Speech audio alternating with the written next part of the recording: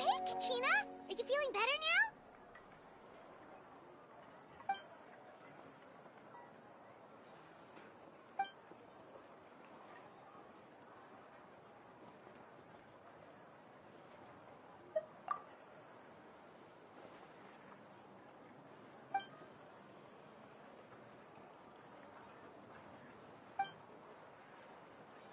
Wow! So we'll finally get to meet Shilonen, the legendary forger of ancient names!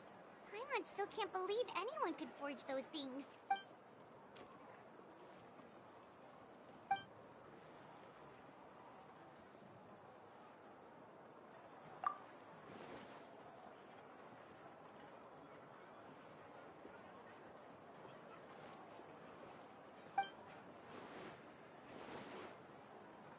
Hey, have some confidence in yourself, Kachina. After all, you're already a victor of the Night Warden Wars.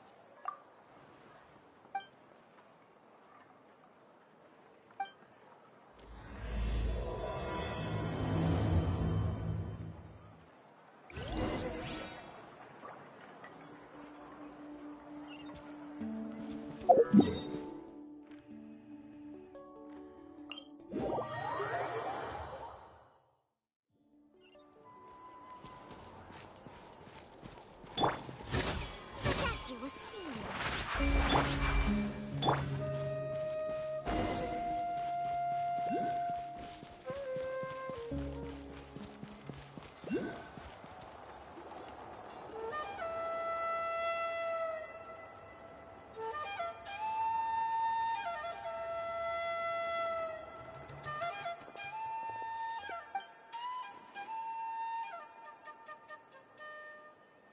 Ah, yes, so I've heard. So young, and yet you've already got quite the reputation. Wait, are you Outlanders? Yep, we're travelers who just arrived in Natland not too long ago. No, I mean, I was aware that you're travelers. It's just no one told me that you're Outlanders.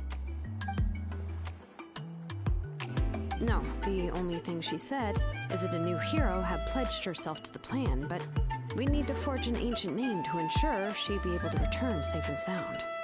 And she did mention that it would be quite difficult to forge an ancient name for them, but at the time, I thought she was just commenting on my skills. But I seem to understand where the true difficulty lies now.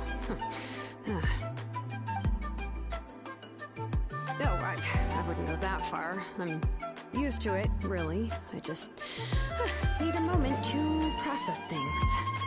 The Pyro Archon's requests are always difficult to fulfill, and we used to argue a lot. Honestly, it's probably for the better that she didn't bring this up at the time. Anyway, I can't argue with her if she isn't here, and it'd be pointless to take my anger out on someone else. But, just because I understand her rationale doesn't make me any less upset. After all, she must have known that forging an ancient name for an Outlander is an impossible task. It's impossible? As you probably know, an ancient name is a symbol of a hero's sparing glory, which grows even richer and heavier as generations of successors inherit it. We forge ancient names by engraving the heroic deeds of an individual who will become the first hero of that particular name.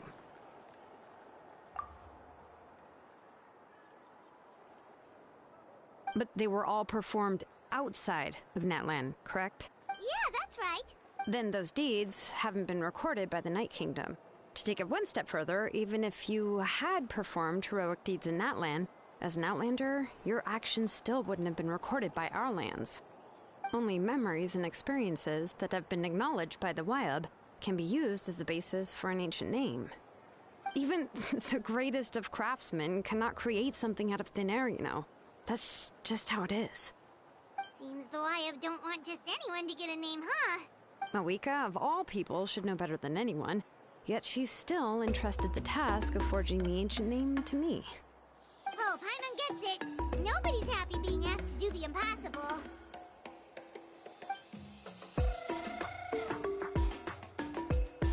Ugh, don't remind me. Let's just focus on how we can pull this off. How to achieve the impossible. You mean you're already What else can I do? What's happened is already done, and it's not like I can outright defy the order of my Archon. If she gave me this order, then she believes the ancient name is an indispensable part of her plan, and that I'll be able to find a way to make it happen. In other words, the order is an affirmation of my abilities. Oh, not only has she accepted the task, but now she's looking for silver.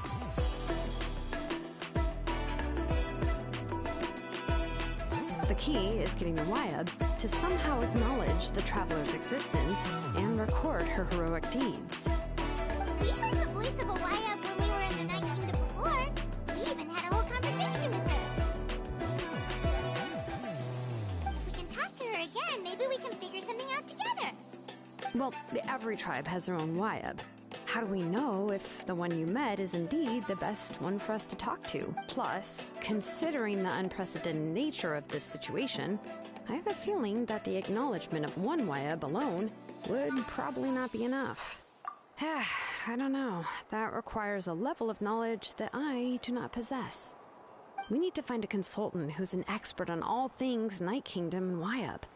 The first person who comes to mind is Lali at the Masters of the Nightwind. The one we call Granny Eats Talit. Oh, we've heard that name before. We used her Spirit Speaker Stone to find Kachina's ancient name. A person who can make something like that must be pretty impressive. I'm unsure she'd be able to help. Still, she's older now and quite eccentric. It's hard to even book a meeting with her, given that she's constantly holed up in her room and doesn't like to be disturbed. I've heard that to get her help, you have to be extremely patient with her and know how to keep her spirit up. I hate to break it to you, but... Huh. Why is that? I mean, didn't she already help you before? And you even managed to save Kachina. Well, yeah. At the cost of her Spirit Speaker Stone being split into two.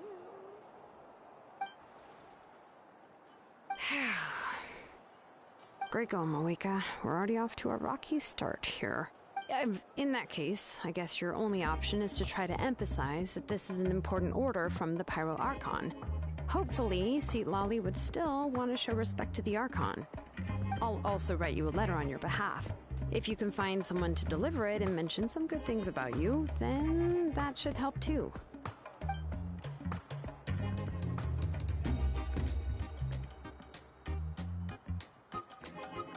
Paimon sure hopes a Hal won't interrupt when he's talking, though. Alright, Kanich is a seasoned negotiator. I trust that he'll know the best things to say. Please just give me a moment to write the letter, and we can meet up near the statue of the Seven later. Sounds good! We'll take a stroll in the meantime.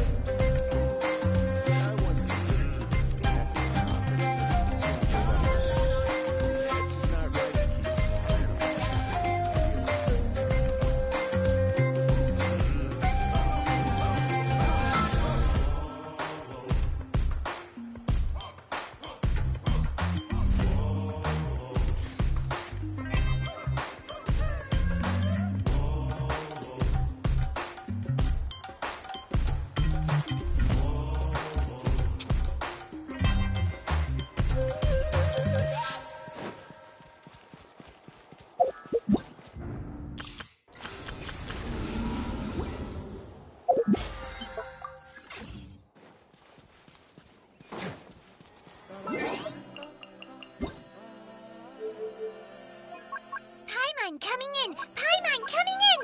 Is this level okay? Can you hear Paimon? Paimon coming in! Paimon coming in! Is this level okay? Can you hear Paimon?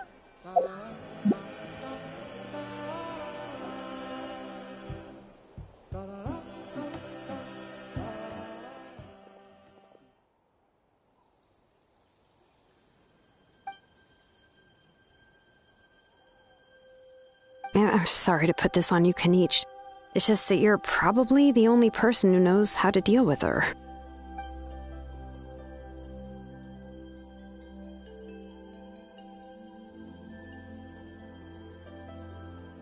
Oh, wait, so Kachina and the Traveler also know about the plan?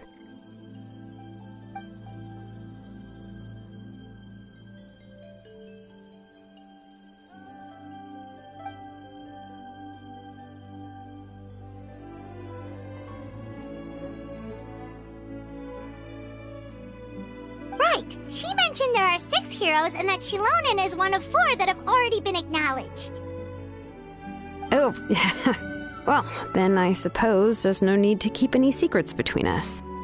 Having companions walk by your side is perhaps the best solace when facing such a bleak reality.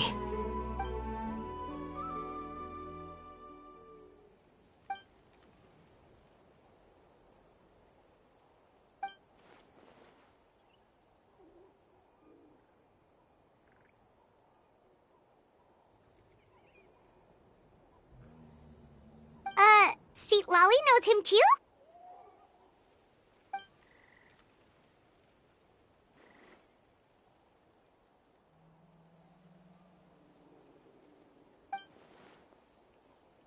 Given how the Masters of the Nightwind love to babble about dreams and revelations, they're already a pretty strange bunch to most. I've never met Auroran, but if they consider him the odd one, he's got to be pretty far out there.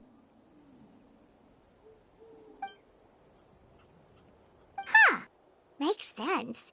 But Paimon wonders how Seat Lolly could be the first one to notice Auroran's disappearance if she spends the whole day in her room.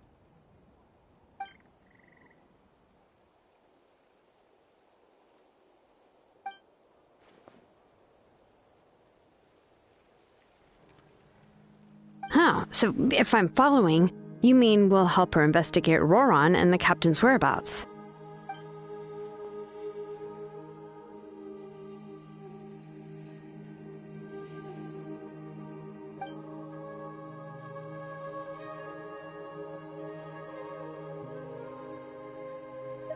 Yeah.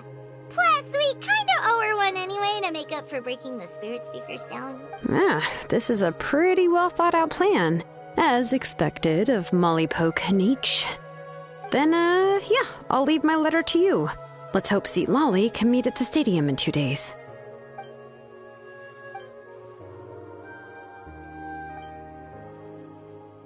Okay, then let's part ways for now. I'll see you in a couple of days.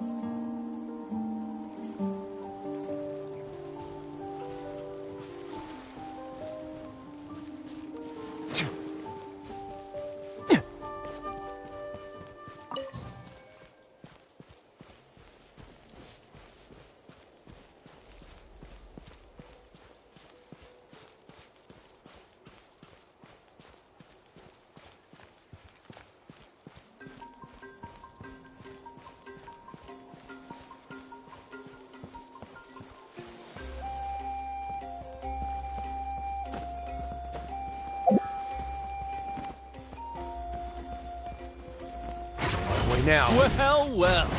Here comes another.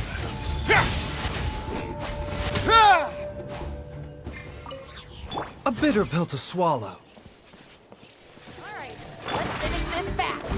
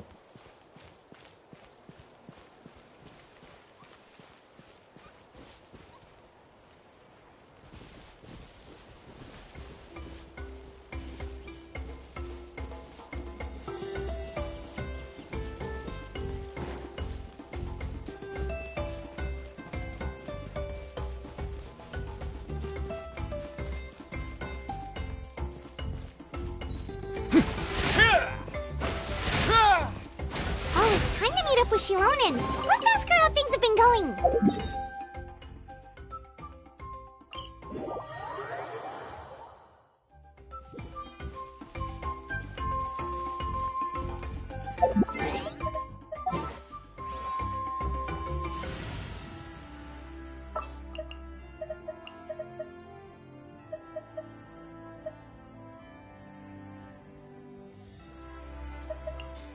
Let's go.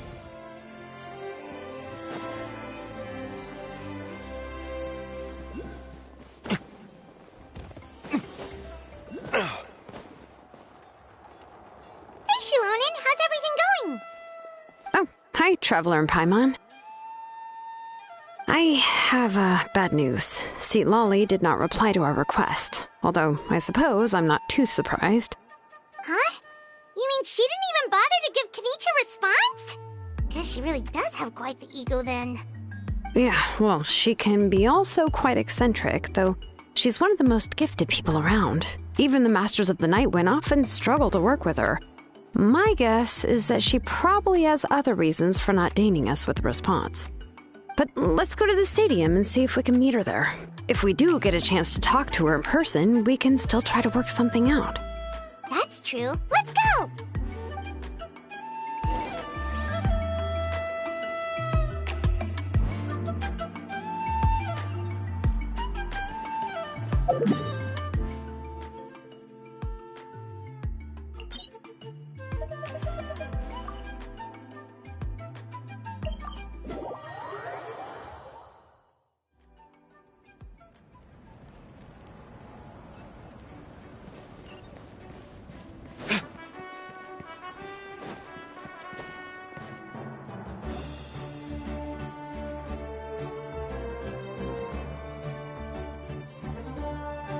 Paimon doesn't see anybody. Seems she's just not gonna show up, huh?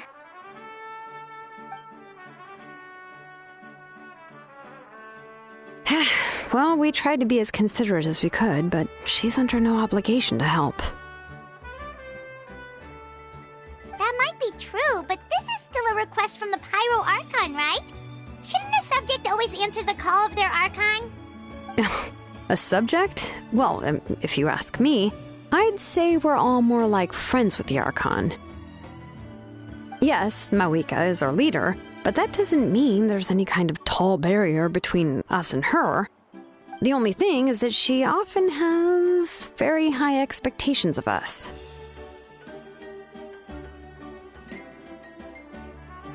Huh. So even though she's super powerful, it sounds like she's actually pretty down to earth and easy to get along with. Unlike that old hag Granny Eatstily, right? Does she think she can ignore us just because she's famous? You all talk about her like she's some kind of huge deal, but she didn't even bother to reply to our letter! Seriously, if she didn't want to come, she could at least let us know. If that's what aging does to you, Paimon never wants to get old. Oh, really? So, that's how you see me? Huh? Who's there? Who's talking next to Paimon? Oh, don't mind me. I'm just a disgruntled old hag, right? Come on, relax. I'm sure my bark's worse than my bite.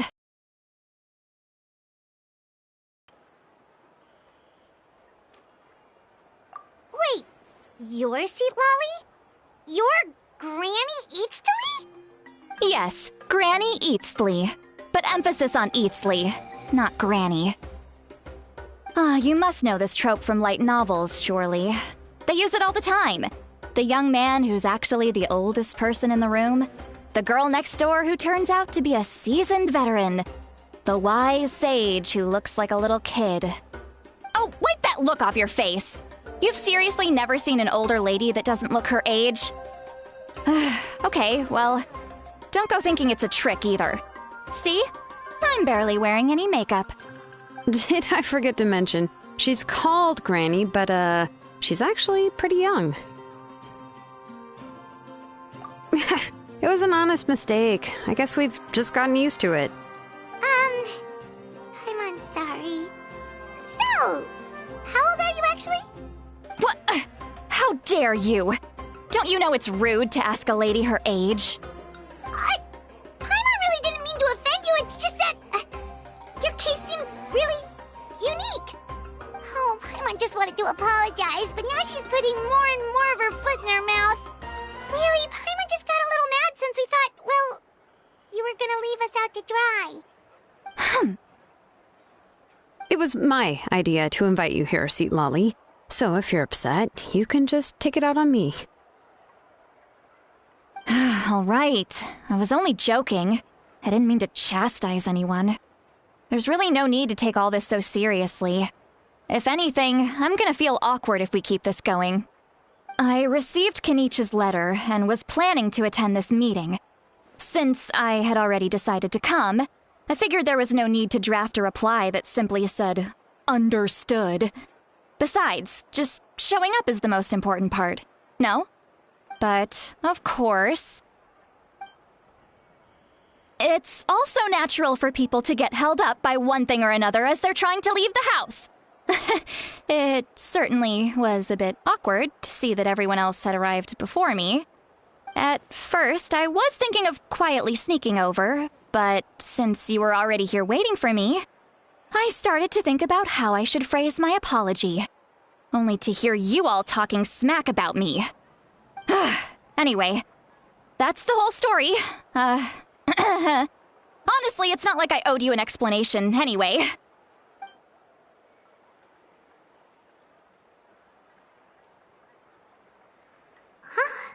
What's with that expression? Was she feeling embarrassed just now?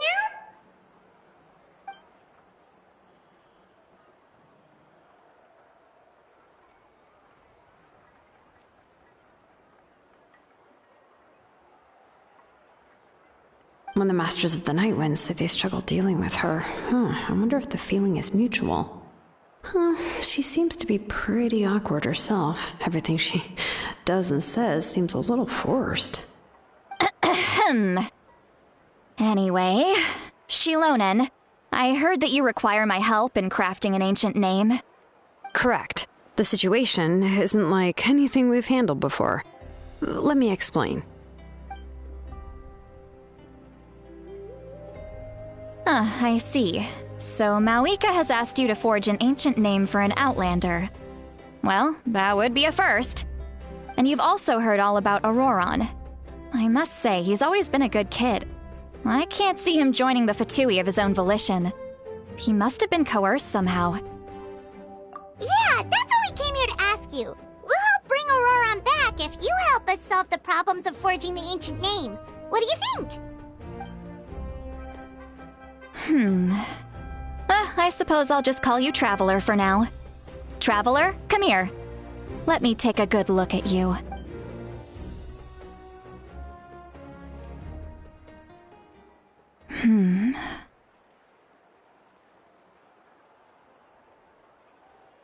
Wealth leads to unending conflicts between people. Yet you alone transcend the value of gold. Baleful thunder and wrathful waves bring terror to mortal hearts. Yet again and again, you've braved them to find new worlds. O weary yet free soul, even the most verdant leaf in the forest will pray for your happiness and safe passage. Those are all the things that I could see in you. You've experienced far more than even most mortals could dream of. You possess the heart of a sincere hero, along with the conviction to lift a torch above your head and walk headlong into the night. Huh? Don't move. Huh? What thing? Don't scare Paimon. Is the Traveler gonna be okay? Shoo! That should do it. You've just returned from the Night Kingdom, so some fragments of souls were still stuck to your body. No need to worry. I've just cleared out the last of them. Isn't that kinda like having part of a ghost come back with you? It's nothing as serious as that. If left unattended, the most it could do is stir up some chaos in your mind, and generally worsen your mood. Well, in that case, better to get rid of them. It was nothing. Shilonen, let's follow your proposal. Once you've brought Auroron back, I'll take you to see the Lord of the Night. The Lord of the Night? But don't we need to talk to the Wyab of the tribes? Something this important is beyond their jurisdiction. Only the Lord of the Night can decide whether we can grant an ancient name to one who does not hail from our lands. The Lord of the Night is an ancient entity that rules over the entire Night Kingdom, constantly borrowing the power of the sacred flame to combat corrosion from the abyss. Oh, so you're basically saying it's even more powerful than the Wyab of the tribes. Well, that sort of makes sense, being the Lord of the entire Night Kingdom and all. Not exactly. It's not so much that one's more powerful than the other. But never mind. That's not important. It would take too much time to explain. Just listen carefully to what I'm about to tell you. The Lord of the Night is currently in a deep slumber, and we can only communicate with its consciousness while in a trance. In other words, in a dream. But I will need to prepare a few more things if we are to hold a ceremony to achieve the state of the trance. I'll make a list. Can any of you get everything for me? I can go. It'll probably be a long list, so better leave it to someone who knows all the local vendors. Sounds good. Then we'll go with St. Lolly to track down Auroron. Phew, the Fatui are nothing to scoff at, so please, be careful during your investigation. If you need any help, just come find me. Yep, we'll be sure to play it safe.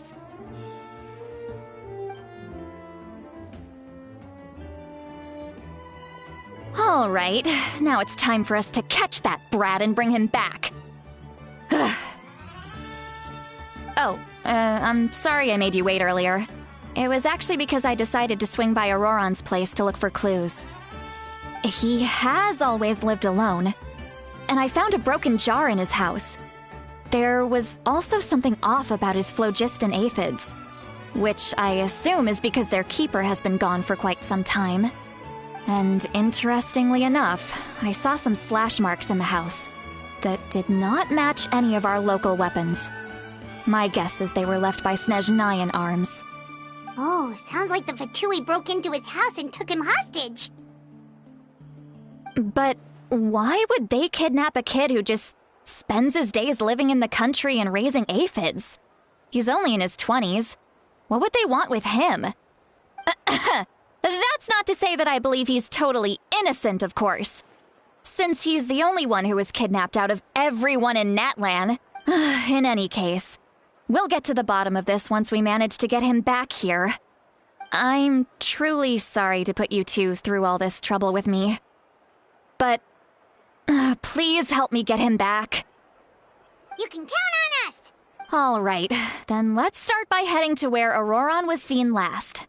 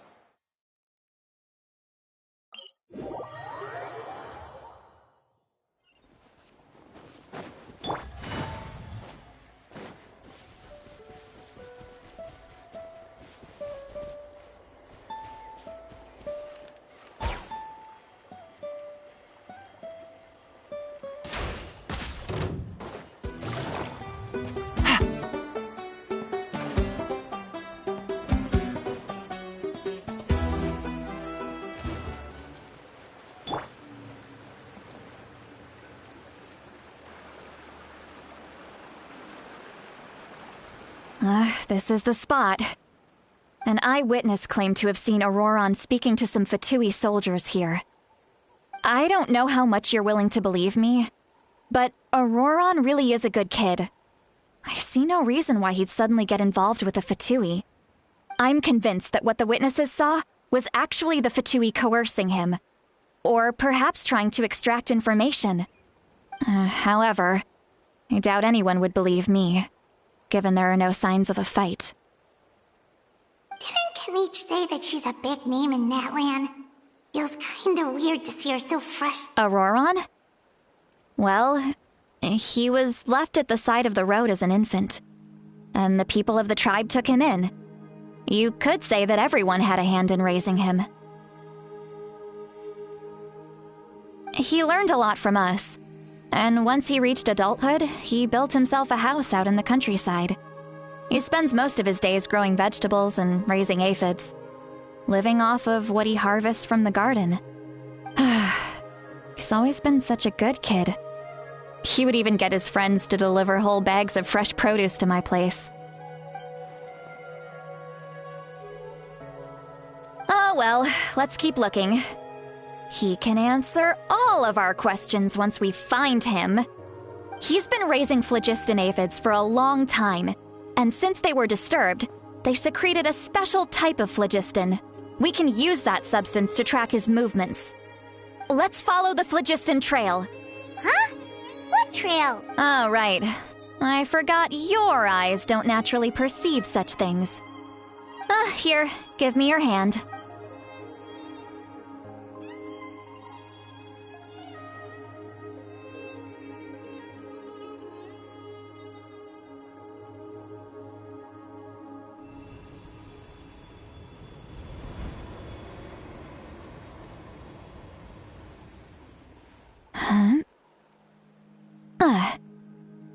How about now?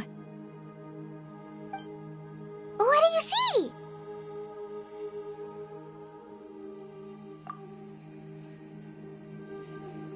Whoa, Paimon can see it now too! That's right. I used a spell to temporarily transfer a portion of my senses to you. For a short while, you'll be able to see the phlogiston too. Wow, you can even share your senses with us? First time Paimon's heard anything like that. It requires a very rare spell that most people aren't adept at. But don't worry, it's a cinch for me. Between the two of you, it seems the Traveler's senses are a bit stronger than Paimon's. When I held your hand just now, I could sense that you've got a great affinity for phlogiston. You're extraordinarily gifted. Anyway, we'll need to use our vision now to track down Auroron. Good luck, you two. Over here, this way! See, Lolly might say a lot of deep and confusing stuff, but this spell of hers is really something. What was that? what does she mean by deep and confusing? As far as elderly shamans go, I'd say that I'm already pretty easy to talk to. Is there any other old hag who's as fluent in the language of the youth as me? But is my way of speaking still not trendy enough? I've already tried my best to match their speech patterns. But given the looks on their faces just now, or perhaps I'm still not fashionable enough? But that can't be, right? Don't tell me they're still getting the impression that I'm super old-fashioned. Huh?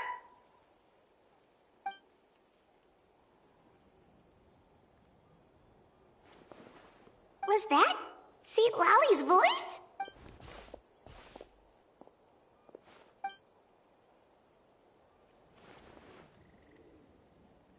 Now that I think about it, it's a good thing I found some helpers this time. Some things are best done with the help of friends.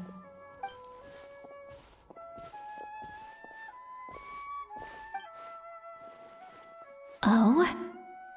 They appear to be feeling quite confident. Looks like our work will go smoothly.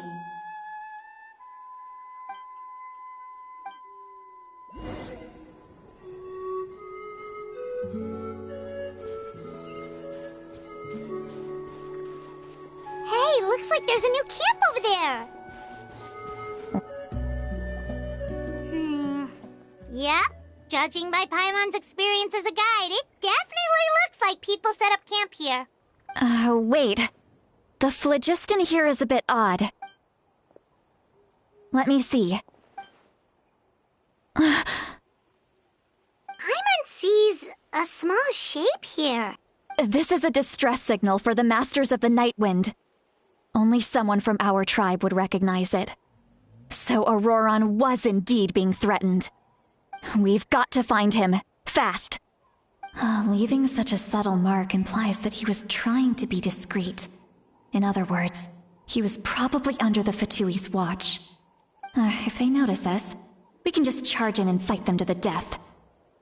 But what if my darling grandson is also there? I can't have him caught in the crossfire. No, I've got to be careful. Otherwise he'd get hit as well. How annoying. No, I've got to stay calm and keep my composure.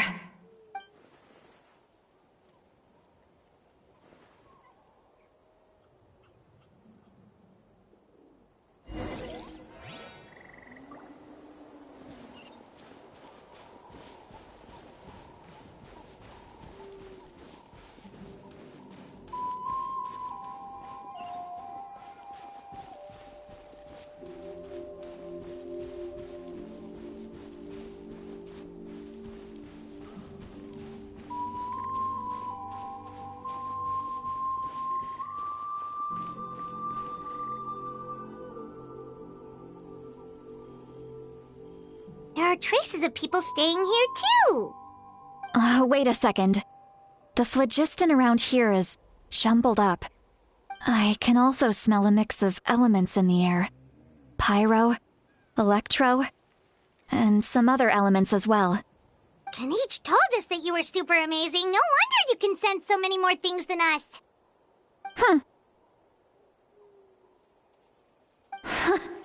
It's about time that little...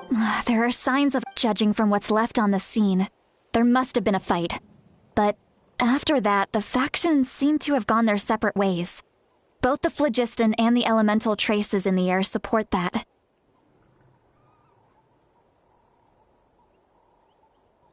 Do you still remember the little mark we found before?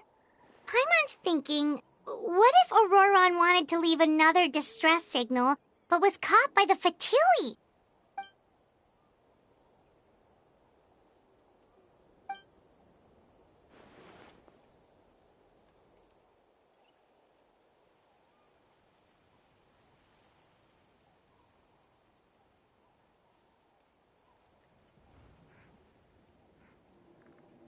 Given there are 2 signals leading from here, we should split up as well.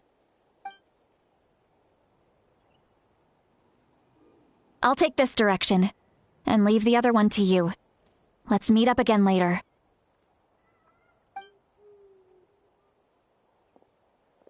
Roran, what the heck were you doing? It's one thing to trouble me, but now I had to bring other people into this as well. You little brat. And off she goes. Traveler, did you hear all of that as well? Once Seatlolly left, that voice went away as well. Paimon even tried calling her name inside Paimon's head, but there was no response. So you were thinking the same thing. Paimon also thought that if we could hear what she was thinking, then she could probably also hear what we were thinking in our heads. She did say that she was quite adept at this spell, and it doesn't sound like she's had any trouble with it in the past. Huh, maybe we're a special case and can hear her thoughts as a side effect. If you think about it, she's really got a lively inner world. It paints quite a different picture from Paimon's first impression of her.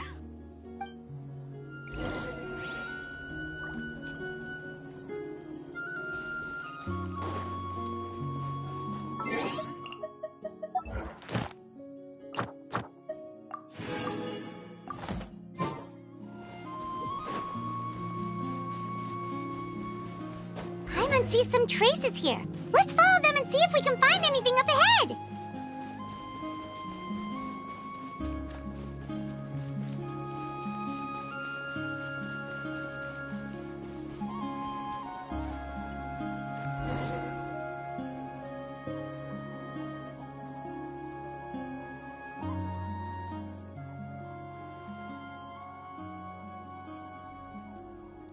Did you find something? Huh. So we can't tell where Auroron might have gone from here. That's weird. The phlogiston trail suddenly stops. We can't make anything of these footprints either. But he can't have just evaporated into thin air, right? We know he wasn't alone. He had all those Fatui with him.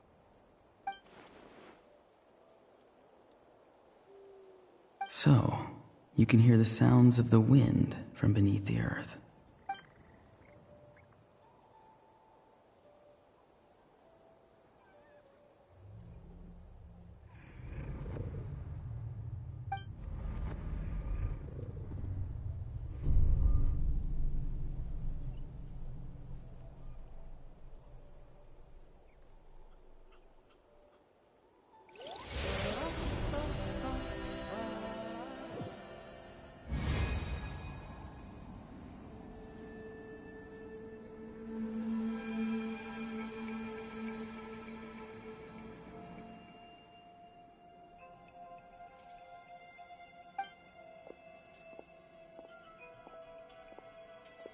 I'm very sorry, but please do not move. I have no desire to hurt you. I apologize that our first meeting has to take place like this. It's just that you're much like one of those animals with ears that perk up as soon as it senses danger in their environment. And given your combat proficiency, I would not have been able to gain an advantage over you if you were anywhere else in the world. However, you're now in the Night Kingdom, a familiar domain to the Masters of the Night Wind. Hello, traveler. I'm Auroron, the one you've been searching for.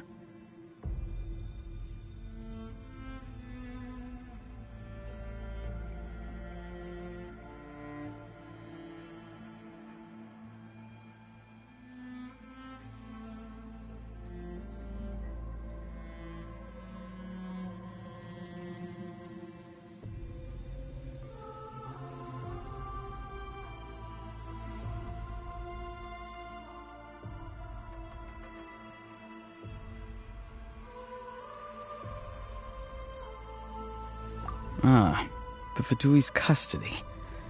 I see. So even Granny has told you that I was coerced by the Fatui. I'm afraid you've been brought here by a lie, like a false omen in the lingering smoke. My friend and I only left those traces to lure you here. Deceiving you was never our true intent, however. It was simply the fastest and most feasible way for us to set up a meeting. Greetings, traveler from afar. Be careful with this traveler. Her soul is temporarily restrained by us, and it appears to have become more fragile in the process. It's taking all my concentration to hold on to her. It was I who tasked Auroron with leaving the traces to lead you here, and I who used the Master's ritual to bring your soul to the Night Kingdom. I've heard much about you from the past encounters you've had with my colleagues. Given the present situation in Natlan, I would like to sincerely request a formal meeting with you, in person. I will use the opportunity to explain my goals and motivations to you, as well as why I mistrust Malwika, the Pyro Archon. I believe there is little reason for you to blindly follow her plan. If you would like to hear our intel, then find us to the east of the stadium. But remember, not a word of this to anyone. I would like to avoid any further conflict. You will see me again once you return to reality. No matter what I say, please, help me keep this a secret. This is all to avoid dragging Granny into this conflict.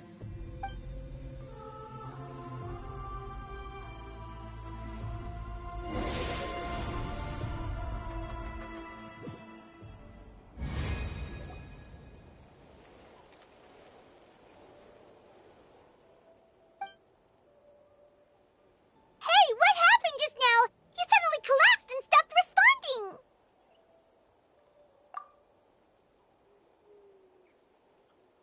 Hey, why are you sitting on the ground? Are you okay? See, Lolly! She froze for a moment and then just collapsed to the ground. Could it have been those leftover remnants from the Night Kingdom? Do you have any itches or pain Don't worry. We can take a short break. Sorry, I know I asked for your help. But had I known you were feeling unwell, I wouldn't have taken you on this trip with me.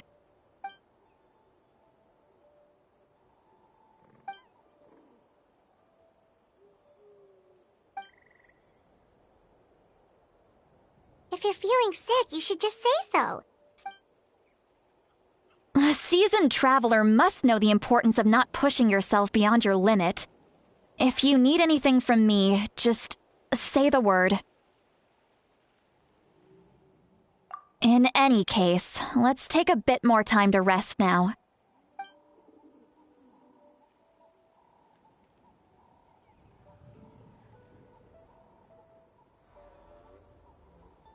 Need to be more careful next time. Feeling better yet, Traveler? All right, let's get ready.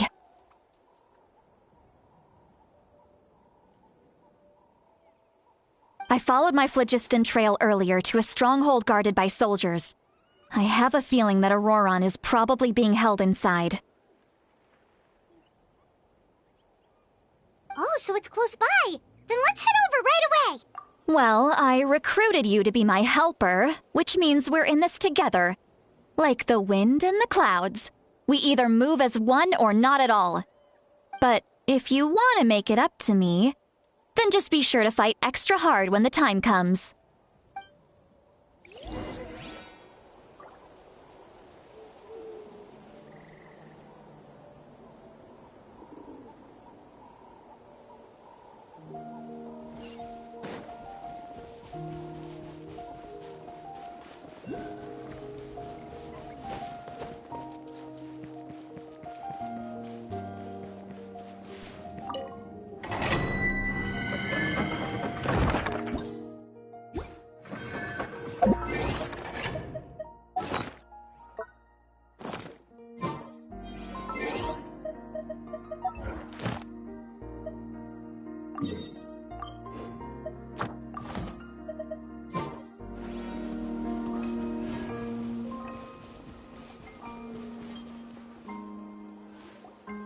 Look over there.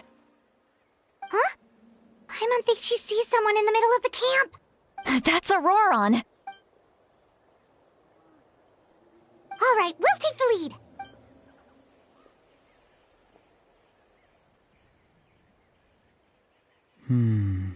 Hey, quit daydreaming. Don't you have work to do?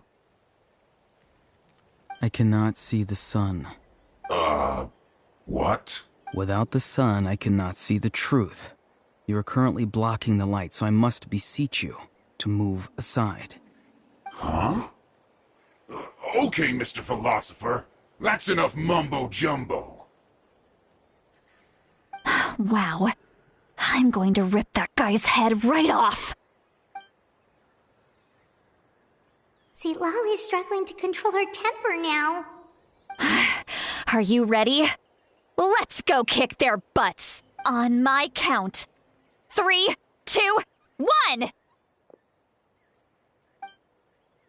Still trying to resist? You've got no idea who you're up against. As one with wind and cloud. Quietly now. Here comes the catch.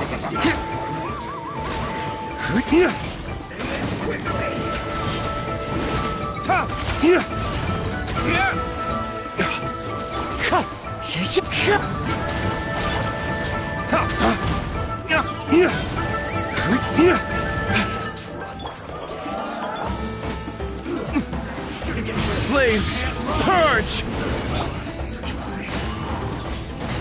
Mind the side effect. Busted. Looks like I went too far. Auroron! Granny! Paimon knows she's called Granny Eatsley, but it's still kind of weird hearing someone actually call her Granny.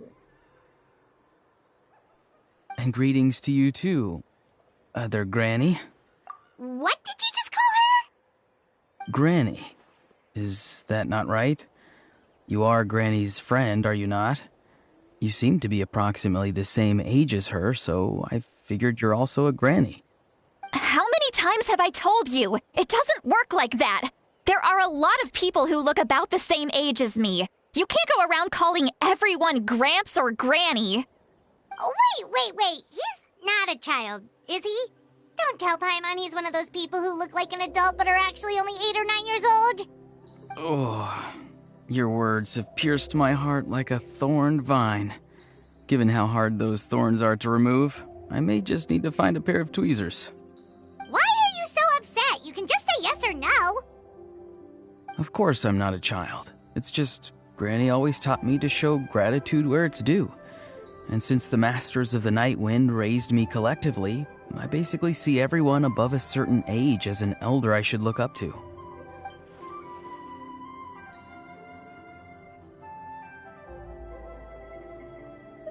Exactly. But if you keep that up, then everyone's going to be your senior. And do you think saying all of this is gonna save you from a scolding, Auroron? Haven't I told you 100 times since you were a kid? Heed the 3 warnings. Be wary of beasts prowling around, scammers looking for their next victim, and strange people who appear out of nowhere. Oh, so you do remember, and you just chose to ignore them. I always knew that living on your own was going to get you into trouble sooner or later. But getting kidnapped? That really takes the cake. You won't always be able to rely on other people coming to your rescue, you know. You're just lucky we got here when we did. Or we might be launching another search and rescue operation to find out where they put your severed head. I'm sorry, Granny. I'll be more careful next time. Next time? Oh, good one. You think there'll be a next time after this? Not a chance. They didn't hurt you, did they? No, they just asked me a lot of questions about Natlan's terrain and made me draw a map of the ley line distribution. Okay, now answer me honestly. Were you the one who helped the captain escape after his battle with the Pyro Archon? Yes. So why did you do it? Because they said they would need my help from there on out. They also said that if I refused, they'd just come to you, Granny, and they'd already figured out a way to make you do their bidding. Hey! I'm no ordinary Granny! Would they really dare to come after me? And you! Did the gods give you a brain just for you to not use it? Did you really believe everything they said at face value and not stop to think? Thankfully, the Pyro Archon only asked that we find the mysterious individual from the Masters of the Nightwind and didn't slap your name on a wanted poster. Don't think for a second that she doesn't know what's happening. Even if the truth that you see will soon manifest into reality, there is still no need to preemptively panic. Have you forgotten the words that I've taught you? I'm sorry. Forget it. We can submit the details of this camp and the defeated Fatui as evidence of your innocence. Let's clean this place up and get back to the city. Auroron, you better remember this lesson well and seriously reflect on your actions. Also, once we return to the city, come to the speaker's chamber with me. I'll need you to explain everything. Sounds good. Should I bring some of my homegrown vegetables as well? Your vegetables? Yes. I grow a lot of fresh produce in my garden. I hope the Pyro Archon won't be too picky about the selection. Now's not the time to be thinking about that. If you do come face to face with the Pyro Archon, the first thing you should do is... Recite the 3 warnings. Huh? No! You should emphasize that you were not in cahoots with the Fatui! How exactly did the Masters raise this guy? Oh, right.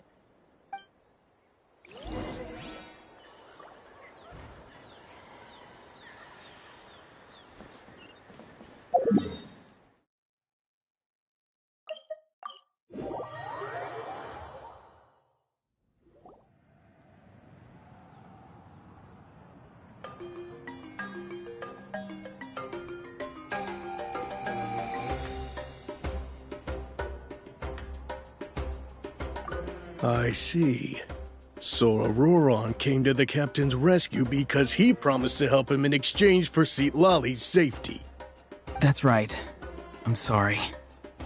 Now that you know Auroron was only trying to protect another member of his tribe, could I ask you to petition the Pyro Archon for her forgiveness? We'll give her a full report. We'll let you know once she's reached a decision. Will I need to stay here? Technically, yes. But if Miss Citlali is willing to serve as your guarantor, then we can release you from custody. Sure. I'd be happy to do that. I don't have any more time to waste here. I still have other things to do. Understood. Thank you very much. Mr. Auroron, please report back to the Speaker's chamber as soon as you've received notice of the Archon's decision. I understand. Thank you. And thank you too, Granny. Well, at least you won't need to hide your face anymore. Traveler, Paimon, thank you very much for your help. And don't worry, I haven't forgotten about my side of the deal. Once Auroron is settled, I'll go talk to Shilonen and get started on forging an ancient name for you. Oh, thank you!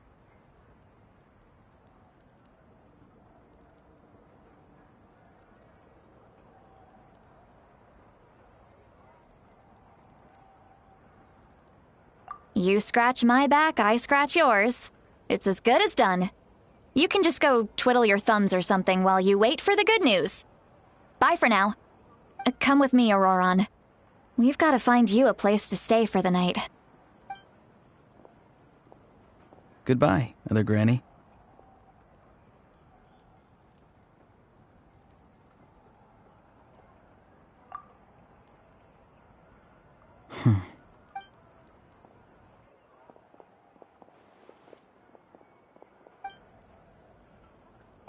We're finally done. All right, it's time to find some grub. Huh? What? That captain? Sorry. Paimon just didn't see that coming. So you really saw him in the Night Kingdom? And he didn't attack you? Oh, that Auroron, what is he up to? He sounded earnest enough just now. Paimon would have never guessed anything was happening. All that stuff about protecting Citlali and being forced to help the Fatui, when he's actually been a— Yeah, you're right. Still, Paimon appreciates you telling her about this. Paimon will support your choice no matter what, so if you want to go, we can go together. We still have another whole day before the meeting, so we'll just meet with them when the time comes.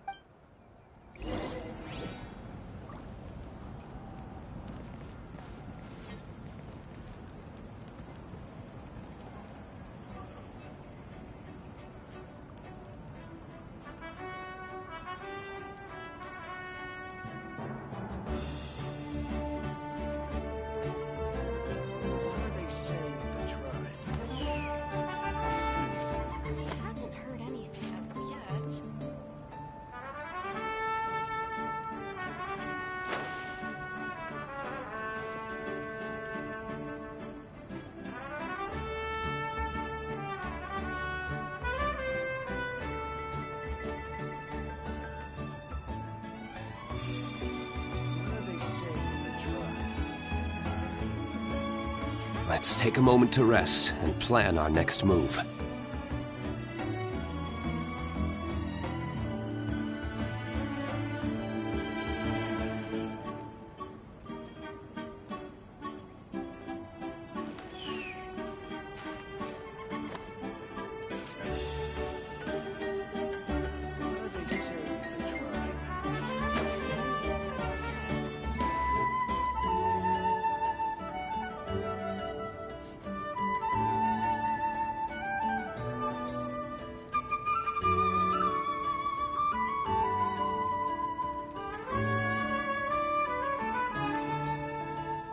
Let's take a moment to rest and plan our next move.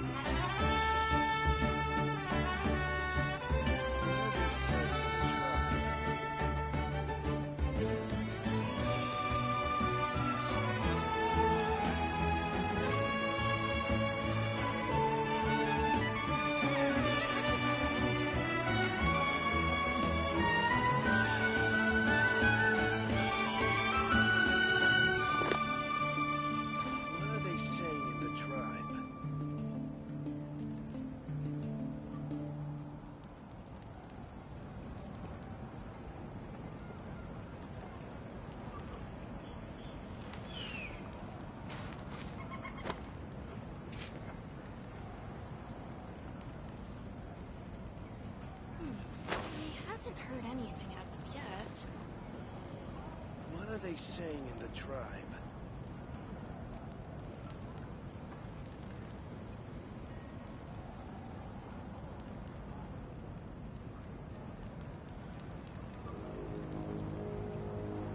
Let's take a moment to rest and plan our next move.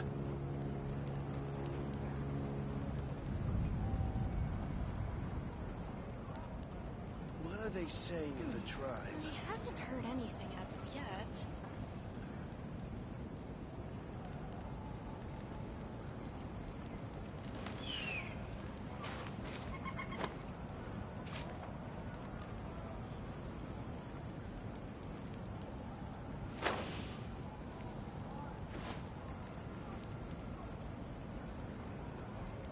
What are they saying in the tribe? We haven't heard anything as of yet.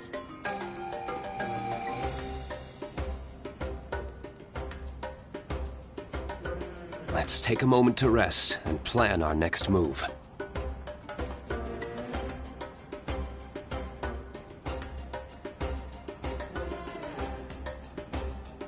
What are they saying in the tribe?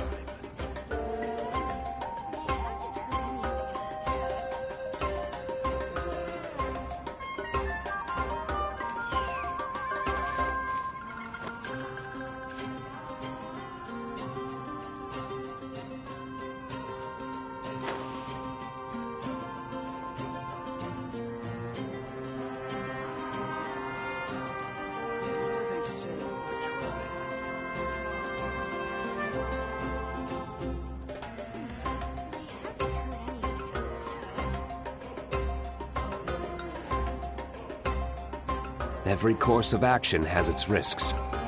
Be careful.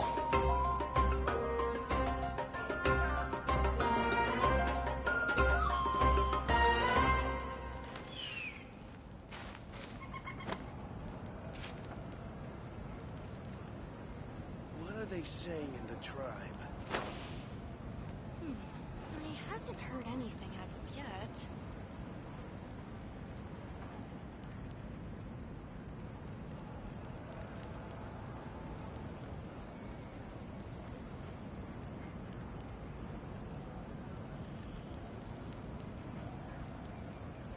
We should prepare while we can, then make a preemptive strike against the enemy. What are they saying in the tribe?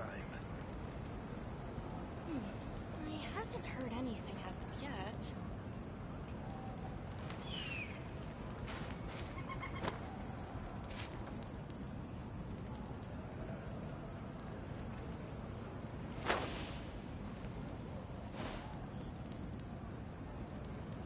What are they saying in the tribe?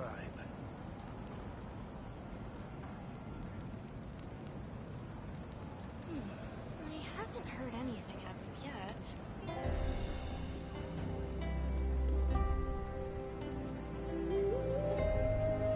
Let's take a moment to rest and plan our next move.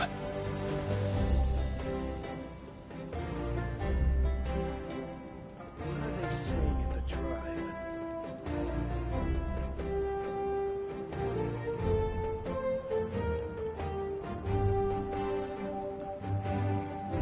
I haven't heard anything as of yet. What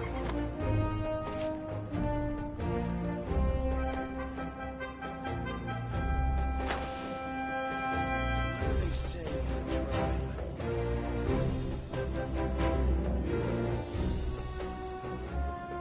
anything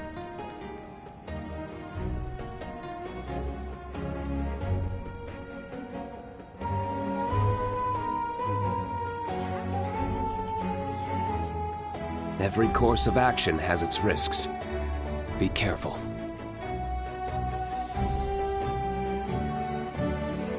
What are they saying in the tribe?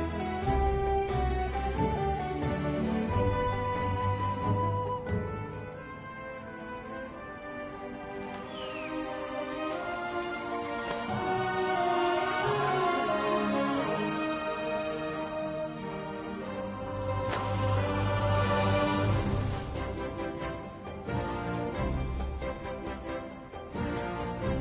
saying in the tribe?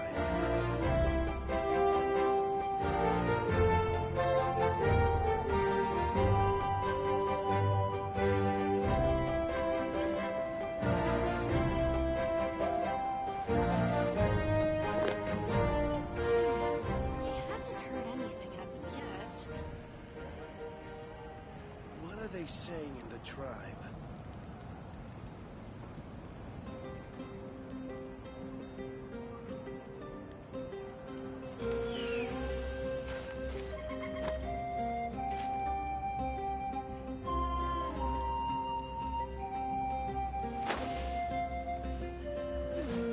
I haven't heard anything as of yet.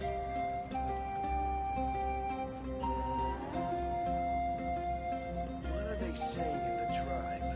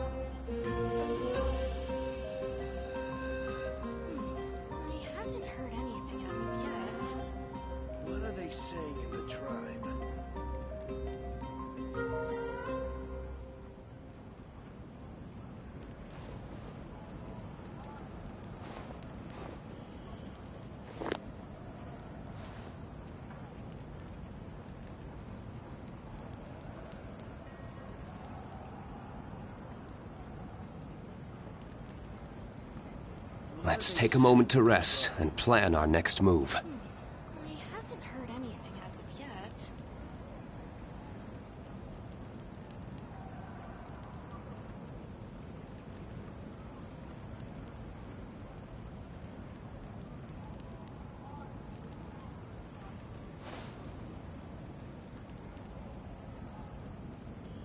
What are they saying in the tribe?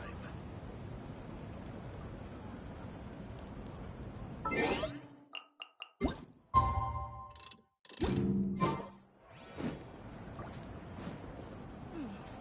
haven't heard anything as of yet.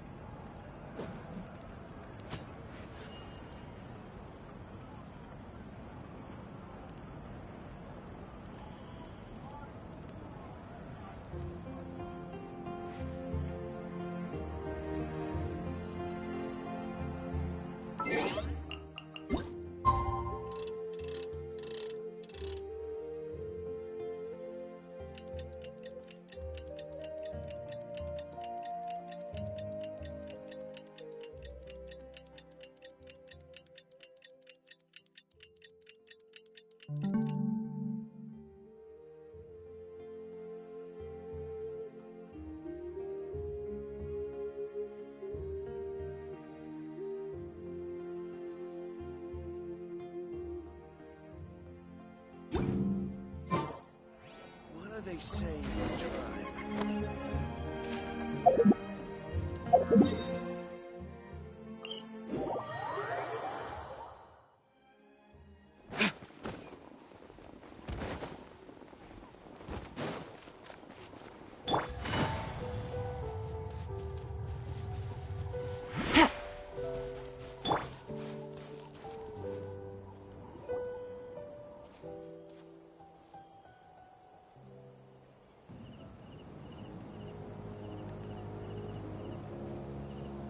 Weird. Paimon doesn't see anyone. Oh, please don't let this be a trap.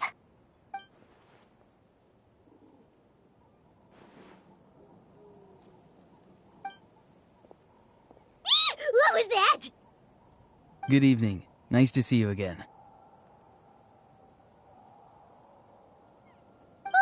It's you. You shouldn't pop up from behind people like that. What are you, a ghost? I'm terribly sorry. It's just a force of habit. Ugh. And what's with you apologizing all the time? You sound so polite and honest, but you're actually doing shady stuff behind people's backs. You're right. Granny tells me that too. Huh. Come to think of it, you remind me of her.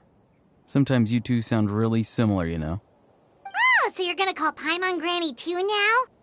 Well, I could.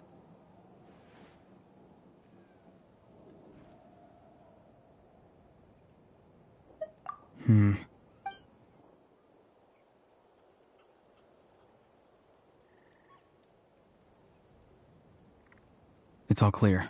Over to you. Excellent. The fact that you showed up proves that I was right about your character. Yet, there's been a lot of talk about you.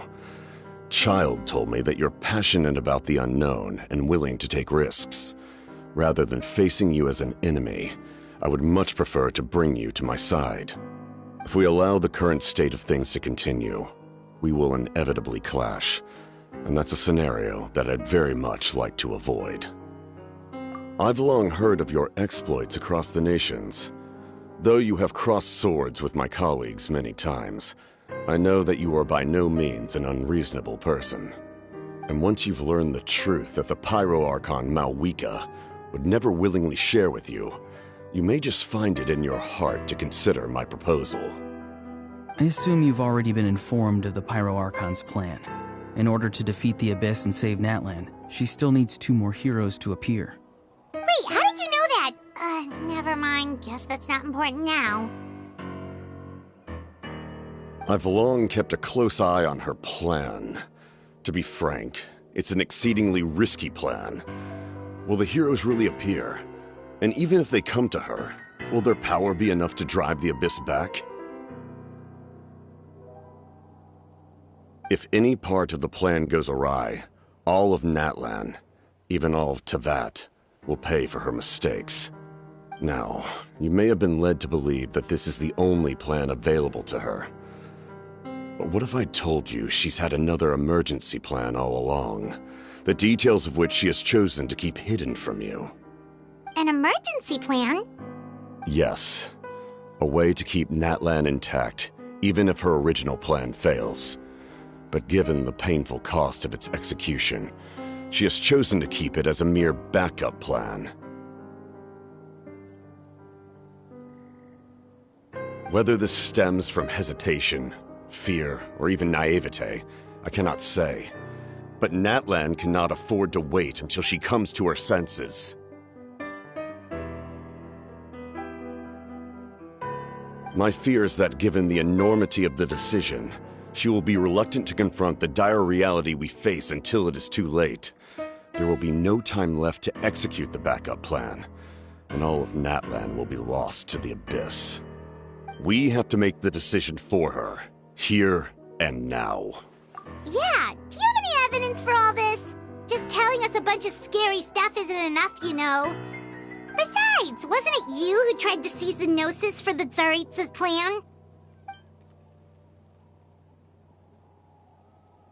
I knew you'd be clever enough to see. That's right. I did not seek the Gnosis for the Tsaritsa.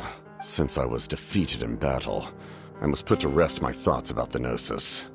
But even so, my desire to save Natlan remains unchanged. And now, I have found a new way to solve the crisis. We can implement it immediately if we reach an agreement. Someone's here. Huh? The captain disappeared! Something is rapidly approaching. Oh no. Something? Bad news, chump! It's your granny! See, Lolly? When did you get here? I knew something was amiss after we were separated. Hidden ceremonial tools, an unconscious traveler. I must say, I'm very curious about what you're up to. How dare you go behind our backs like this, Auroron? Colluding with the Fatui? Really? Oh, here we go again. Cat got your tongue, huh?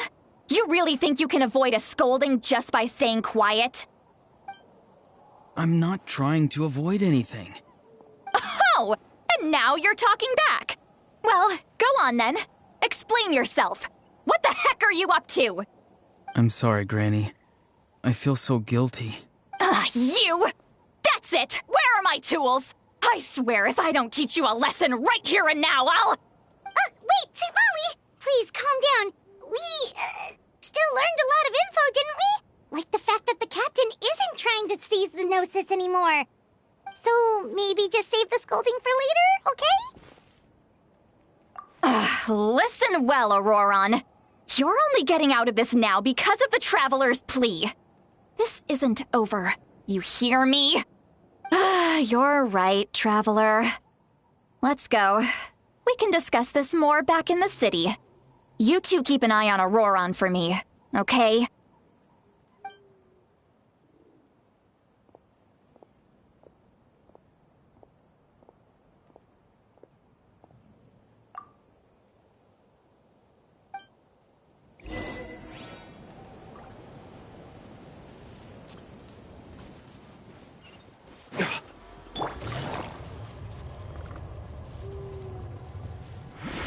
Take it easy.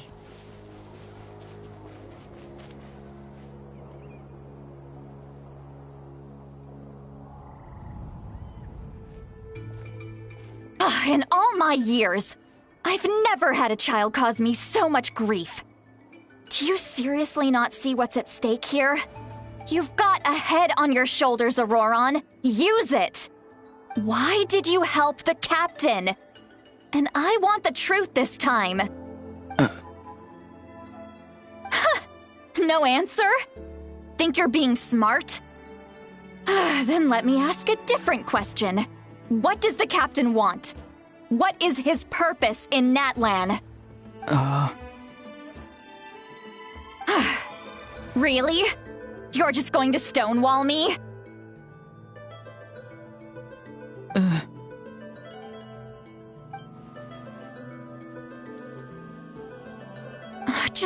use your brain for a second. What do you possibly stand to gain by helping the captain? Only endless trouble awaits you and everyone in the tribe. You've always been a good kid. Why would you throw that all away now? If you're worried about something, just talk to me. Granny would much rather we had a conversation instead of constantly clashing like this. Why is... I'm sorry that you have to hear all this. You're very kind. Most people would have fled by now. Not everyone can handle Granny's scolding. Oh? You dare gossip between yourselves instead of listening to me? You... Sorry, Granny. Sorry, Granny. Sorry, Granny. You know what? Fine. I'm perfectly aware that everything I say goes in one ear and out the other. You're all grown up now, so why would you listen to an old hag like me? You say all the right things, but then you go and completely ignore me. Well, if that's how you're going to treat me, you can stop sending Aoife over to my place to deliver your stupid vegetables! I don't need anything from you! Who's Aoife? That's irrelevant. The point is, he hangs out with this kid, so he must be no good. You kids get to a certain age and suddenly act like you know it all. There's nothing I can say to get through to you. Auroron, if you're still thinking about that so-called duty, then please, just forget about it. The ley lines did not fall to this state because of you. And we've long closed the book on that incident. Seems they've started talking about some kind of tribal history. Paimon's starting to get lost. That's not it, Granny.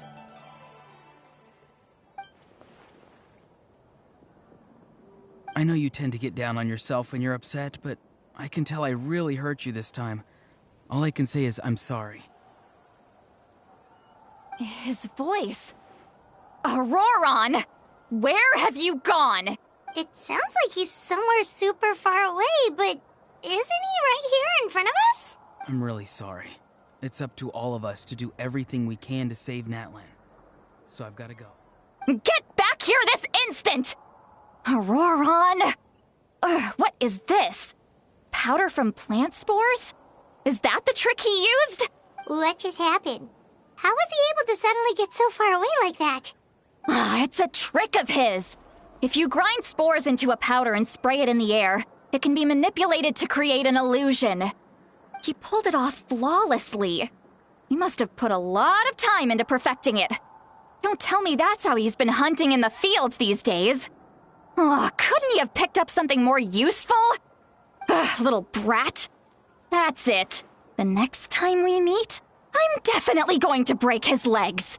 Whoa, that's a little extreme. But still, why does he feel like he needs to run from us? If his goal is also to protect Natlan, then can't we work together?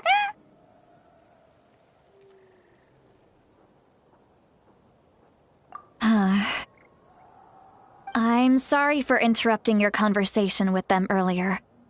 But even if you'd been able to hear them out, there's no guarantee you would have gained anything substantial. Auroron probably did everything he could to get away because he knew I'd get the truth out of him sooner or later. That brat. I swear.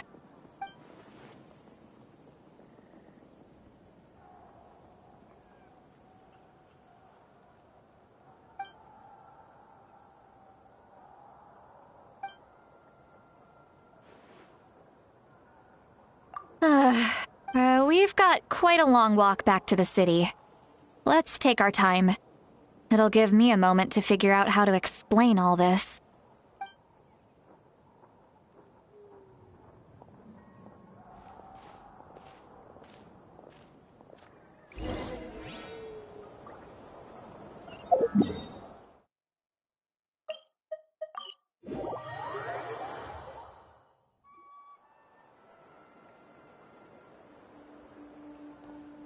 Do you two have some time? Feeling hungry? How about we get something to eat?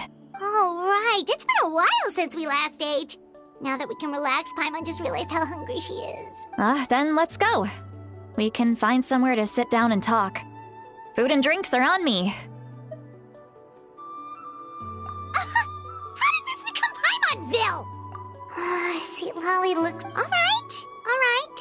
It's on Paimon this time. What's one meal to the best guide into that? So you can just sit back and enjoy, Sweet Lolly. Paimon will take care of it. Hey, come on now.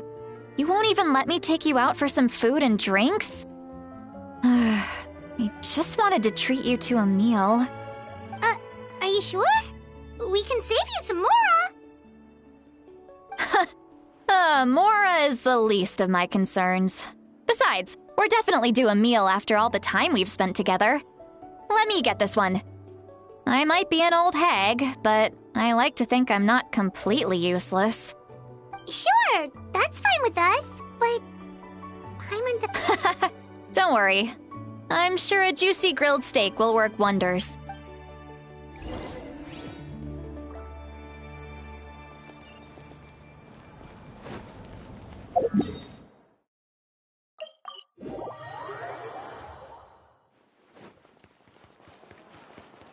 Ad Astra. Thank you for complete. Ad Astra.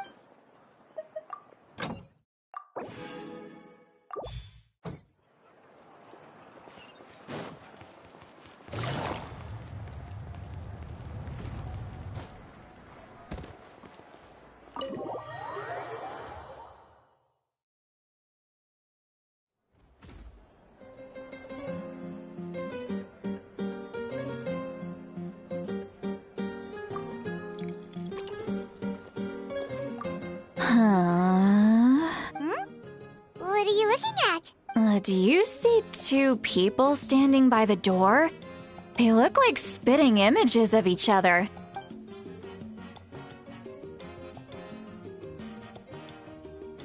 But Paimon only sees one person there. Huh? How could that be? I guess my mind isn't as sharp as it used to be. Give me another bottle, boss! Do you think she's drunk? There you go, miss. Oh my, it's not every day you get to see Granny Itzley here with some friends. Not to mention ones who've made a huge name for themselves recently.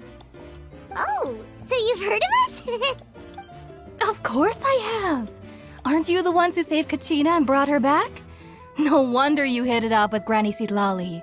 She wouldn't spend time with just anybody, you know. I don't even remember the last time I saw her with a new friend. Wait, so you call her Granny too? Well, given our ages, it'd probably be more accurate for me to call her my great-great-granny. She's one of the most famous people at the Masters of the Nightwind. Most days, hardly anyone even dares talk to her. Huh? Gossiping about me right in front of my face now, are you, Chonka? Oh, please, Granny, I wouldn't dare. I'm just beyond happy to see you bring over some new friends. After all, any friends of our regulars are sure to be great customers too. All right, that's enough. Go on now. I'm sure the other customers would like to talk to you as well. There's no need to keep staring at me. I promise I'll keep my alcohol down until I leave. Well then, you have my thanks.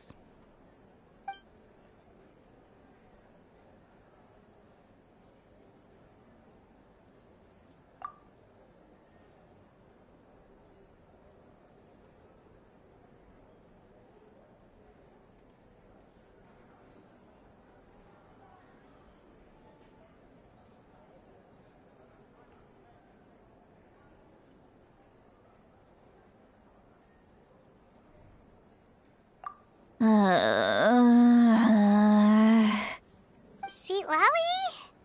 Seat Lowy? Who's that?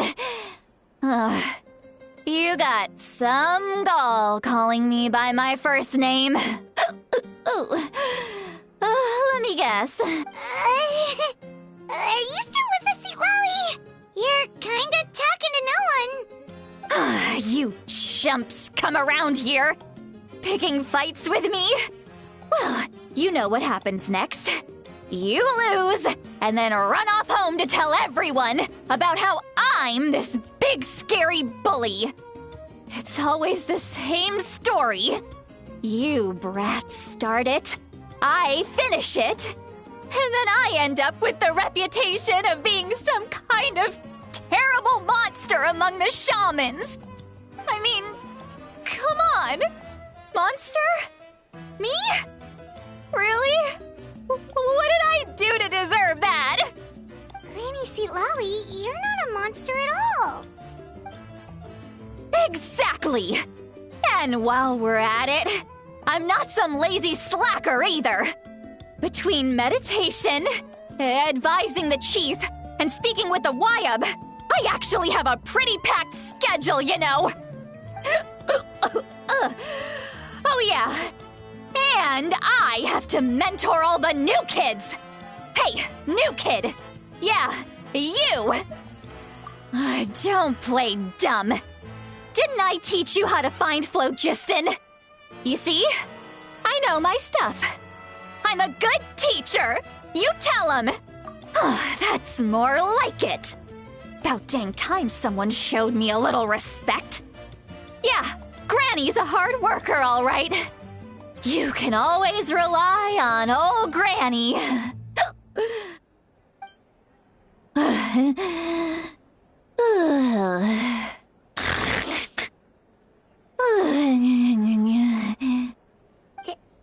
Did she just fall asleep with her eyes open? Oh, jeez. Behind this pitch-black curtain, a chapter of hatred reveals itself. Behind the smoke. The lingering smoke. She's meditating again. She does this whenever she's had a few too many drinks. Her mind's actually racing at this point. It's quite the opposite of sleep. Is this another specialty of the Masters of the Nightwind? No, I'd say it's an ability that's unique to Citlali herself. While she can easily pick up everyone else's skills and tricks, few have been able to master hers. Warning, warning. Red, the color of danger, has now arisen within that pair of eyes. Huh?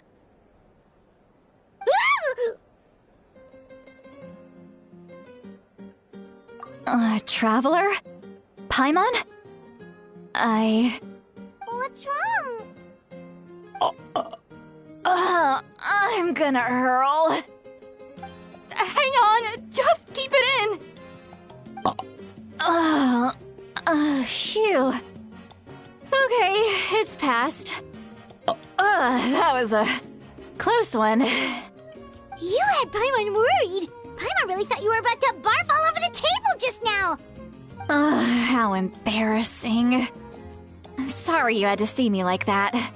That's never happened before, I swear. I've never thrown up, not once.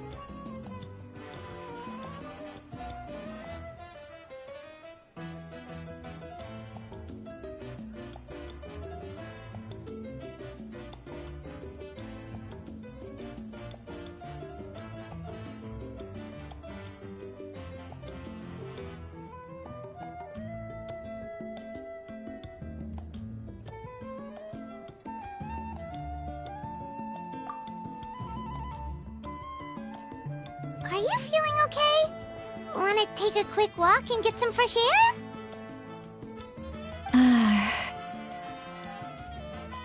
There's so much that I want to say, but I can't.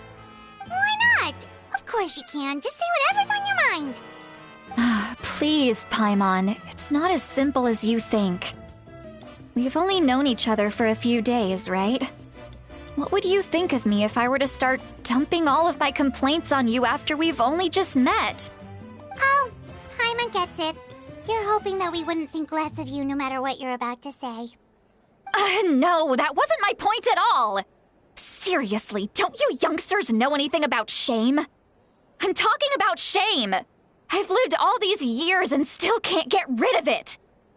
Surely, you know the feeling too? Actually, about that.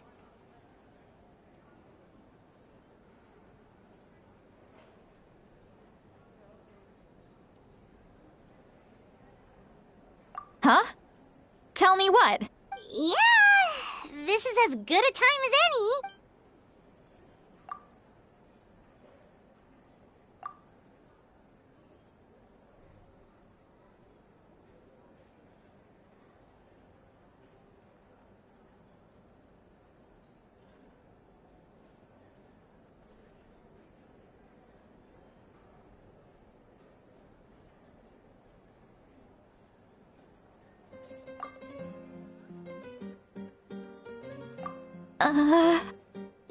So, you heard my... It's okay, Sweet Lolly. You had every right to complain about those things. I can't take it anymore! Why do these things happen to me? Hearing me mumble under my breath is one thing, but hearing what I mumble in my own head? That's too much! It's just like when you're rolling on the floor in your pajamas, but you forget to lock the door, and someone bursts in to deliver cabbages and sees the whole thing! So that, happens to you a lot. It happens to people in general, okay? Doesn't matter if you're 200 years old or 1,000 years old.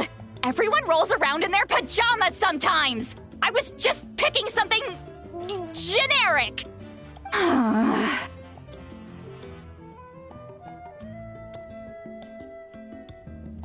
Take a walk with me. I have things to share with you. Looks like she's completely given up. Like those criminals who just confess everything and accept their fate.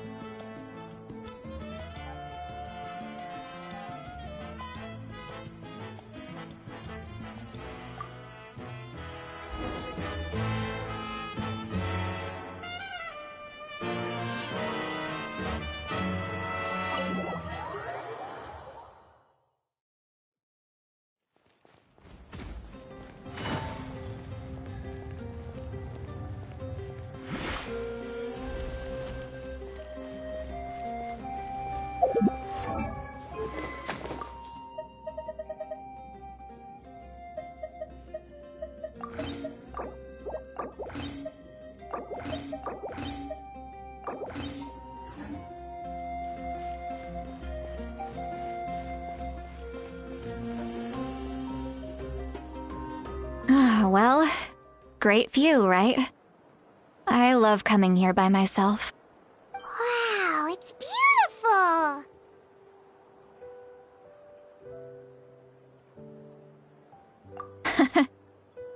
You're making me want to cry. Oh no, what do we do? Please don't cry! I was an expression, okay? A figure of speech. I'm just... embarrassed. Here you are thanking me.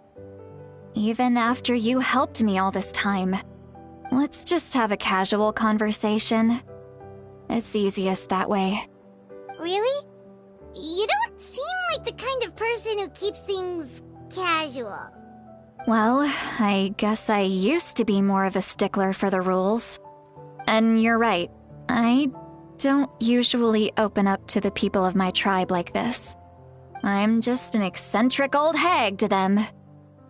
That story's been passed down so long, it might as well be true. But you're just a regular person.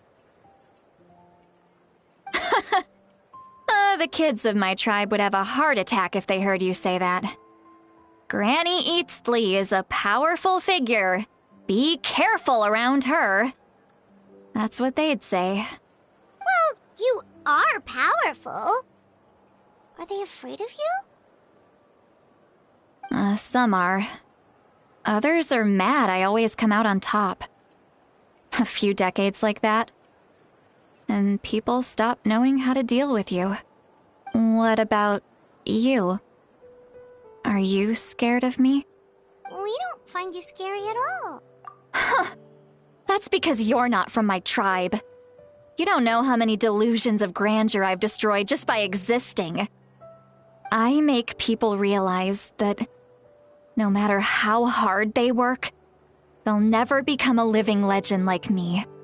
Oh, not to brag or anything. Maybe it's hard to believe. Just pretend I never said anything. We believe you. Shiloran has full faith in your abilities, and Auroran didn't seem scared of you.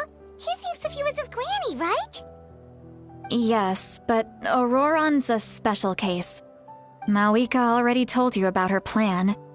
And you've given so much help to Auroran and me. You deserve to learn the full truth. Auroran's not like other people. As I mentioned, he was abandoned as a child. The reason being, his soul is incomplete. The Masters of the Nightwind view this as a bad omen, capable of bringing about illness and misfortune. No one knows who his parents were. He was just left on a rock in the wilderness. It's a miracle he wasn't devoured by some wild beast. The Masters of the Nightwind believe they can see human souls, and in Auroran's incomplete soul, they saw a possibility for Natlan. A possibility to turn Auroran into a vessel for lost souls. The ceremony would allow lost souls to gather within him.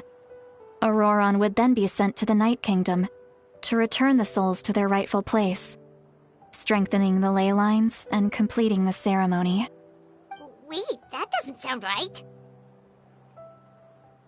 Now you see the problem. When damage occurs to the Night Kingdom, the souls held within disperse and remain adrift, unable to find a way back to the ley lines. This loss of souls damages the Night Kingdom even further. The ceremony can send back countless souls at once, which would benefit the Night Kingdom and the souls themselves. Of course, the vessel, Auroran, would be sacrificed in the process. I wasn't surprised the chief at the time came up with the plan. The ley lines were already in a terrible state. A suitable candidate for the ceremony appears, and now you have the chance to make things better. Of course you're going to take it. When the chief asked for my opinion, I didn't give my approval, but I didn't object either. So they went ahead with the ceremony. It failed, and Auroran escaped with his life. Pathetic, isn't it? By not objecting, I basically gave them the go-ahead. Maybe they didn't have my explicit approval, but it's not like I did the right thing. If the ceremony was successful, Auroran would probably be dead. Of course, in my tribe, death is rarely something to fear. But what kind of message would we be sending by sentencing a newborn to death? By using a human life as a tool? It's not right. So, when I learned the ceremony had failed, I was ashamed by my inaction, and absolutely relieved by the result. The plan was never a secret. Or, I guess I should say, there was no point to keeping it a secret. A simple investigation from Auroran would reveal everything. Everyone thought he would be happy he survived, and he never really said anything to the contrary. But just as I was about to put all of it behind me, he asks this question. Would Natlan have been saved if the ceremony succeeded? Wait, but it's not his fault. He knows that, but he still feels guilty. Auroran has a strong ability to perceive souls, more than any of us. He understands just how dire the situation with ley lines has become. Maybe he chose to work with the Fatui because he still thinks he owes a debt to Natlan. Traveler, didn't the captain say he found a way to solve the crisis? Maybe that's what brought Auroran into this. Anyway, we can't just let things go on like this. We have to convince him to come back!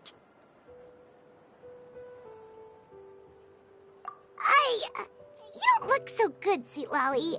maybe you should head back and get some sleep. Probably drank too much. It's okay. The fresh air is doing me good. Okay. Forget that. I need to go home. I hit it a little too hard.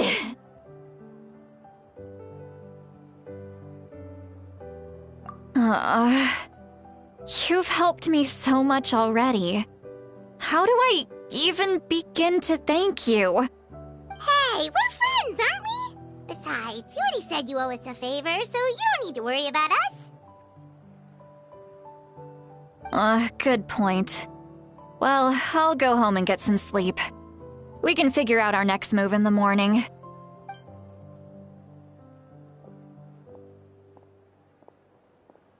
Friends. I like the sound of that.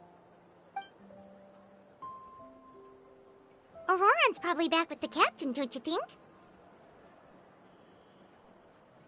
You mean about the backup plan? Do you really believe what the captain told us?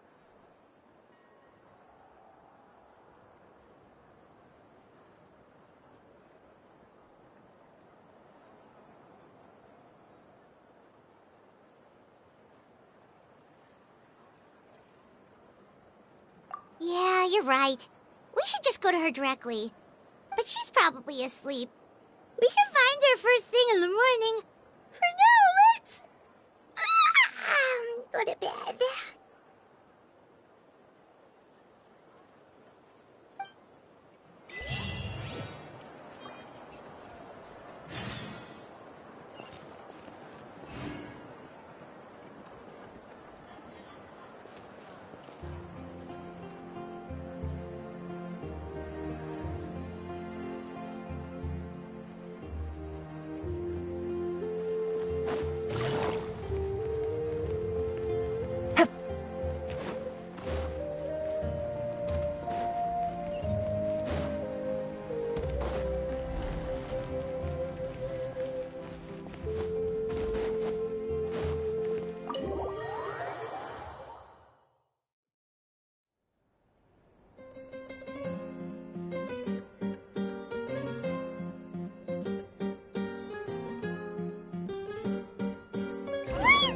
Noisy outside. Pirates still half asleep. Well, I guess we should see what's going on.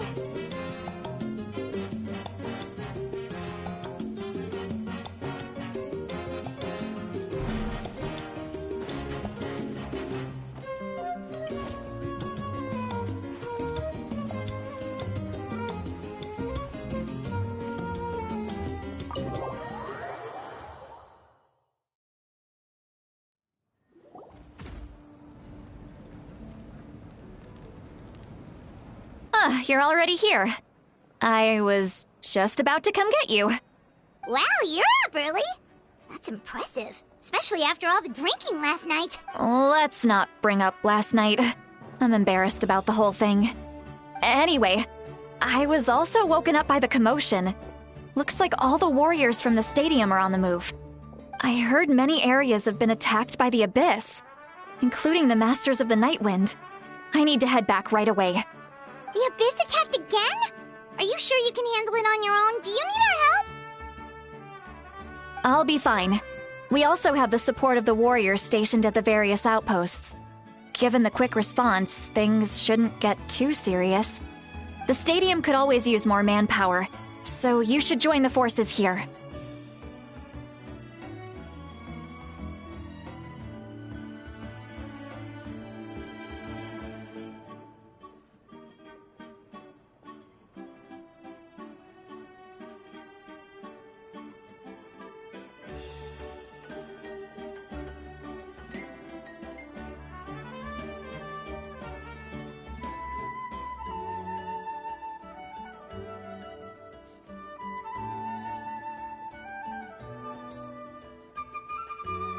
I'm done making excuses for him.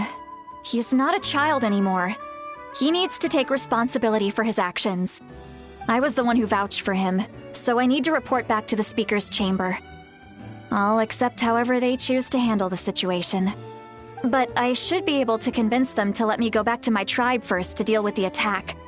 As for the ancient name, once we handle this crisis, I'll talk to Shilonen right away. Don't worry. I never forget a promise to a friend. Thank you. Alright, I need to start heading back. She left in a hurry.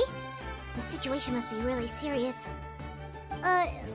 Oh, looks like a lot of people are heading to the stadium.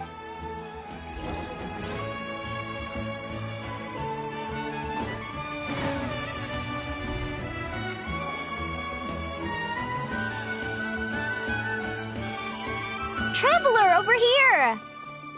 Perfect. Our star Outlander has appeared.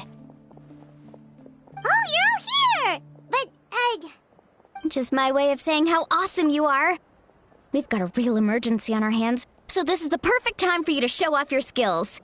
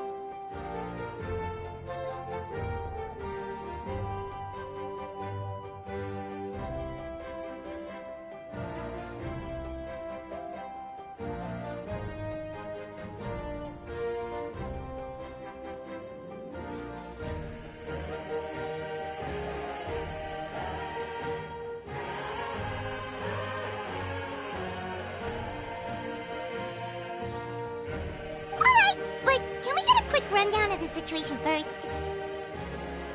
The Abyss suddenly attacked the Collective of Plenty, the Masters of the Nightwind, the Children of Echoes, and a number— Yes, and the attacks are increasing in frequency.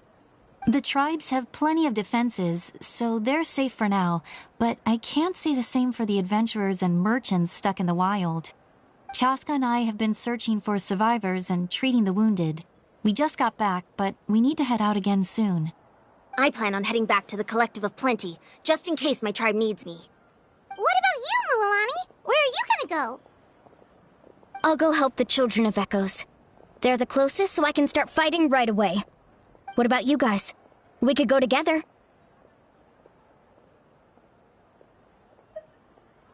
Yeah, that does sound important.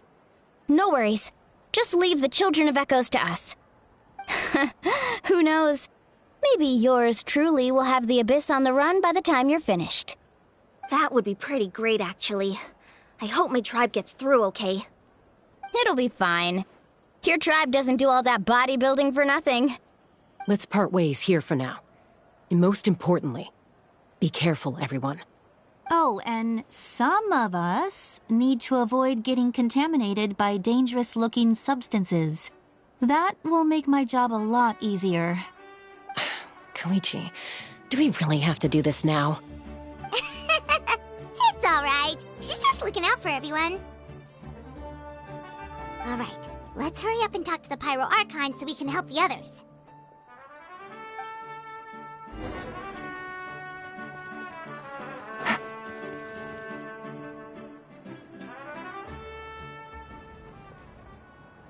Oh, it's you two. As you can see, things are not looking good right now. People across Natlin are in danger. Look, I'm very interested in your recent adventures, but this is not a good time.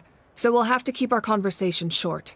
That's alright, we're also in a hurry. We're gonna go— What?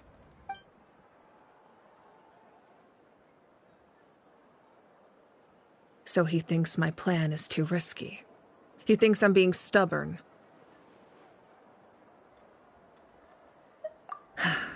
I shouldn't underestimate the Fatui's ability to gather intelligence. The Gnosis does have that function, but there's more to the story. I will answer you honestly, but you must help me keep this a secret. I can use the power of the Gnosis to save Natlan, but it comes at a heavy price. The Gnosis would drain all the souls and memories from the Night Kingdom and weave them into a giant net, which would surround the ley lines and protect them against abyssal corrosion. Wait, you can use souls to weave a net? But does that mean— Yes. It means sacrificing those souls in the process. Souls are just another form of life. The cruelty of this method is self-evident. The Night Kingdom not only houses the souls of the dead, but also our memories and legends.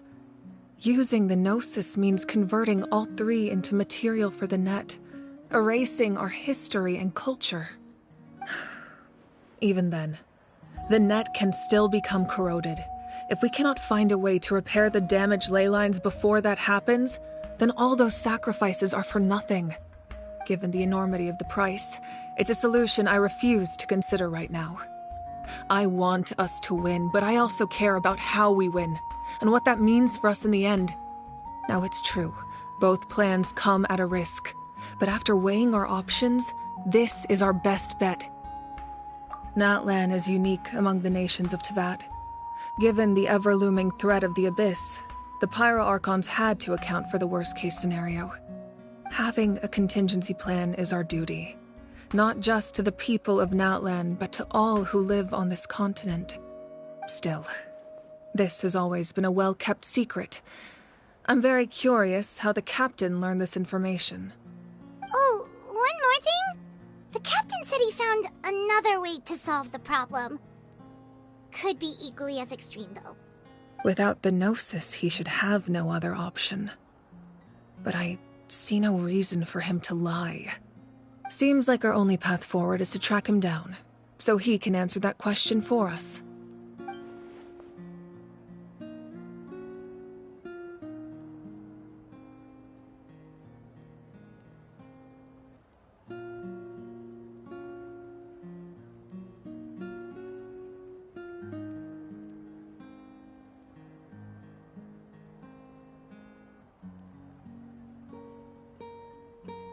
Judging by your expression, you must have doubted me, even if just for a second. Not even a little! We would never— Wait, what are you talking about, Traveler?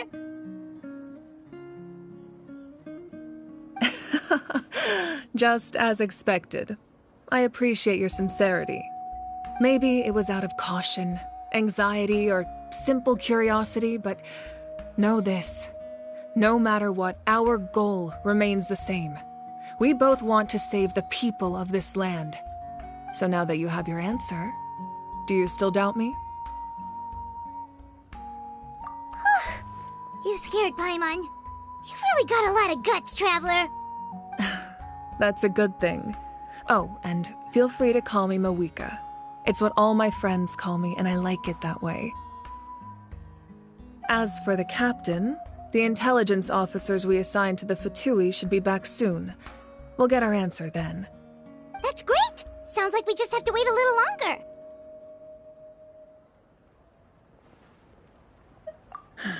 Not just yet. Even though the Abyss is attacking several locations at once, I'm confident the warriors stationed in those areas can handle it. Don't worry. I just need to finish coordinating our available manpower, then I'll take a small team to handle the difficult locations.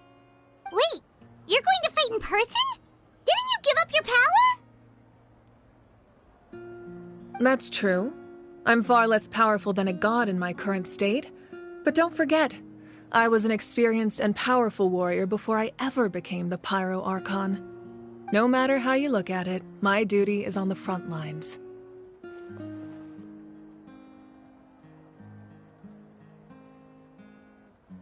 Oh, now you doubt my strength. That hurts, Traveler. If we had time to spar, you might think otherwise. Anyway, even if we respond to these threats in time, it's not a permanent solution in the long run. I've considered moving my people to other nations, but given their close connection to the Night Kingdom, a forced evacuation would have devastating consequences. I've told the chiefs of each tribe to strengthen their defenses and advise people against leaving their settlements. Now, I just need to find the right time to disclose the true nature of the crisis to the people of Natlan. Paimon's a little worried about how people will react.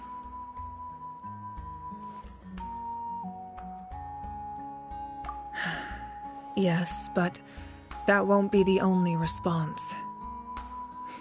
In any case, that's for me to worry about. I'll let you know when we have more information on the captain. All right, we should head out. Maybe we can join up with Moani. She can't be too far ahead.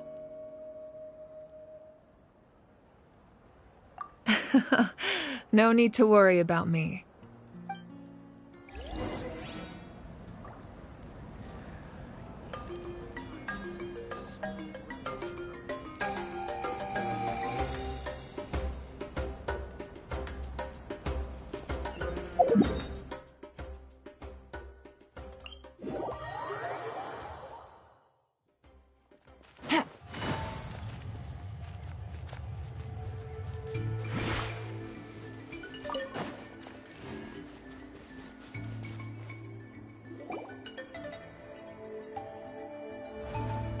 Quick, over here! To safety!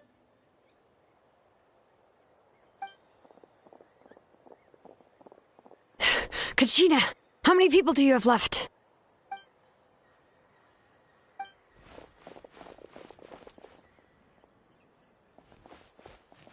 What's the situation? There's a trapped caravan that needs our help. We need to rescue them as soon as possible. We'll go together.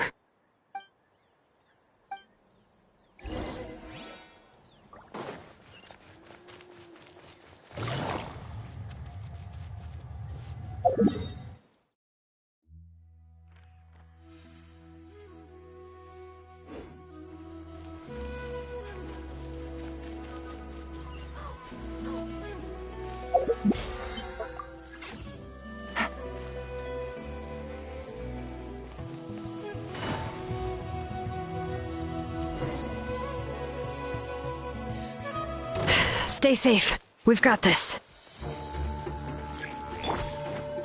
Water jet! No! Let engraved names echo!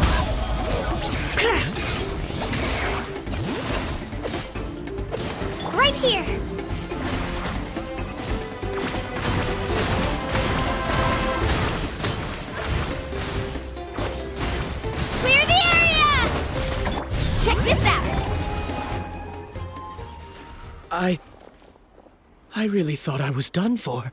I can't thank you enough. Don't worry about it. We're just glad you're okay. Let's see. Your goods look fine too. Guess the Abyss isn't after Mora. That should be the last abyssal pylon near the Children of Echoes. By the way, where's Lolly? The Masters of the Nightwind also got attacked, so she went back to help her tribe. She said we can deal with the ancient name later. Yeah, that makes sense. The attacks are more urgent. Alright, this isn't a good place to talk. Let's head back to the tribe.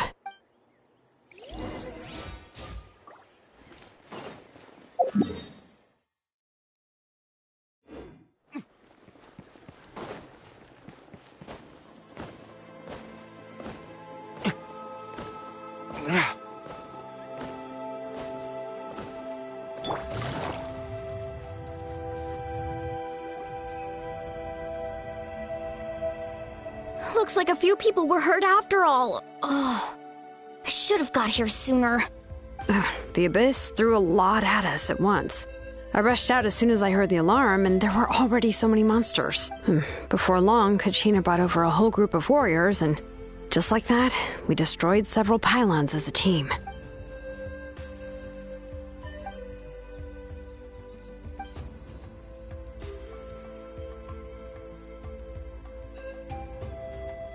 You mean the situation in the Night Kingdom, right? Yeah, I feel the same way. We've managed to keep it a secret all this time, but more and more people are realizing something's wrong. It's impossible not to feel anxious when things are getting worse by the second, and all we can do is wait. That just means we need to buy the Pyro Archon more time. Keep pushing, everyone. Every battle is worth something. You really are an eternal optimist, Mualani. You always find a way to cheer people up. Why, thank you. I guess it's one of my better qualities.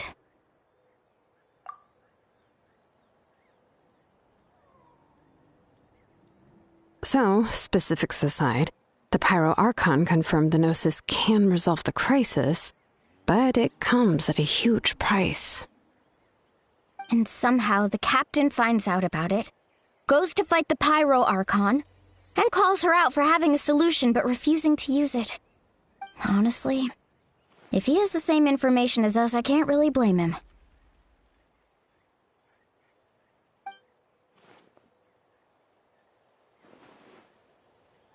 We talked to Moika before we left the stadium.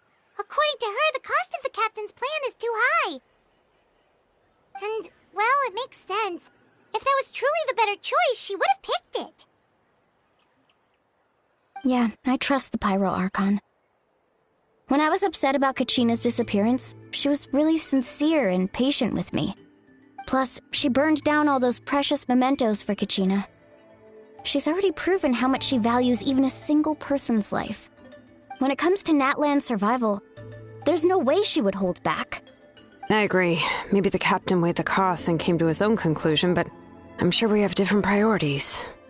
Life is important, but so are history and memory. As the Archon, she can't tell us everything, but it seems like she wasn't holding anything back this time. The next question is, if the captain found a new way to save Natlan, how come the Pyro Archon has never heard of it?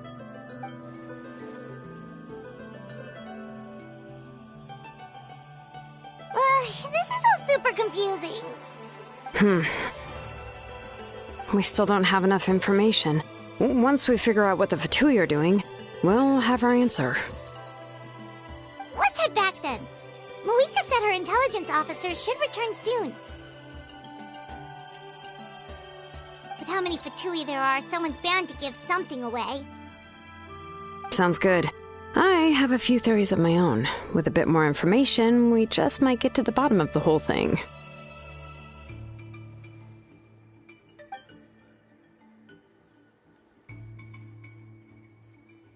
I was just about to ask.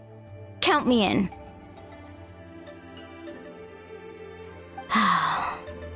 If I was just a bit faster, we could have prevented a few people from getting hurt. People who could help us in the next battle. It's all a chain reaction.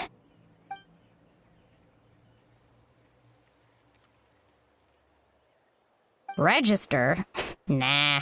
I'll just follow you around. You know, go where you go, do what you do. You got it. I just don't want to make the trip back. It's so far. Alright. See you all later. Let's get together and celebrate once this is over. Oh, you betcha!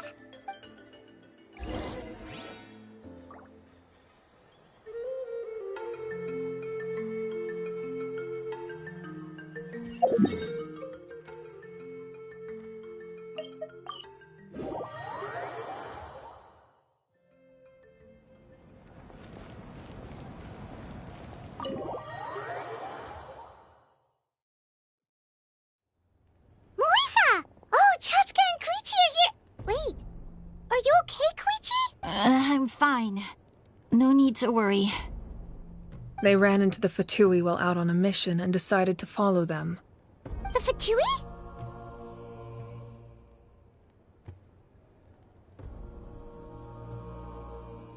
Calm down and let me explain.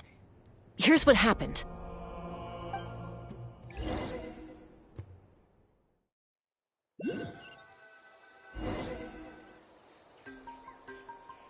Watch out.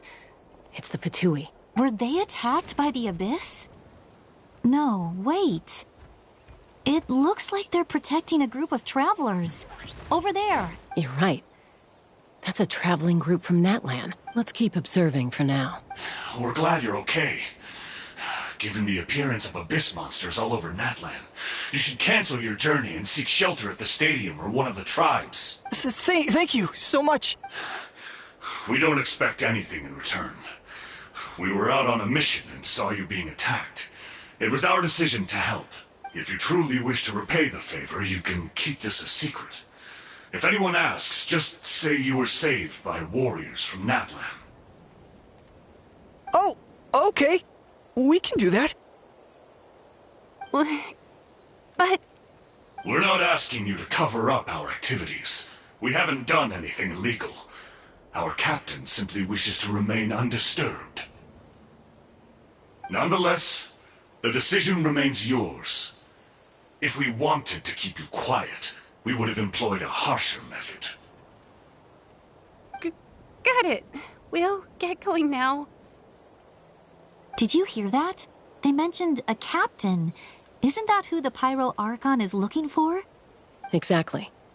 We could be onto something big. Still, there was no trade. They were just helping people in need. I didn't sense an ulterior motive. I didn't believe the captain when he said he wanted to save Natlan. But based on what we just saw, it's possible he was telling the truth. Maybe we've been wrong about the Fatui this whole time. It's too early to say. Let's follow them and see what's really going on.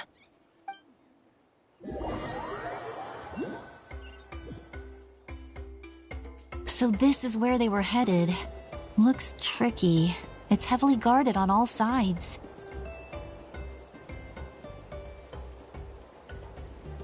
Koichi, wait for me here. I'll go in and check it out. Oh, no you don't. How are you planning to get through all the guards? Look, I can use this terrain to my advantage.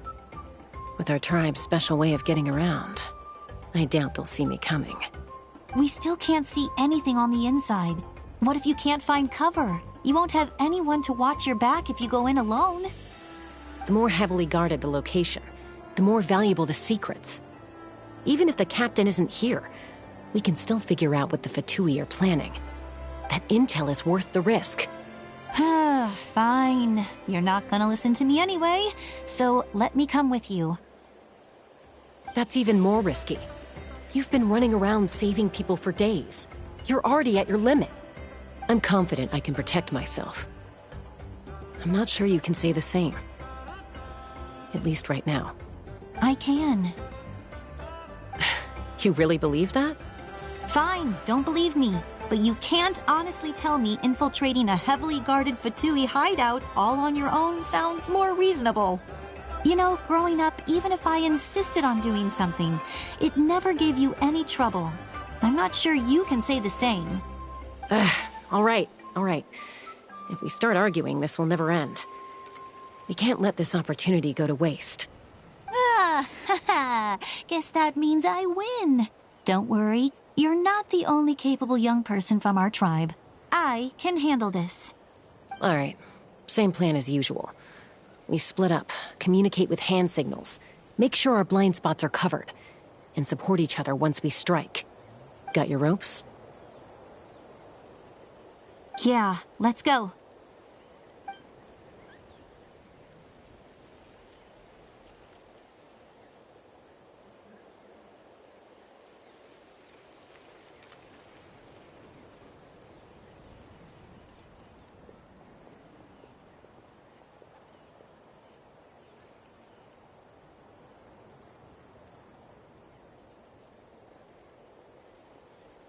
The Fatui have eyes all over this place.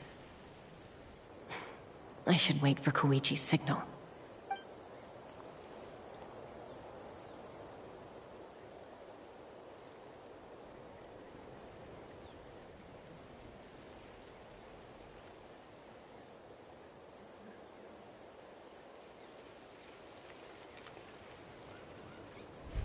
Now.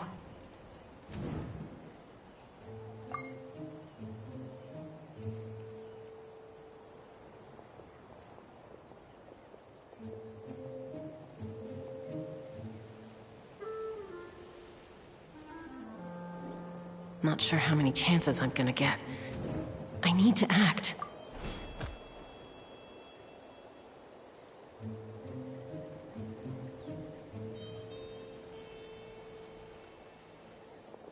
Good. I made it without getting caught. I should get to that platform over there. But it's guarded by the Fatui. Koichi should have line of sight. I'll wait for her signal.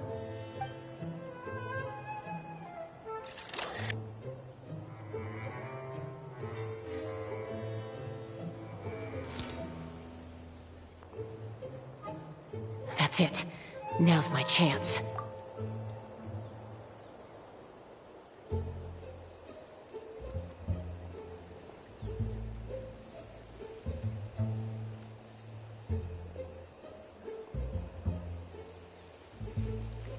It's no use staying in one place. Looks like Chaska is helping me by keeping an eye on the Fatui movements. I'll wait for her signal.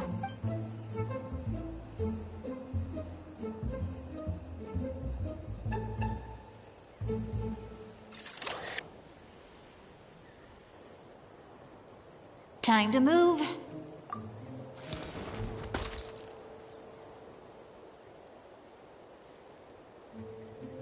Whew! That was close. Almost got caught. Probably can't make it over in one go. I'll wait for my next chance. Now's my chance.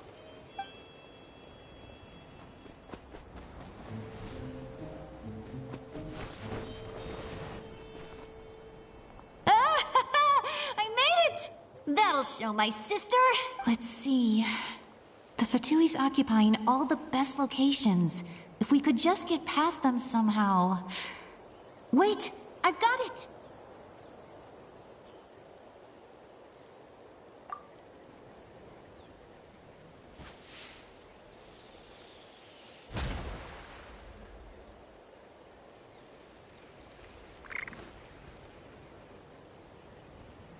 Huh? What's that noise? Did something explode? Oh! It stings! What the heck is that? What do you think you're doing? I could ask you the same thing! Good, they're arguing. Looks like they just needed an excuse. The people on the hill over there left to help their comrades.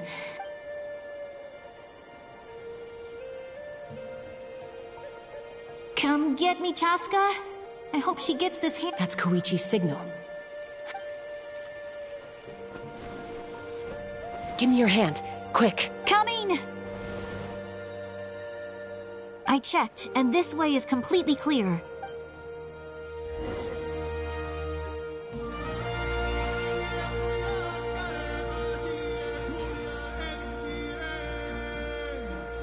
Well, I was pretty helpful, right? You know, everyone usually jumps at the chance to work with me. Not my own sister, though. No, she avoids me like her life depends on it. I was wrong, Koichi. You've done well.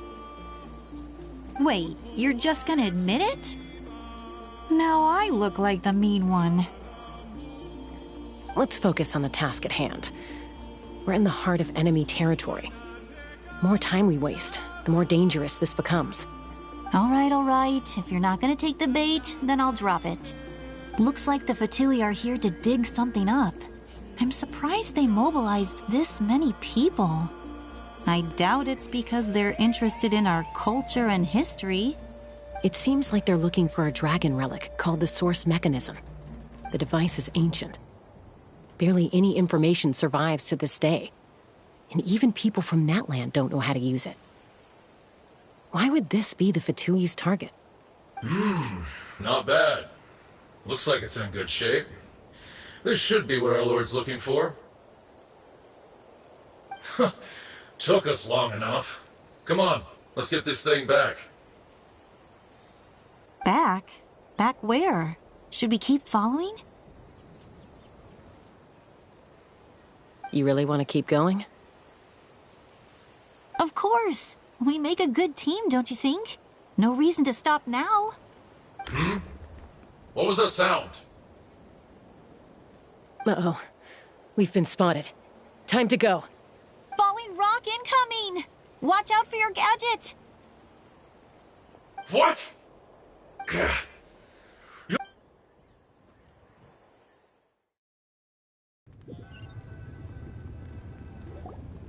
Once we got them off our tail, we went back to observe some more. They'd collected several identical pieces of something. It looked like they were waiting, though. So we decided to come back. So, Koichi got injured trying to get them off your tail? She pushed herself too hard and collapsed on the way back to the stadium. Well, I didn't cause you any trouble while we were fighting, right? So my perfect record remains. You've done very well. I could make a comment on knowing your limits, but it's not my place. I know.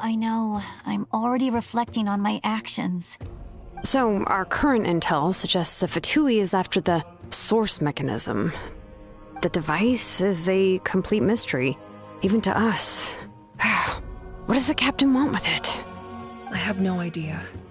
But it's safe to assume the device could serve a similar purpose to the Gnosis. Shilonen, I need you to gather every scholar in Natland familiar with the secret source. I'll get right on it. Thank you both for your hard work. Koichi, it's time for you to get some rest. Oh, and there are gifts from your patients waiting at the speaker's chamber. I've prepared a small gift of my own as a token of gratitude. I'll send it to your home along with the others. My patients. That's so nice of them. Guess that means I'm doing something right. You don't need to give us anything, Archon. We were just doing our duty for Natland. I should take Koichi home now.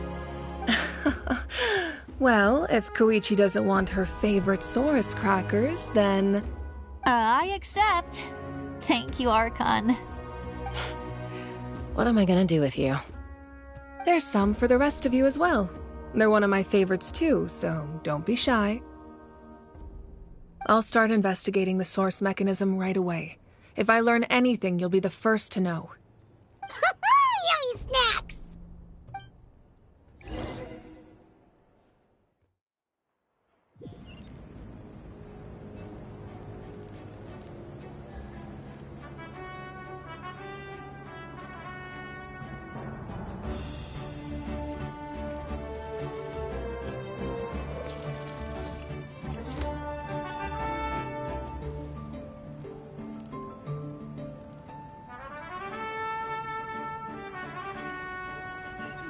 Take it easy.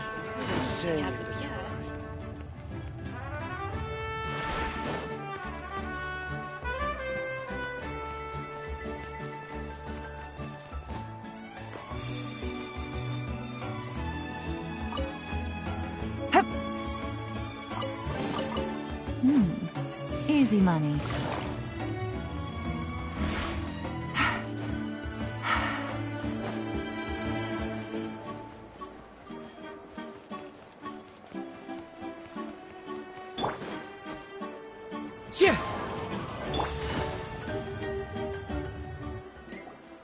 What's next for you two? I'm taking Koichi home. With our parents there to keep an eye on her. I can make sure she actually rests. Hey, it's not like I'm some kind of prisoner. I'll be fine in a day or two. There's no need to go all the way home. That's what you always say. Everything's no big deal until you collapse. What if the Abyss attacks again? You're saying if I let you rest in a hotel, you're not gonna rush out the minute you hear the alarm? I won't. Triple promise I won't. Mm-hmm.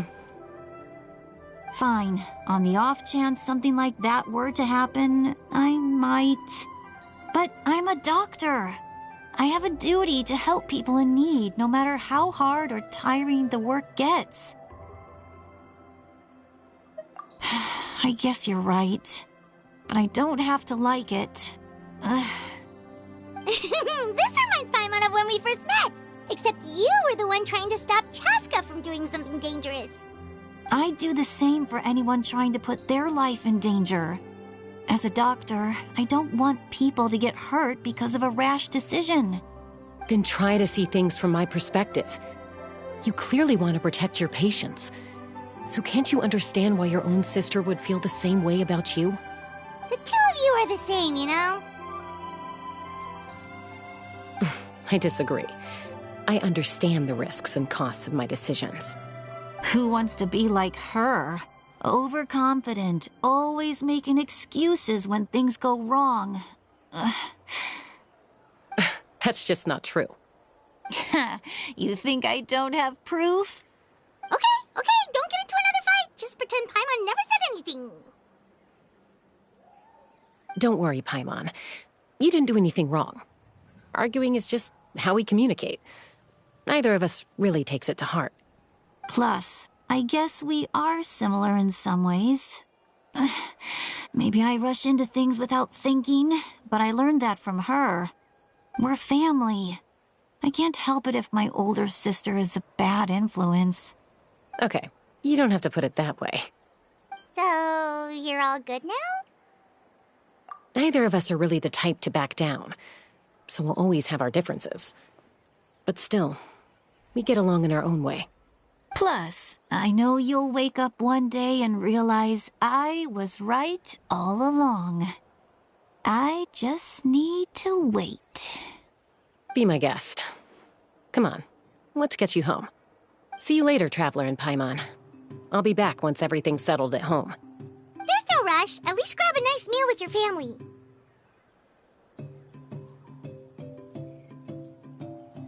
Bye, you two. Take care of yourselves out there. Those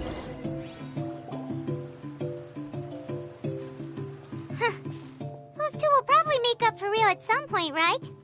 Well, we've learned a lot. Let's go over everything that we know so far.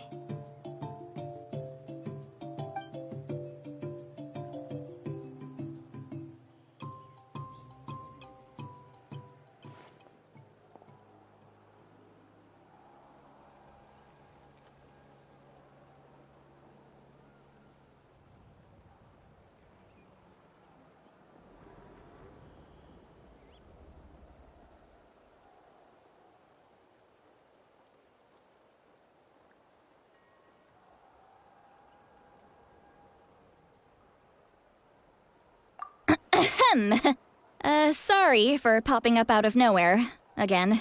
Why do you look so awkward? Oh, is there something you need from us? Okay, I won't beat around the bush.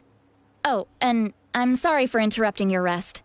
I'll treat you to some charcoal grilled steak to make up for it. Awesome! Just give us your orders! Hey, friends don't order each other around. I'm just here to share some news. Remember what we talked about before parting ways? Oh yeah, you mentioned how Auroron has always wanted to save Natlan, and something about his soul being fragmented. Paimon and the Traveler discussed it after you left, and we think Auroron is probably back with the captain. What do you think? I agree with your hypothesis. And just now, I confirmed it myself. Auroron came back. He helped the Masters of the Nightwind defend our camp. What? He came back?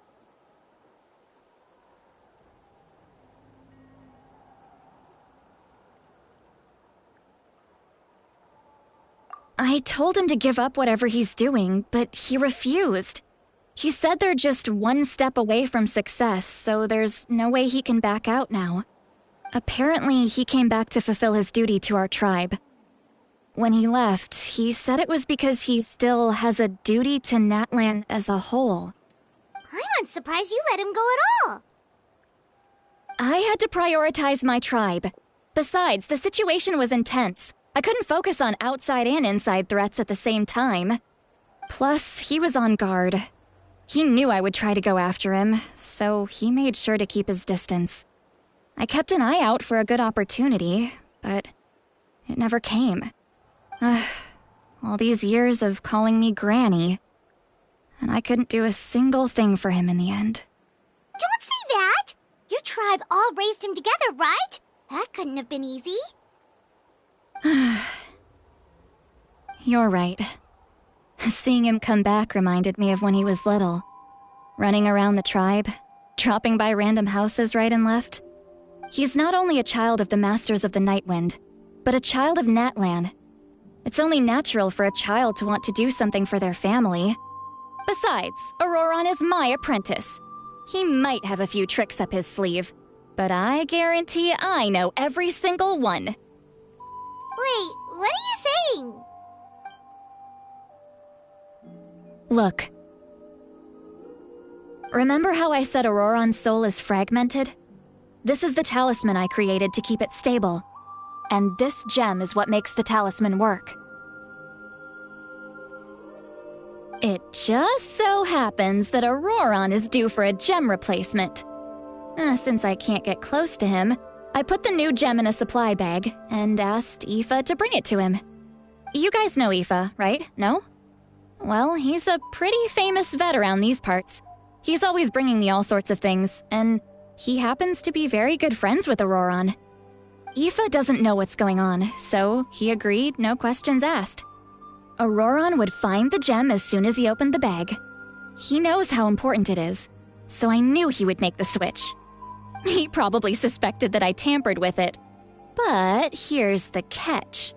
The trick is on the bag. The moment he touched it, a portion of his memories were copied onto the old gem, which he no longer needed. That's amazing. You can do something like that? Most people can't, but I can. That trick he used to bring you to the Night Kingdom isn't anything special, by the way. My technique is much more subtle. He won't notice anything. So in other words, we have a whole backup of Auroron's memories in this gem. The kid thinks he can take me on? Like I wasn't the one who taught him everything he knows? That's amazing, Seat Lolly. Let's take a look right away! Once we get to the bottom of this, we can finally track him down. I know he thinks of me as his grandma, but do you think he'll get mad at me for this? You can be honest. That's a tough question. Paimon doesn't have a grandma, so she's not the best person to ask.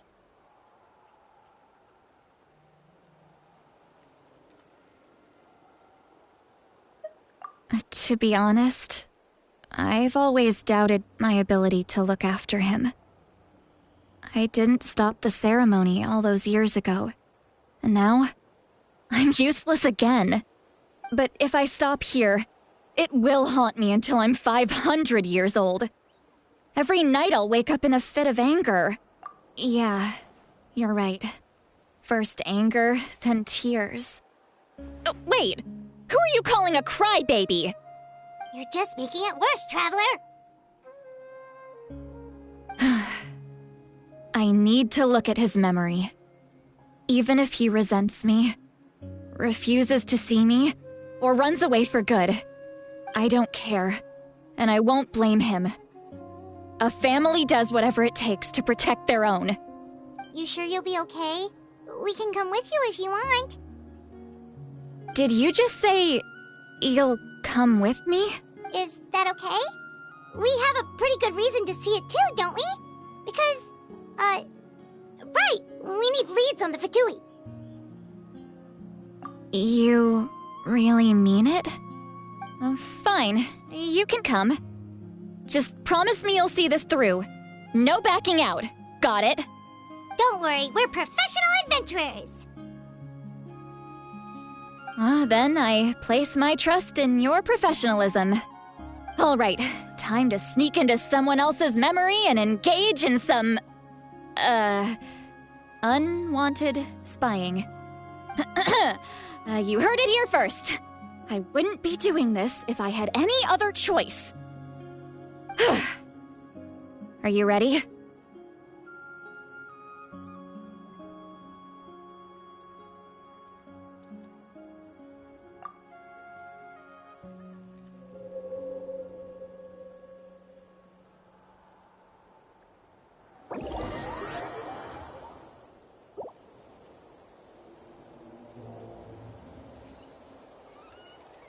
Look how good you're doing.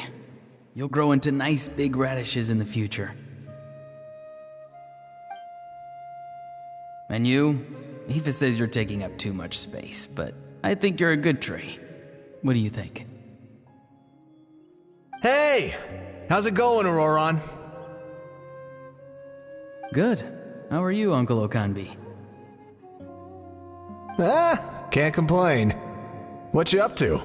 Naming your vegetables again? No, just some idle conversation.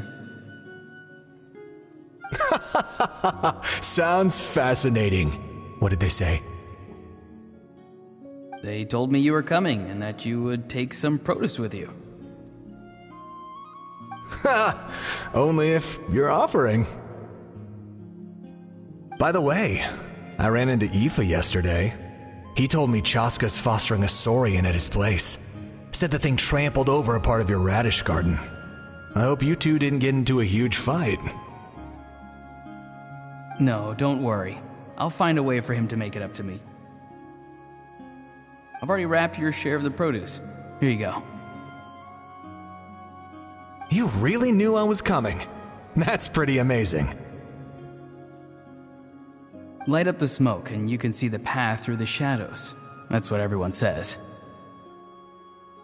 Hey, have you seen that strange group of people that just appeared out of nowhere? Appeared out of nowhere? I don't think so. It's the Fatui. Their leader seems like a big deal. He didn't bring many men with him, but they're all elite warriors. It seems like they're looking for someone, but I wouldn't go around asking too many questions. If you run into them, be careful.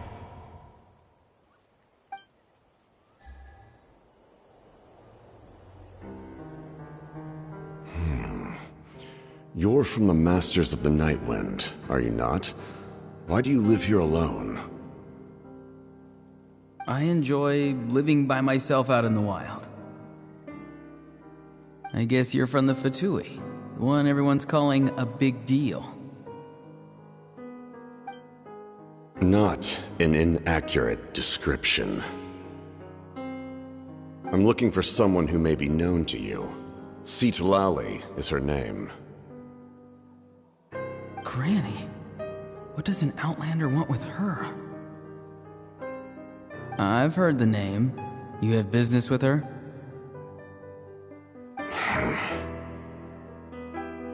There's no point to further questioning if you insist on hiding things from me.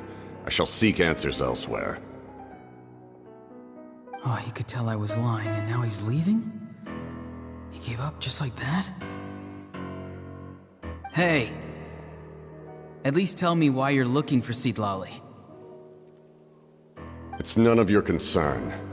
I have my own means of tracking her down. Why are the Fatui looking for her? What does she have to do with them? I can't just let them go like this. I have to figure out what they're planning.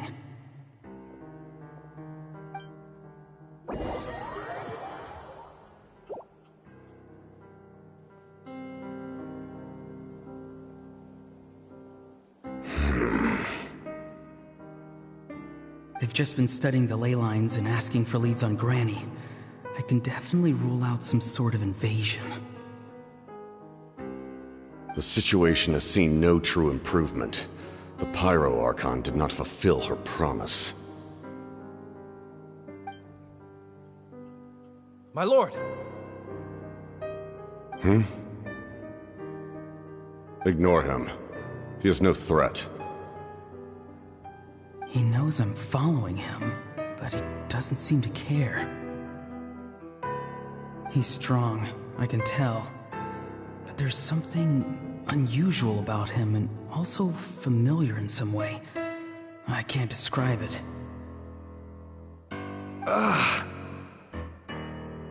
What is it? My lord, I feel dizzy. A ley line disturbance. Certain presences have been forced to wander outside their rightful realm.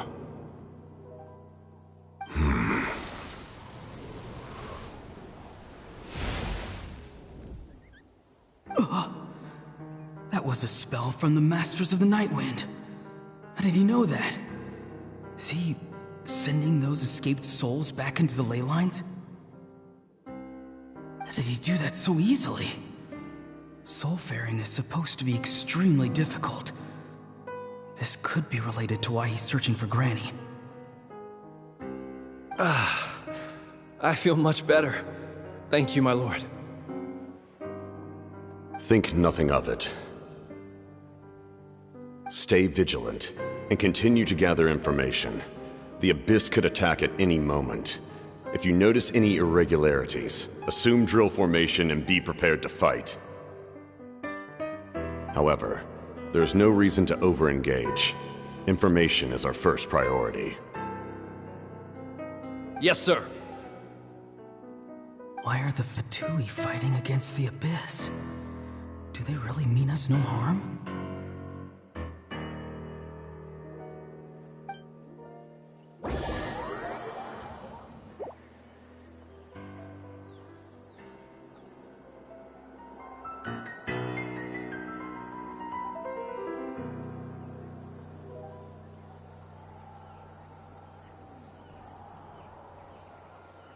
I've been following him this whole time and still they ignore me? Do they really not care? It seems like his subordinates refer to him as the captain. Never heard of him before. And now he's headed to the stadium. That's unusual. What is he gonna do? You two, with me. Everyone else, wait here as instructed. Send word to the other teams to retreat immediately if this fails. Yes, sir! He's going inside? But the Pyro Archon is in there. What does he want with her? Forgive me, my lord. Allow me to check one more time. Do you truly wish to do this? The time for idle observation is over. It now falls on me to act. This nation is out of time. Yes, sir.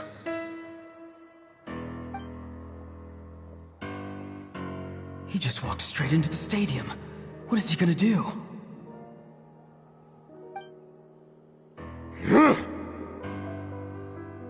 They're both incredibly strong. How long will they have to fight until someone comes out on top?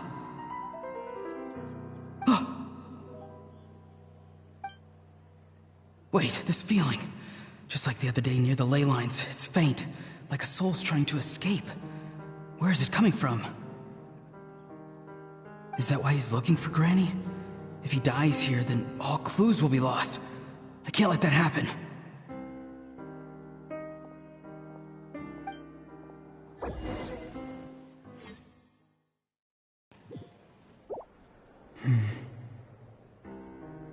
As for you, I must confess, I did not expect that little trick of yours to save the day.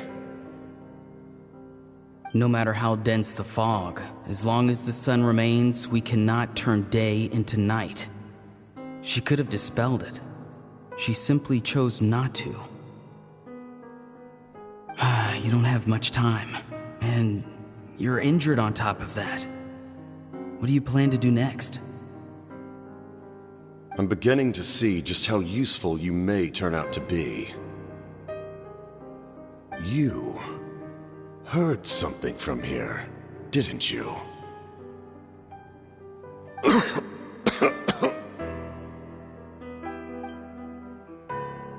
No need to force yourself.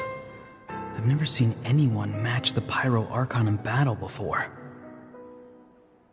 I didn't expect you to intervene at such a critical moment. You know I've been following you. Why didn't you stop me? When walking in the forest, it is only natural to encounter wild beasts. However, not every beast has the courage to come out and bite. And yet, one of those very beasts saved your life.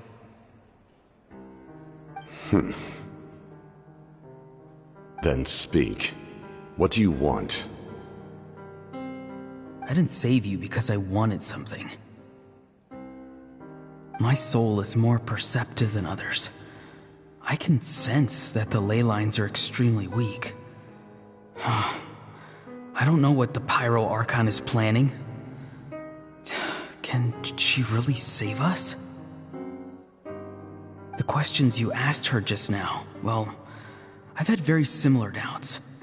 So I felt like I had to help you.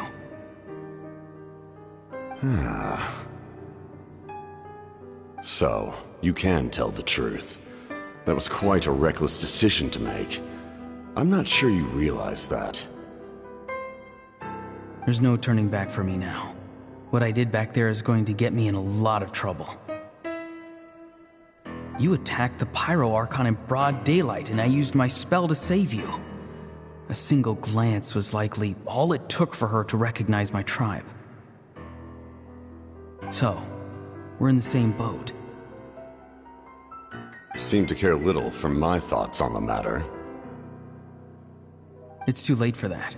Start from the beginning. Why are you looking for Citlali? Do you know her? Explain your relation to her first. I know you two are acquainted. It was obvious the moment I mentioned her name. Citlali is my elder and my teacher. She taught me everything I know. It's my duty to protect her.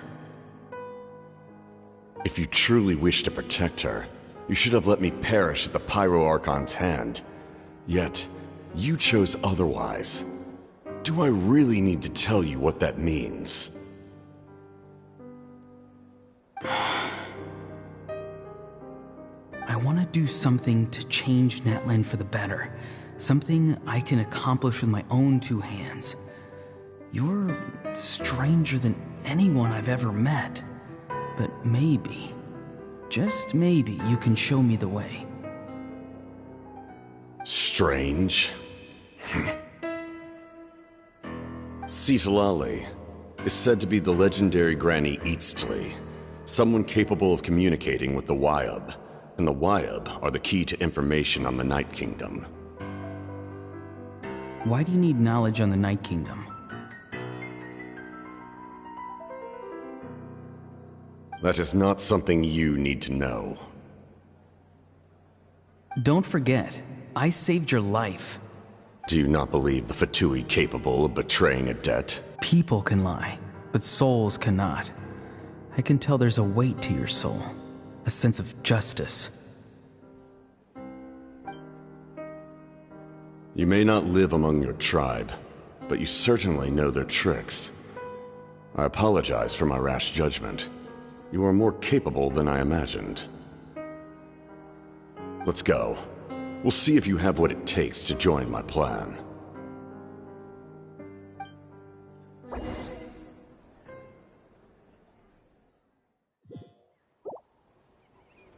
I see. Interesting approach. Worth trying, I think. Rather than weaving a net to protect the ley lines, this method would address the root problem by reconstructing the ley lines themselves.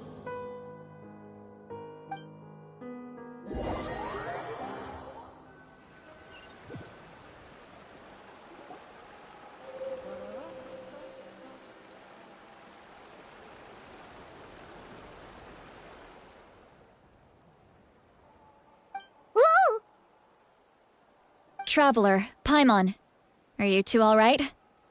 Paimon's fine, just, a little... Of course.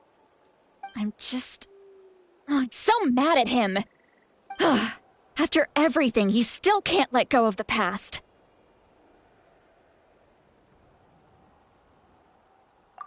For some reason, he thinks he owes something to the people who cared for him.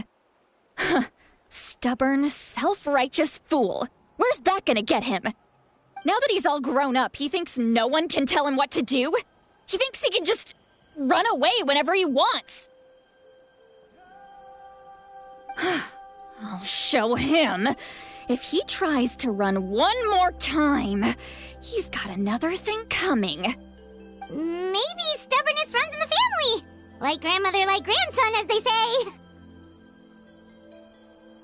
Is that supposed to be a compliment? Huh! That kid's got nothing on me. Anyway, back to what we just saw. I don't even know what to make of it. Yeah, the captain seriously wants to reconstruct the ley lines? What does that even mean? Something like the loom of fate, maybe? But how does that help with the abyss? The loom of fate? Oh, it's kind of hard to explain.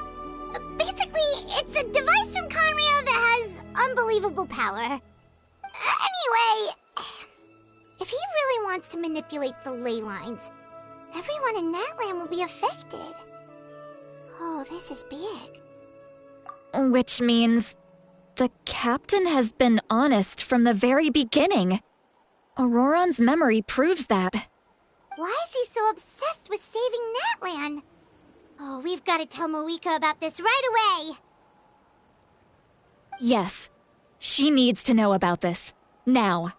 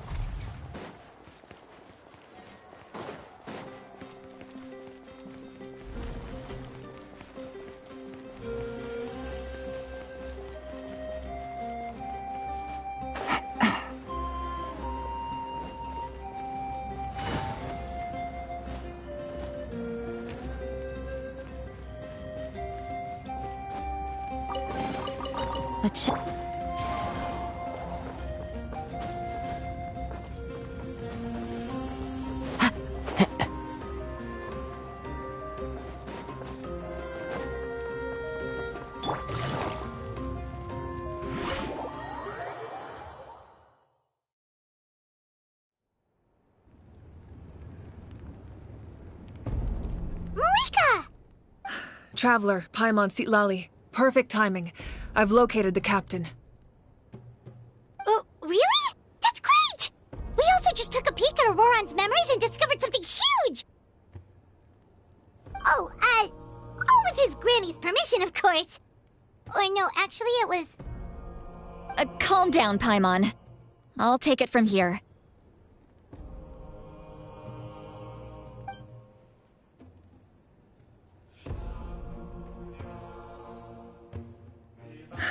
So the captain was searching for the source mechanism to reconstruct the ley lines. If his plan is already in motion, that means he knows exactly how to accomplish his goal. We have to stop him. Is reconstructing the ley lines a bad thing? Yes.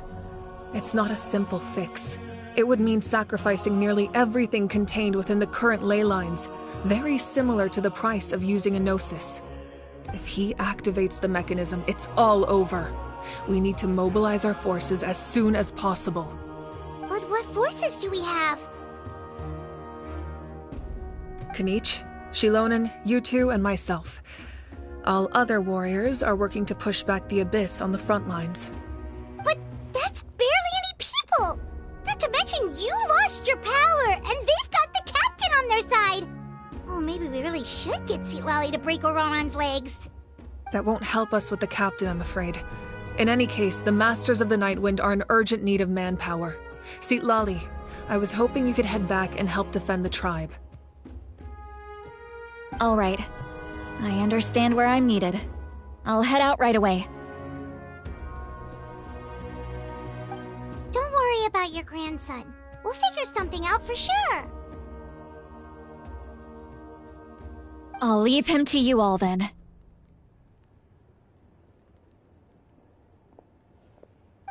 All right, back to the matter at hand. I don't believe defeating the captain needs to be our ultimate goal. Let me grab Shilonen and Kanich, then I'll tell you my idea.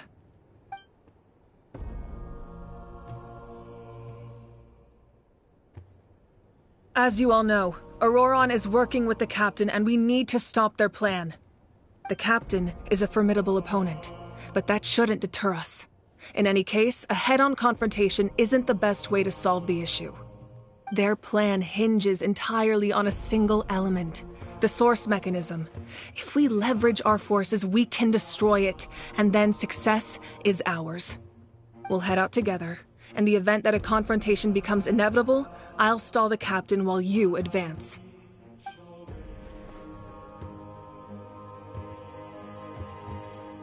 I agree with Kanich. The two of us can handle it. Listen to my plan first. Kanich, I want you and Ahau to launch an assault from the front and break through the Fatui defenses. The captain won't be on the front lines.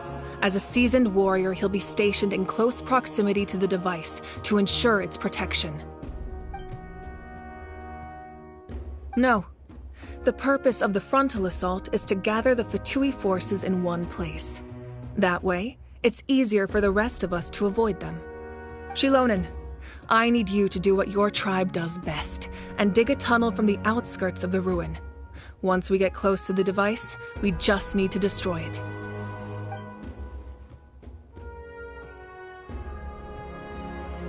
Exactly. The Traveler and I will join her as well. No one can create a distraction better than you, Kanich, not even myself. By combining our strengths, we just might manage to break through the captain's defenses. Understood. Then we should head out now. Just promise us you won't do anything reckless. You cannot face the captain straight on unless you have no other choice. You mean everything to us. Losing you would be the worst possible outcome.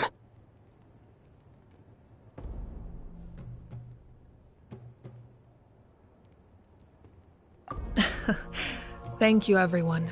You have my word. I'll proceed with caution.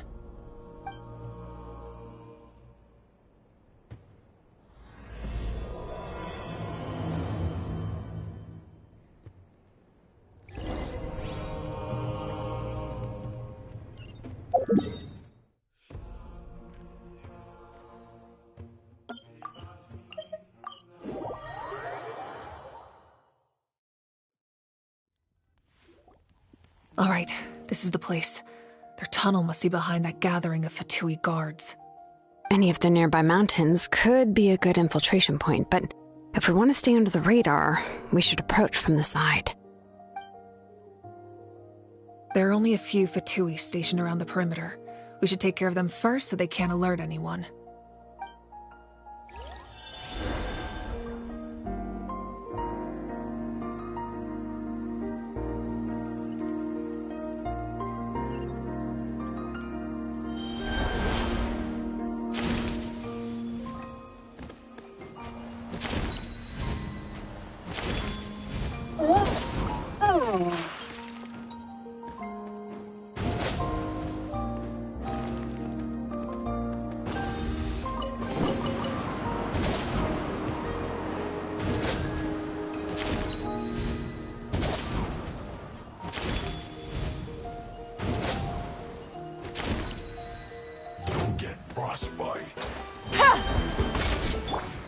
Dawn, break forth!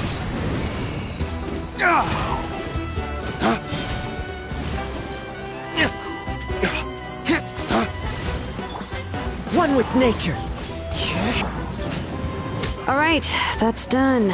Let's head to the foot of the mountain.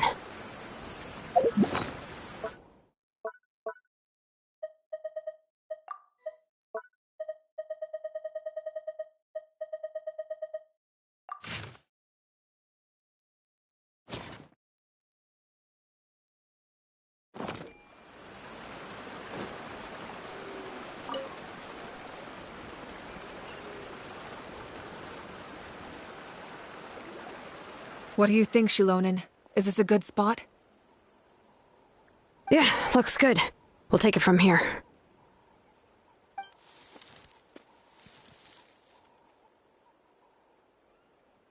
I can see the inside! Perfect. We'll keep going. The rest of you should head back. Things are about to get dangerous. All right. Please, take care.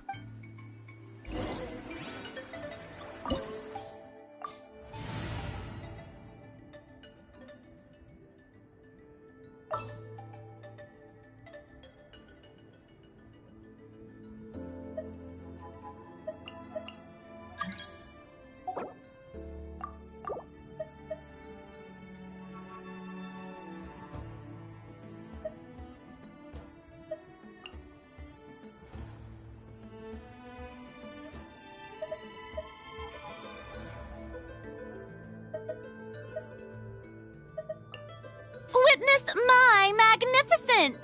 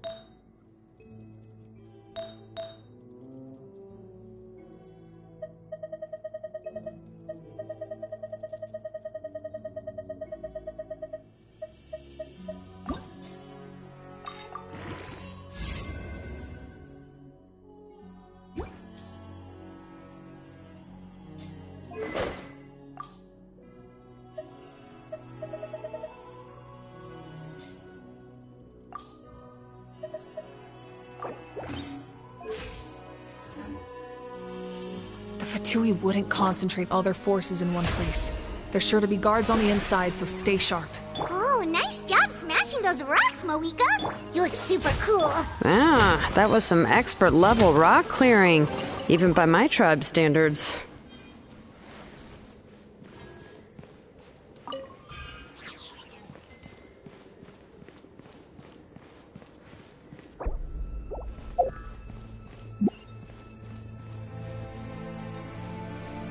That must be the Fatui tunnel over there. We should steer clear and approach from the side.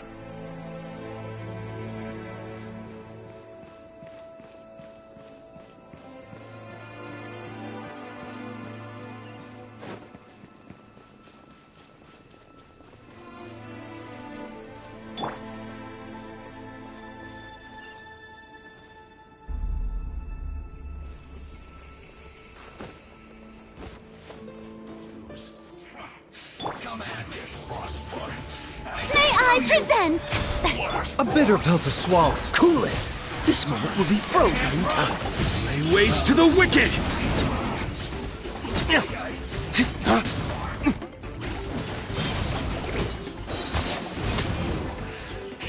Mind the side effect.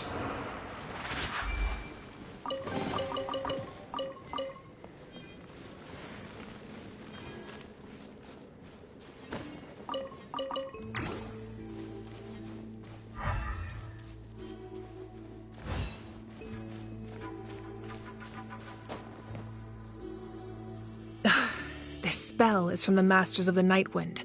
It's Auroron's doing. They're probably trying to buy time.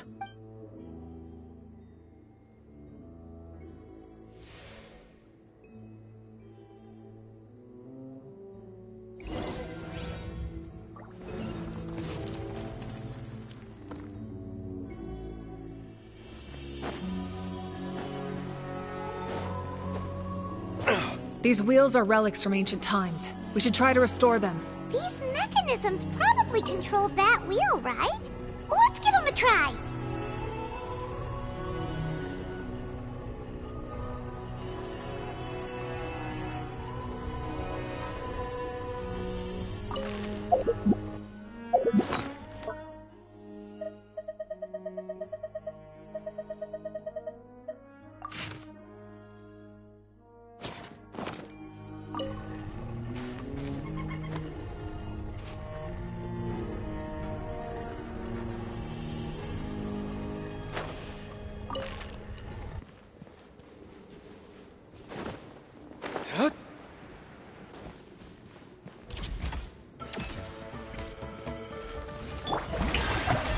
The doctor will see you now.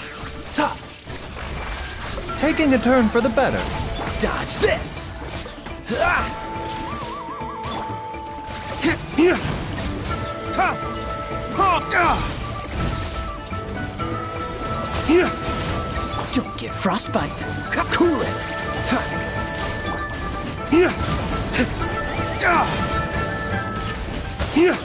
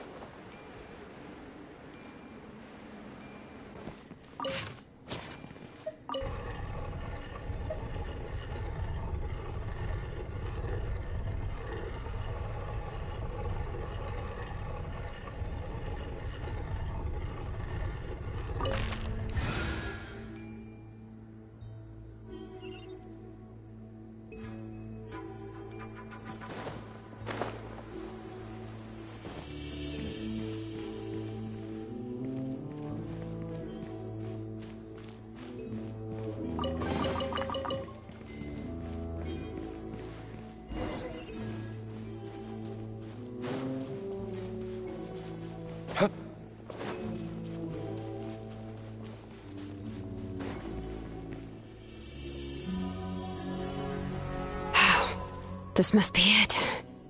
There they are. Oh, the captain's here too. Oh, they're here. Huh. I thought the Pyro Archon would choose a frontal assault. It doesn't matter. They're too late anyway.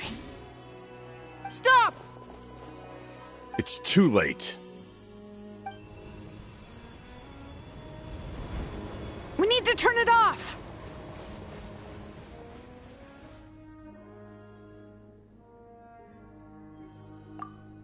I won't let you do this!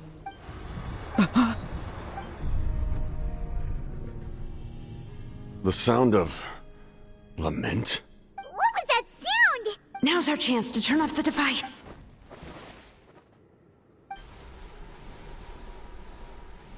Oh, Auroran? How did he just... His movements have gotten a lot faster. Was Auroran always this good in battle?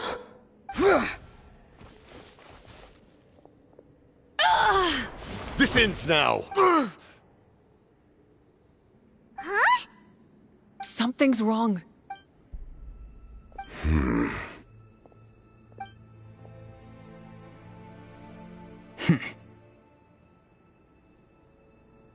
You are not Auroran.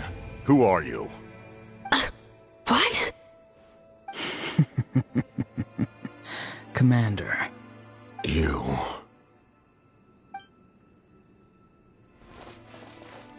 So, you still recognize me, Commander? I'm glad.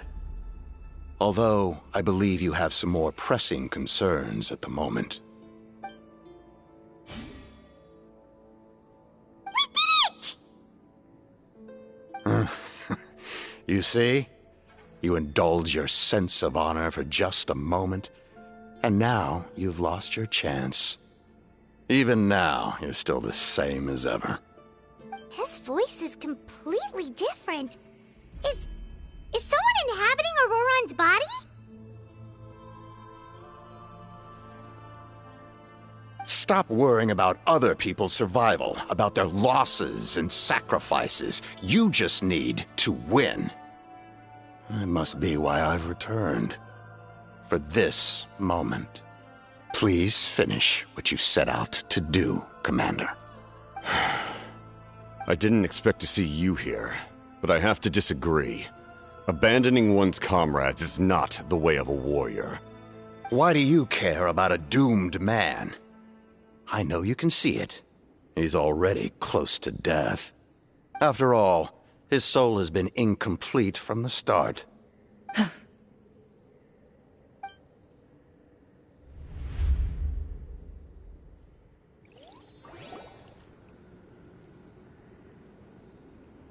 Oh, someone said I'm close to death.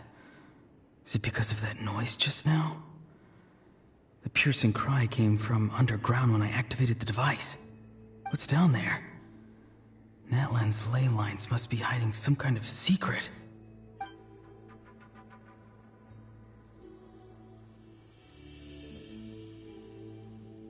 Am I dying? Oh, no. It's too soon. Ah, Auroran, it's you. What'll it be today? Oh, why the long face? Don't tell me you still haven't let that go.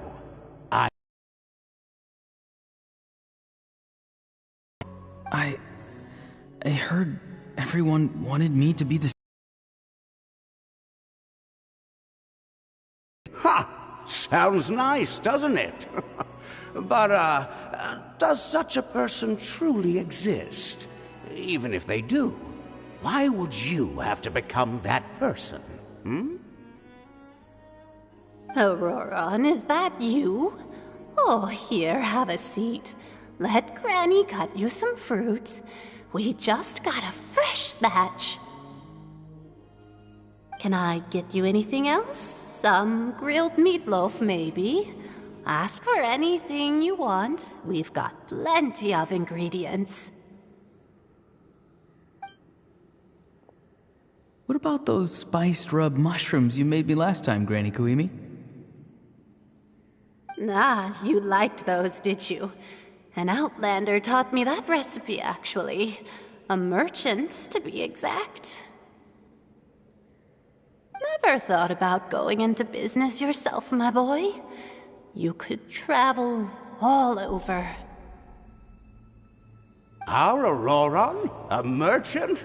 He's far too honest for that line of work. Well, at least an honest merchant like him wouldn't prey on old-timers like us.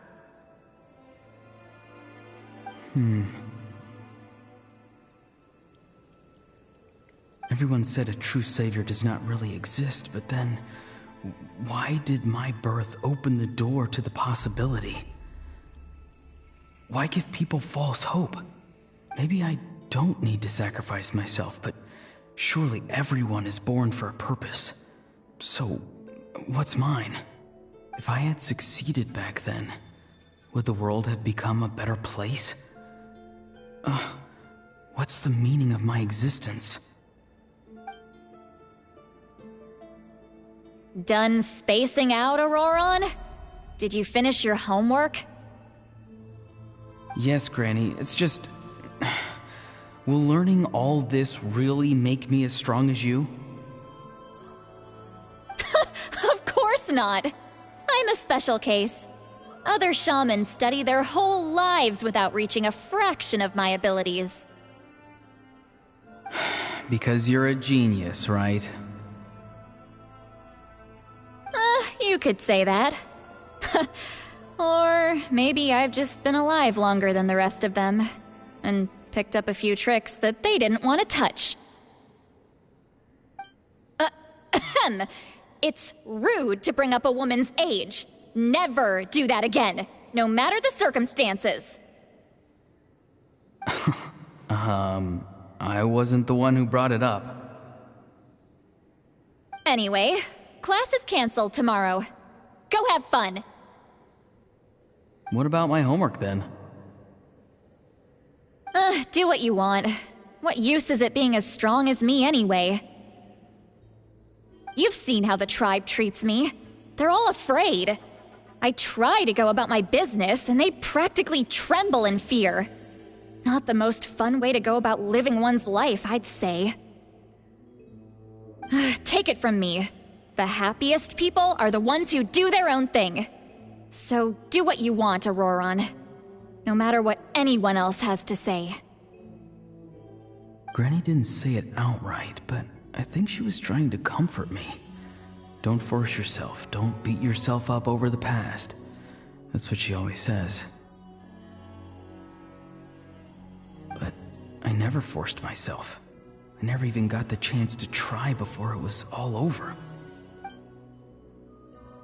Hey, you zoning out over here again? There's such a thing as overwatering the radishes, you know.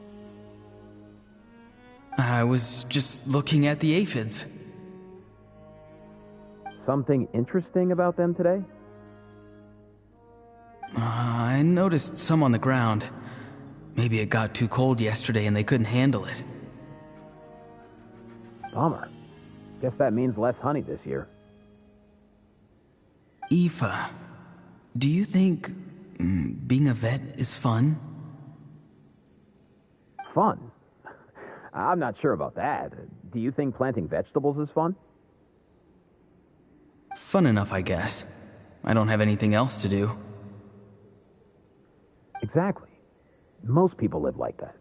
No special purpose or calling. That's just how the world works. Oh, jeez. That troublemaker's at it again. Auroron, my man, come inside and give me a hand, would you? Why should I? I thought being a vet was no fun.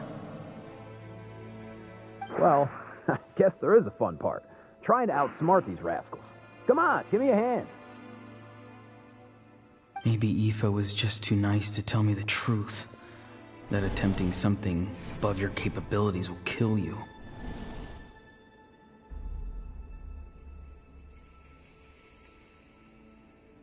My soul is unstable.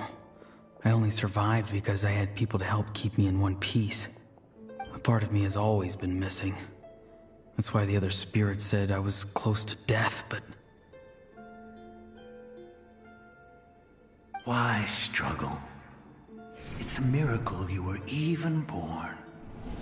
Just close your eyes and wait for death. It was you, the thing that came out of nowhere. Thing? I'm a warrior, far stronger than a weakling like you. I'm not weak. There's just a limit to what I can do. And that's exactly why your fantasy is so ridiculous. You really think a useless thing like you can save the world? Useless? Savior? Ha! Sounds nice, doesn't it? But, does such a person truly exist? Even if they do, why would you have to become that person? Hmm? Exactly. Most people live like that. No special purpose or calling. That's just how the world works. Take it from me. The happiest people are the ones who do their own thing. So do what you want, Auroron. No matter what anyone else has to say. But I don't want things to end here. Auroron? It's all right. We'll take things from here. Every time they marched into battle, I had to stay behind. Don't worry. With the Archon on our side, the Abyss doesn't stand a chance. All the best warriors are fighting on the front lines. I want to do my part too.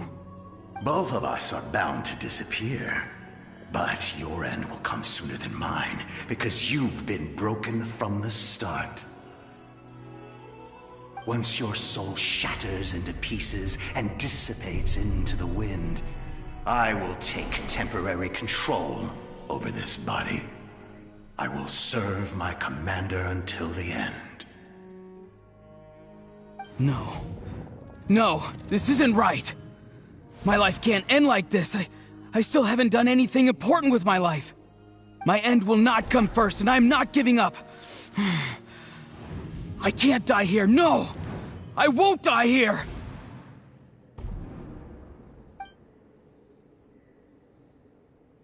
Auroron! Auroron! Control your mind. Feel the ground beneath your feet. This is not your end.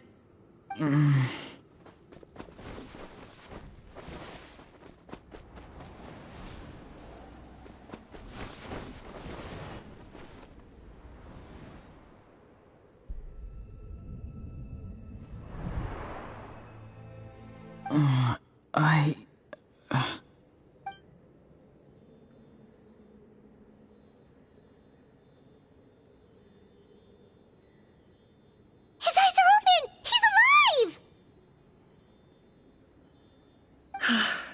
Well done. You managed to do the impossible. Uh-huh. What do you mean? Don't try to talk. Focus on holding yourself together. I can't believe the captain did that. Maybe he thinks of Auroron as a comrade. He was helping to rein him in all this time.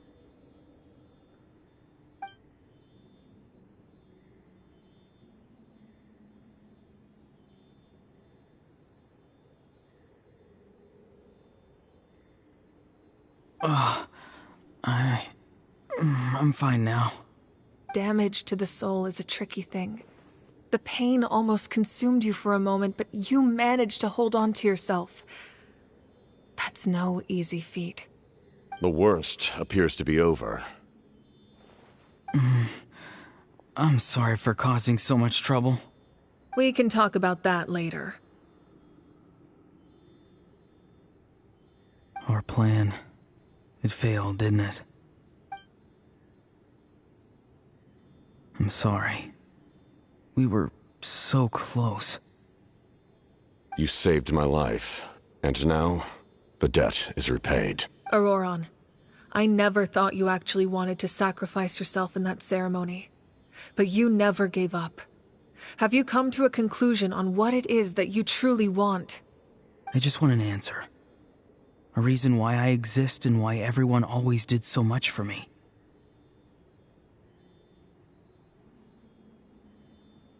No one is born a hero, and no one should be treated like one from birth. I had a chance to do something important back then, but I failed. All I want is to find some more ways to make up for that. The answer you seek now lies before you.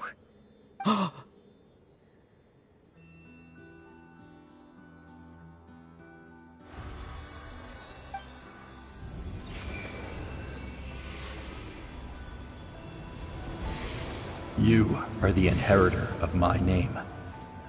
The hero from the masters of the Nightwind, who shall fight for this generation.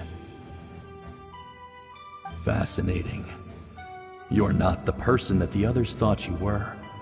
And yet, you're also not the kind of person that you thought you were. It can take a lifetime to truly discover who we really are.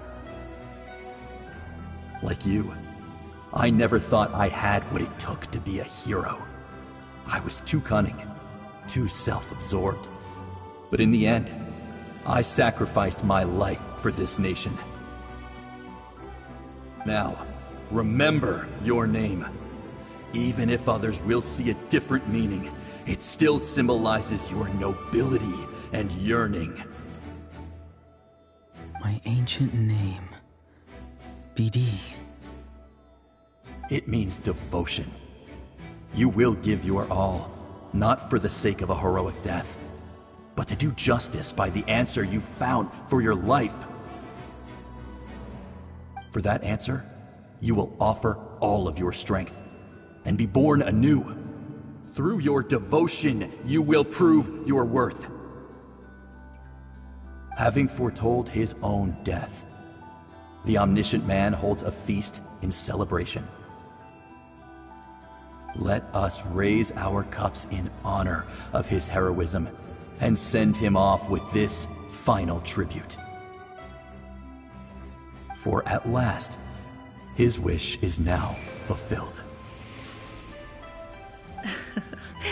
It's nice to see you again, Sunhudge. With your recognition, we now have the 5th hero of this era.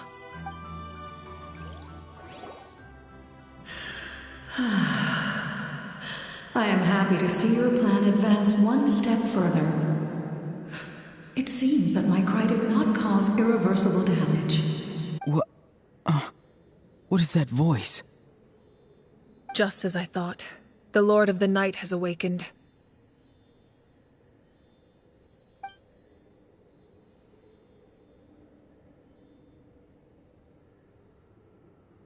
Lord of the Night? As in the one who rules over the Night Kingdom? I preside over a realm of souls. Due to my limited power, sleep is the only way I can extend my existence. When you activated the device, I awoke and could not hold back my cry. It is a sound that agitates souls. Most of you are unaffected because your souls are intact. But with a damaged soul, the effect on your friend was heightened, and his soul almost shattered as a result. And yet, his soul remains in one piece. He managed to overcome this obstacle through sheer strength of will. A truly impressive feat for a human. So, was that what caused all his strange behavior earlier? No. An additional soul was affected. It tried to take refuge in the missing part of your friend's soul, but was ultimately expelled. However, this soul does not hail from that land, or the Night Kingdom. Its origins remain a mystery to me. Activating the source mechanism was supposed to reconstruct the ley lines. Why did it awaken you instead? Because I was the one who originally constructed Natlan's ley lines, otherwise known as the Night Kingdom. The ancient battle between the Descender and the dragons destroyed the corner of the world, allowing the Abyss to invade. Natlan's ley lines took the worst of the damage. To aid the people of Natlan, the Lord of the Night used the fragments of the old ley lines to reconstruct a similar network. That's how the Night Kingdom was born. The first Pyro Archon, Xbalanque, strengthened that realm and established the rules that aid our fight against the Abyss. The Ode of Resurrection and the Pilgrimage, both of which are practices that survive to this day. Oh, right! You said before it all came from the power of the heavens. The ancient dragons tried to use this device to strengthen the ley lines by imbuing them with power. Back then, this method was rather ineffective. They lacked the skills to navigate the intricate structure of the ley lines. And now, the structure of the ley lines has also completely changed. I am the only possible vehicle for the power generated by the device. It was an incredibly crude and painful method, but I managed to absorb some of that power. Now, I can speak to you like this and provide you with aid, such as rebuilding the ley lines once more, at the cost of my own existence. But why would you make that kind of sacrifice? The people of Natlan worship me and call me their lord. In the ancient past, before we died out, we were also known by a different name: angels. But adventurers like you are probably more familiar with our devolved form, Seelies.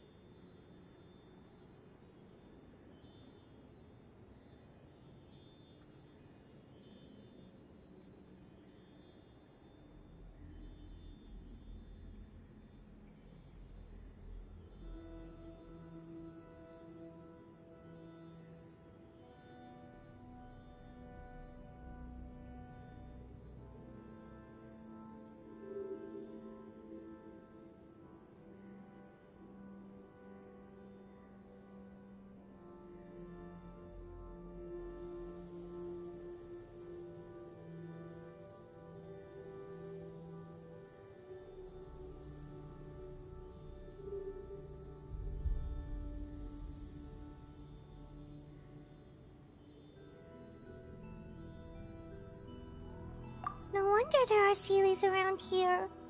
A Seelie also helped us in the Night Kingdom! Few angels remain in Natlan, so the same is true of Seelies. Everyone rallied around me and offered their power to humanity to reconstruct the ley lines. Now, I have witnessed your determined pursuit for survival, and I have become your faith. I am very pleased. Moika, inheritor of Shibalonke's will, and leader of Natlan. Despite all the obstacles and misunderstandings, I have awoken, and the efforts of this Harbinger and the young hero have imbued me with power. Say the word, and I will once again work to fulfill my mandate, just as I did thousands of years ago.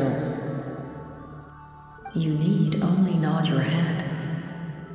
For the sake of your people and your nation, for the sake of overcoming the invasion from the Abyss, give me your orders. I will not.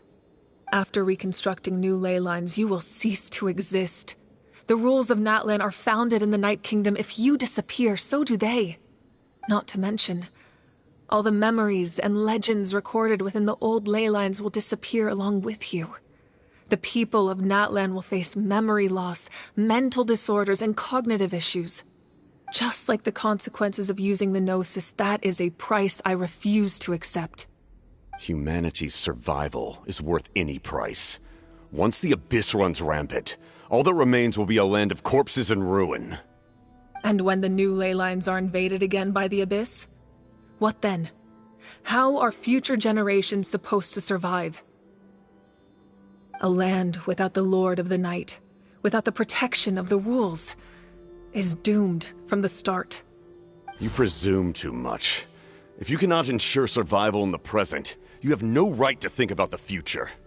What will it take for you to realize that? How many hundreds or thousands will have to die? The situation hasn't gotten that dire yet, has it? Why? Because I am a survivor of Conria. I've witnessed the devastation and terror of the Abyss with my own eyes.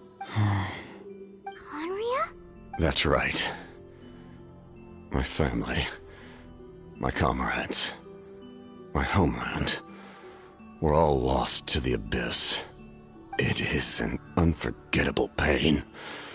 One that no amount of time could ever dull. Not even 500 years. You've experienced something similar, Mawika. You should know exactly what I mean. You're right. The pain, the regret, the catastrophe. They all haunt my dreams to this day. If I could go back, I would reject all false hope.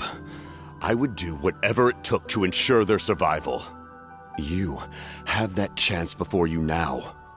Why do you refuse to take it? Because we don't have the right to make that decision. We love this world because it contains everything we hold dear. Everything that has happened here has moved us, shaped us, and turned us into who we are today. Giving up our memories and history would mean rewriting everything. The people of this world would then become fundamentally different beings, their physical bodies the only connection to their former selves. Even so, given enough time, a new civilization would inevitably flourish.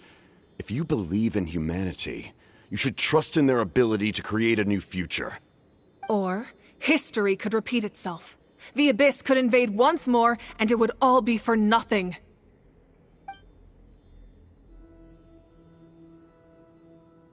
Can I say something? I once carried the hopes of many people, and I was also desperate to save our nation. In the captain's plan, I saw a chance to ensure our survival. But as I was on the brink of death, my wish for life and purpose was rekindled. I've been very fortunate to be well cared for by all the people in my life. I refuse to forget that.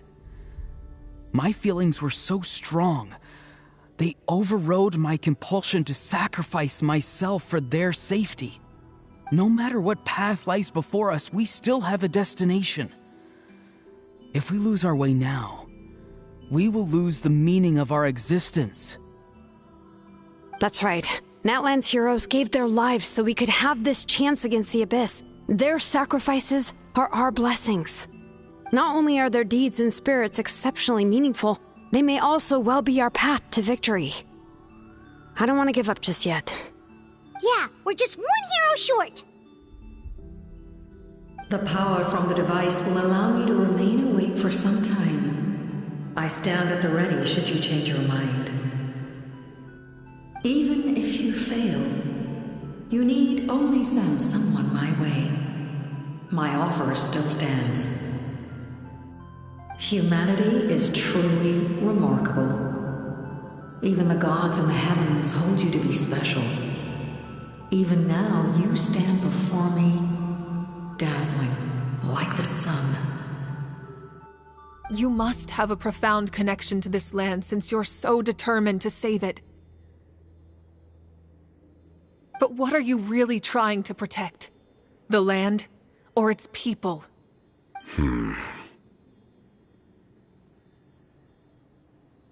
Pretty sure he wants to hear what you have to say, Traveler. Fine. I suppose we can wait. Now that Auroron has inherited the memories of his forebearer, there's only one hero left. Your plan does have the potential to generate the best outcome. In the meantime, you shall have the aid of all the Fatui under my command. Thank you. Having such a powerful harbinger on my side is a big advantage. I know we may never completely see eye to eye on what it means to protect life, but for now, I'm willing to fight by your side.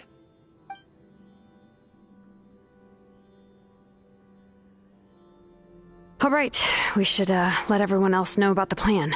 They're probably still at each other's throats outside. Good idea. We need to explain the situation. Oh, guess we'll stick around then. I'll update everyone outside. Let's meet back up at the stadium.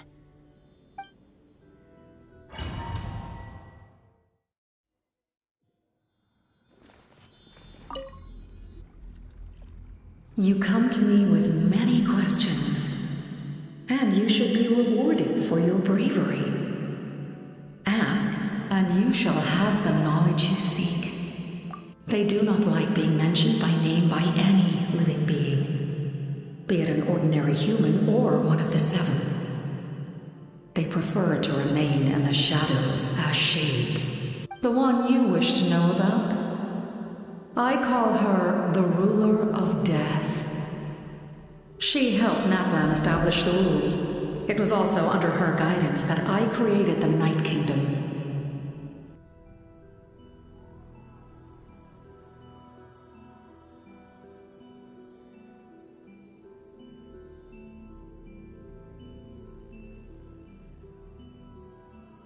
It was an expression of love, as well as an act of reparation.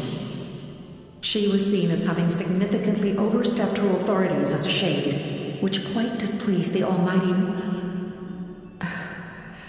heavenly principles.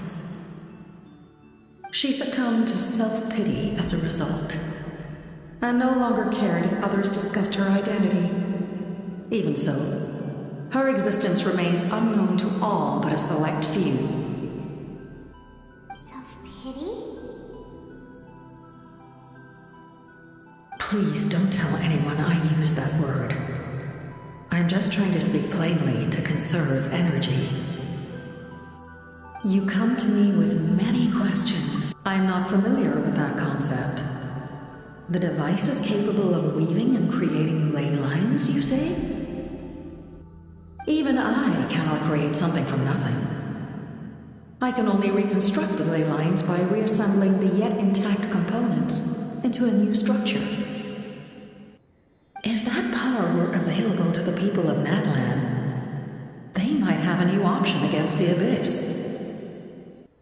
You come to me with many questions, and you should be rewarded for your bravery. Ask, and you shall have the knowledge you seek. Phlogiston is Teyvat's primordial form of energy. The heavenly principles used phlogiston as a basis for the creation of elemental energy, to develop a power to better counter the Abyss. Have you heard of the concepts of the light realm and the human realm? That explanation might take too long. Light refracts into 7 different colors, which we collectively refer to as a rainbow. Elemental energy is a similar concept. It's essentially the modern counterpart of phlogiston. You come to me with many questions, and you should be rewarded for your bravery. Ah, yes, yes. The artisan from the Children of Echoes has yet to mention the matter to me. Probably because the young girl from the Masters of the Nightwind is absent. No matter. I'll reach out in a dream and tell them what needs to be done. Young girl? What? Did I say something wrong? You come to me with many questions, and you should be rewarded for your bravery. Ask, and you shall have the knowledge you seek.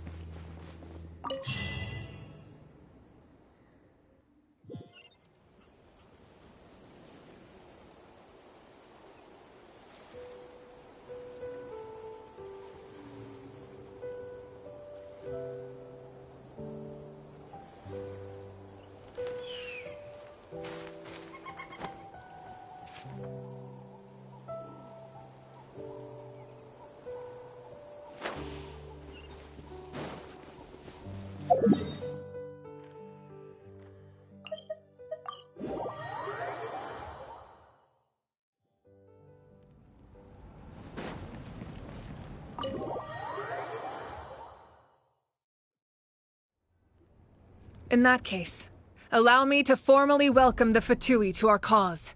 We now face a common enemy. It's time to put our differences behind us and look to the future. As for Auroron, his actions may have been out of line, but I don't intend to punish him right now. I'd rather give him a chance to prove himself. A magnanimous decision. We're back! Whoa, seeing the two of you chatting like this, Paimon almost feels like she's dreaming. This may be an unexpected outcome, but a favorable one nonetheless. Now that we're all here, I have some questions of my own. Tell me, how did you discover the source mechanism? We weren't getting any closer to obtaining the Gnosis, so I had my men scour Natlan for a different option. Auroron helped as well. We tracked down 3 scholars, Aberawa, Bosomtwe, and Kushtal, and combined the results of their research to locate this ancient device. I've never heard those names before. Seems like my own investigation failed to locate some critical personnel. I'm just not sure how I missed them. Strange. Perhaps they simply live in seclusion. In any case, their results speak for themselves. That's true. Now we have another option at our disposal. Compared to using the Gnosis, our current plan will buy us some time. And if all else fails, we still have this plan as a last resort, even though executing it will come at a heavy cost. But that means making everyone forget their past! We should definitely try to avoid it if we can. Oh, actually, speaking of the Gnosis, how did you know what it could do? That story begins with the Cataclysm 500 years ago. I failed to save Conria from the rampage of the Abyss. When the situation became unsalvageable, I fled to Natlan with the remainder of my platoon, only to find that Natlan had fallen victim to the same tragedy. I defended this land for quite some time, and, in the process, met the chief of the Masters of the Nightwind, Aizu. I'm sure many people viewed Conria as the cause of the tragedy, but Aizu was kind to me all the same, and even helped me in my time of need. From that moment, I made it my mission to aid Natlan. In battle, a warrior fights to win. Even though my homeland was lost, I was already committed to this fight. Together, Aizu and I fought many battles and overcame countless hardships. However, he was unable to escape his fate, and, in his final moments, told me the secret of the Gnosis. So it was him. He recommended using the Gnosis on several occasions, even before the tragedy. But I turned him down each time. You knew him, and you fought for Natlan all those years ago. Why don't I recognize you? It must be the mask. Even without the mask, my past appearance is long gone. Even with the curse of immortality, the flesh still rots.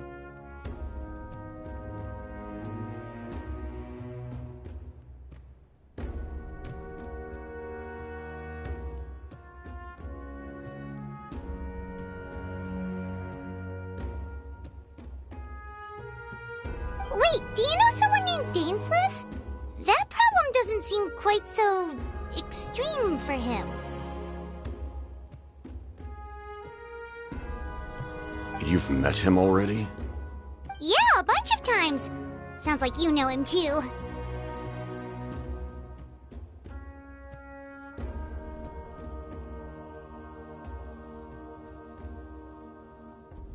During the age of Conria, all I knew was his name.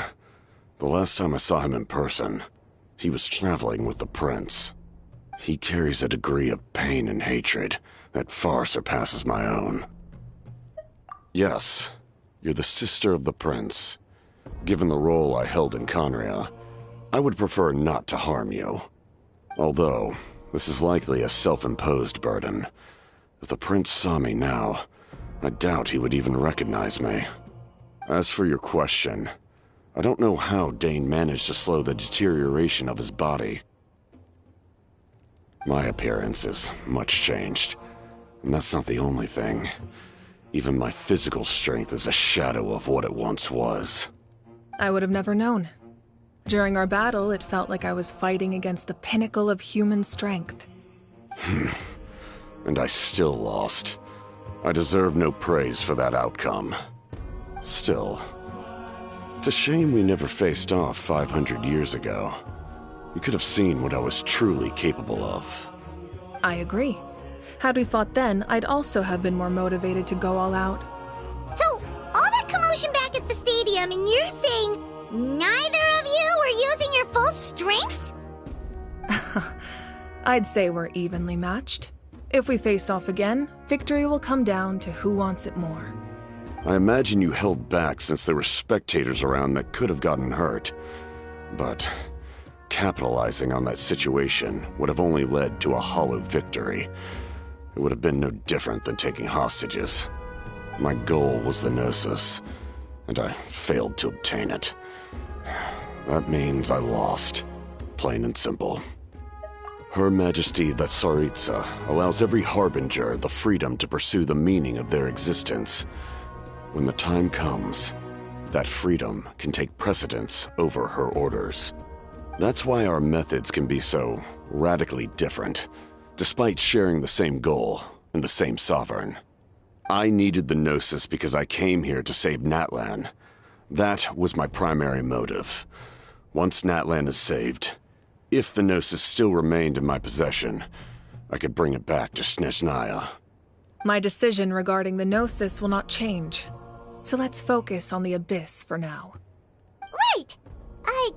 What happens when all 6 heroes are together? We will unleash a great power that can be used to thwart the Abyss. But only once. It's a power that Xbalanque gained from Renova. Renova is a god whose existence predates any Archon. You can think of her like an emissary of the heavenly principles. She controls the power of death. Wait, is that why you have the Ode of Resurrection? Yes. Renova also orchestrated Natlan's rules. As for the Divine Throne, like I said before, when a human ascends to the Divine Throne, their inner flame will awaken. The size of the flame depends on the person's potential. The same principle applies to the ruler of Death's power, with one notable distinction. The amount of power inherited will not change depending on your ability to tolerate it. In other words, it's a kind of power that not everyone can withstand. But if you survive the trial, you will gain unprecedented strength, and the ability to harness powers more formidable than any Archon. That still sounds really risky. We cannot walk this path without accepting risk. Mualani charged into the Night Kingdom despite the abyssal contamination. Auroron fought back from the brink of death. In the face of their bravery, I must respond in kind. That is my duty. Spoken like a true leader. All right, that's enough for one day. You should head back and get some rest. I'm sure you're exhausted. The Abyss will likely sense the change in Auroron. It's possible the frequency of the attacks will increase. There are many challenges to come, so we need to be prepared. When you put it that way, Paimon feels even more exhausted. All right, let's head back.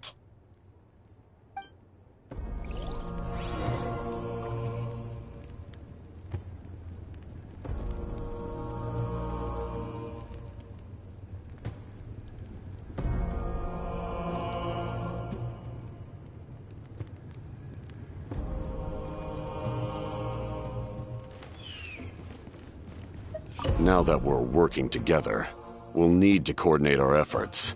I'll leave a portion of my forces for you to command. That will definitely help relieve some pressure. You're sure they won't object?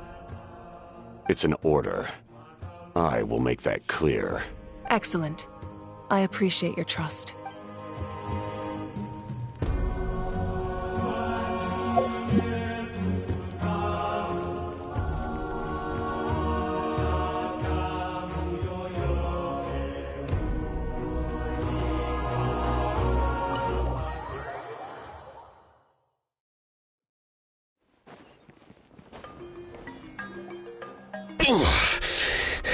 hurts. The monsters keep increasing in number. It's like something changed. It's definitely unusual, and we should all be careful. But don't worry too much. You have us by your side. If there's one thing the Abyss fears, it's strength. If they think we're easy prey, they've got another thing coming. Oh, someone's calling us.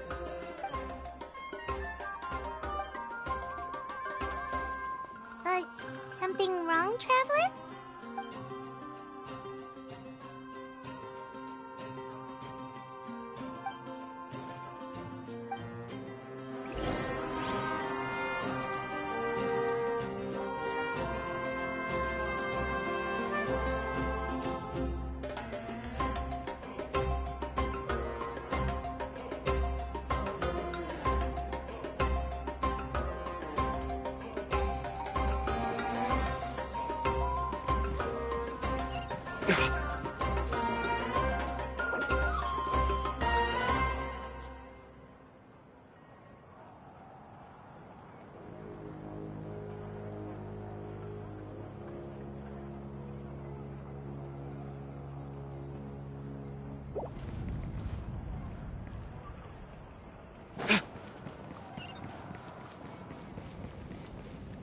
You got trouble?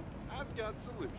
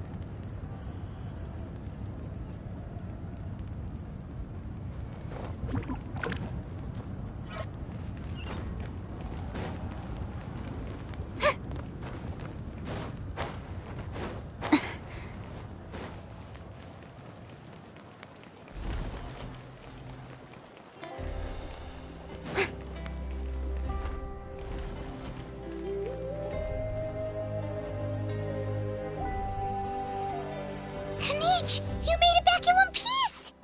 Oh, these must be friends of yours. Well, head out then. See you later.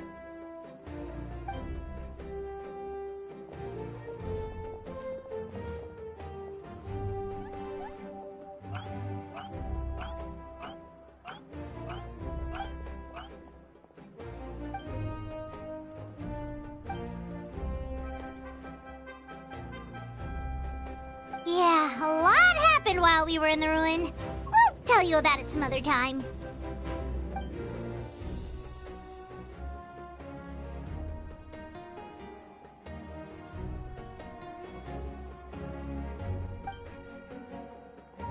We won't keep you then. Let's talk later.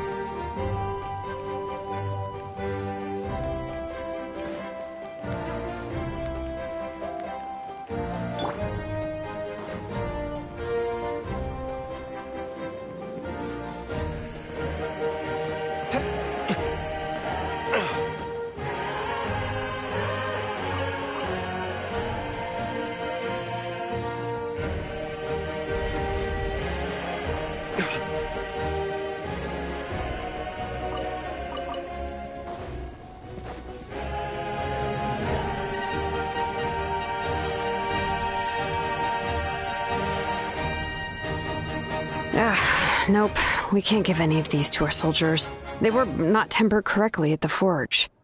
Well-made weapons and shields are vital for the survival of our people. I know we're under a lot of pressure, but listen, I'm not blaming you. I know this isn't your usual standard of work. Why don't you all just take a break and...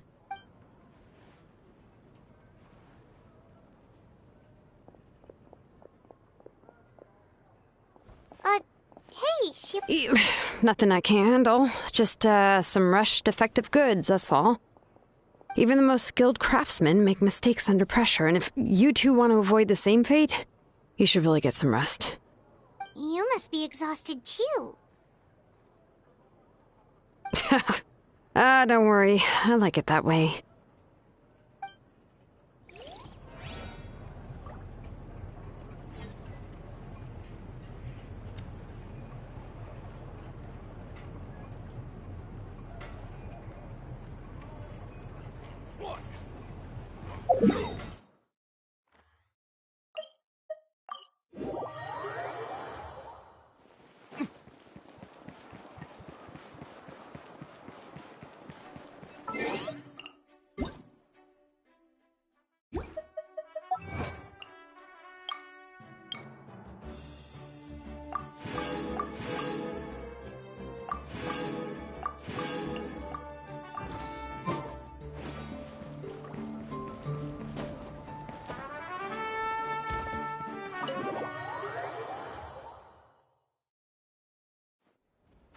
Auroron?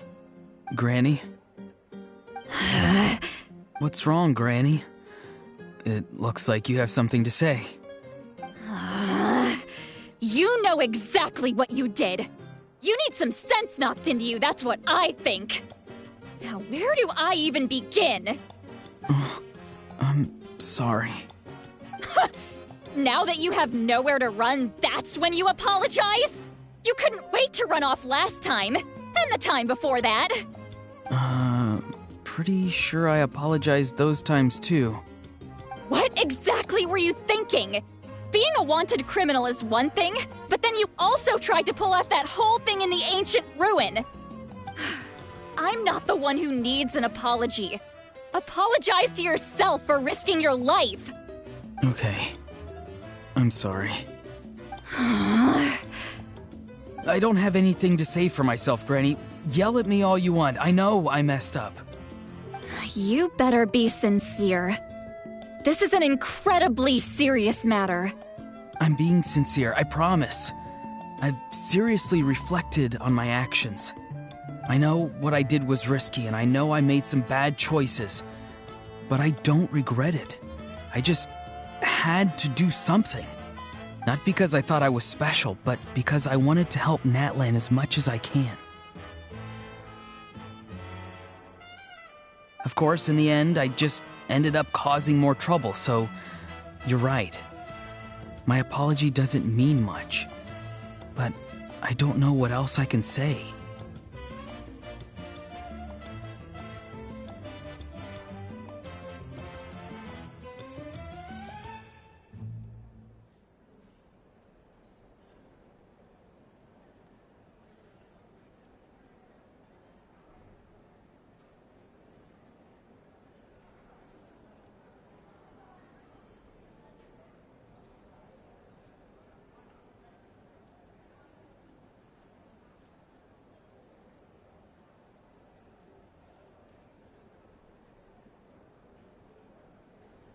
You even had Aoife bring me that gem. A simple thank you isn't enough, but still. Thank you, Granny. You're welcome. Just make sure to thank Aoife sometime. I will. Anyway, don't feel too grateful. I tampered with the bag to copy a portion of your memories. Oh, I didn't notice. Of course you didn't. You forget how many years I have on you. Like you could uncover one of my tricks.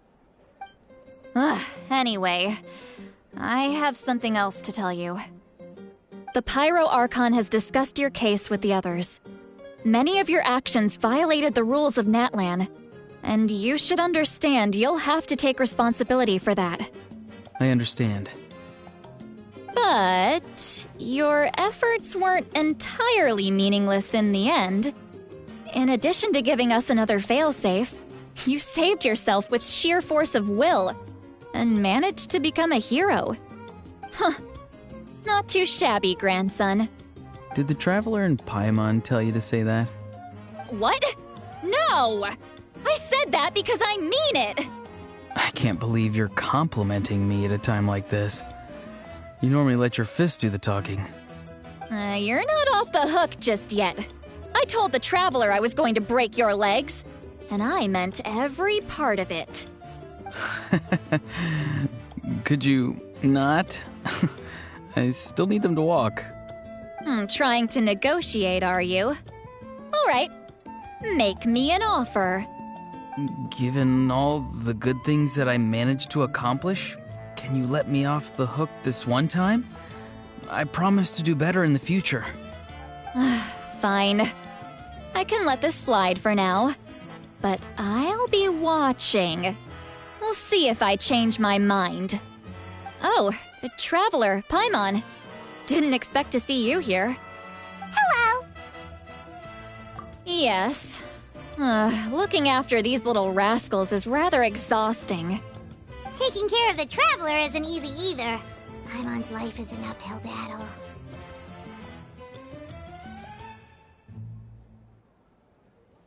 Traveler, Paimon, I want to thank you for your help back at the ruin.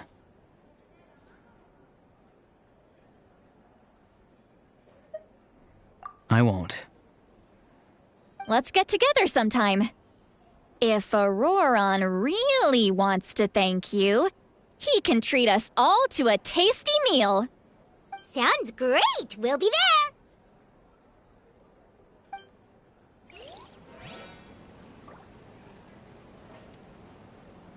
A time trial? It's worth a shot.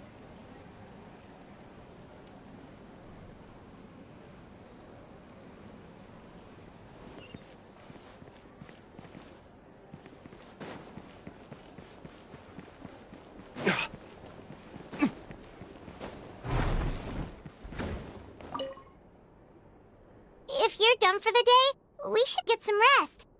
Paimon has a feeling we'll need it for tomorrow.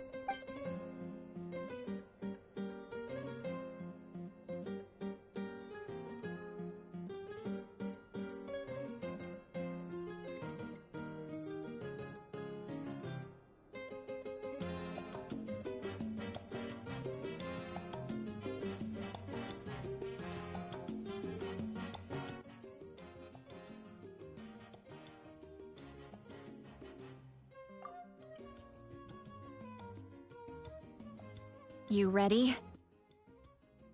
Yep. Let's go meet the Lord of the Night.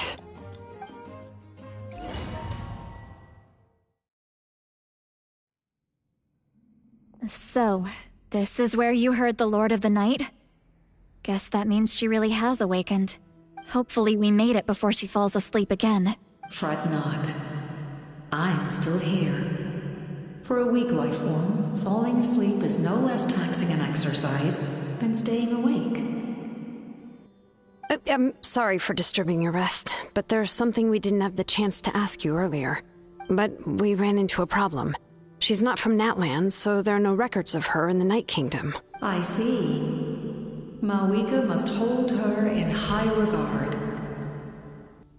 It would seem the two of you are not simply here on her orders. So, what say you? Do you believe this traveler to be deserving?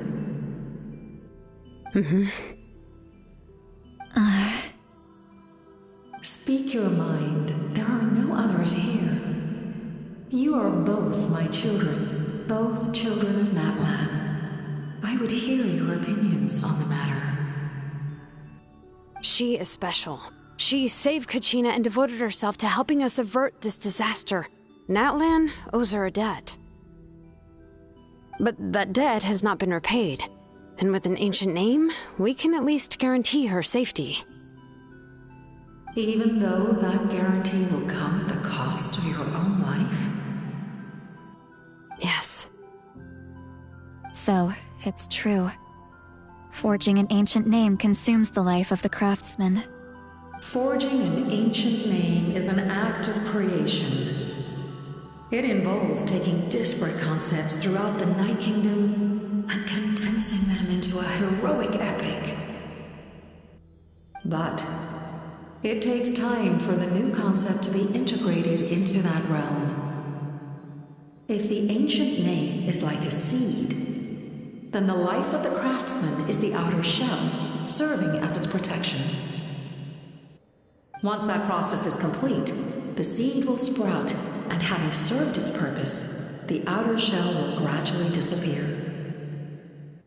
Forging an ancient name is no easy task, and creating one for an outlander makes it even more challenging.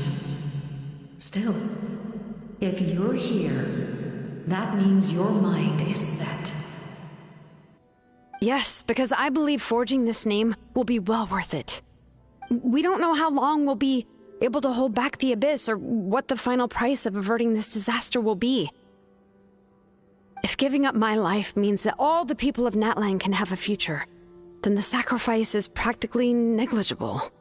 Even when I'm staring death in the face, I don't think I'll regret this decision. I bear the name Baraka. This is a part of my duty. I understand. The chance may be exceedingly slim, but you still want to seize it, because this could be the final step to victory. And you, Siglali, the anxiety you feel, it's because you saw something, yes? Something you were not meant to see. So, you know about that too? What is she talking about? I've had concerns for a long time.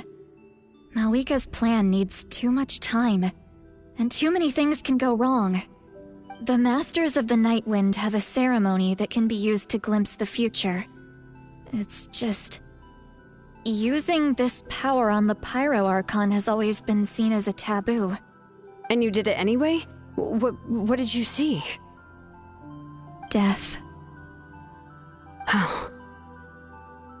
A key part of Malika's plan is using the 6 heroes to release the power Xbalanque obtained from the ruler of death. Considering its origins, the price of using that power is death. You're saying Malika is going to die in this war against the Abyss? Yes. I can't just ignore what I saw. That's why I need the Traveler's power. I need the power of a Descender. Don't forget, Siglali. Even if it may seem like someone is fated to die, the nature of death and fate are different. Fate indicates what will happen in the future. The time, manner, and place are all predetermined. But death is different. Death is a rule. The ruler of Death's power will allow Malika to triumph over the Abyss, but she must offer her own life in the process. The ruler of Death cares little for the time and manner of a death. She simply guarantees that it will occur. Fate may be able to influence the timing, but that is all the Traveler can change. Wait, you're saying we might be able to change when she dies, but not the outcome? I cannot help you with this, I'm afraid. It's beyond my capabilities. Malika knows about all this, doesn't she? Yes. I imagine she has long accepted this eventuality. Well, I can't. She's so strong. She never gives up, never rests until a problem is solved. She's not the type of person to just quietly accept her death. The Traveler shares that quality. That's why I think this gamble is worth it. Together, I know they can overcome the impossible. Be it fate or death. We shall have to wait and see, but I will curb my expectations. My time is running out. It is my honor to witness humanity in this moment of absolute determination. We won't forget your contributions. Once we deal with the Abyss, we'll find a way to keep you alive. Thank you for saying that, but there is nothing you can do. How many years of life are enough? 10? 100? 1,000? 10,000? The Night Kingdom will disappear. The humans will continue to fight against the Abyss, and in the end, all will cease to exist. When you consider all of that, extending my life is meaningless. That's what makes us different. Even if our end comes tomorrow, humanity will still do whatever it takes to survive today. Exactly. Times like these always fill me with admiration and reinforce my commitment to the mandate I shoulder. My creator was right in esteeming you as special above others. Here. This is my gift to you and an extension of my will. It can record the traveler's experiences in this land, whether from the past or the future. With it, you can forge the ancient name you desire, and the traveler will also become a hero forever recorded in the memory of Natlan. Thank you. We're sorry to ask this of you when your strength is already all but spent. Really.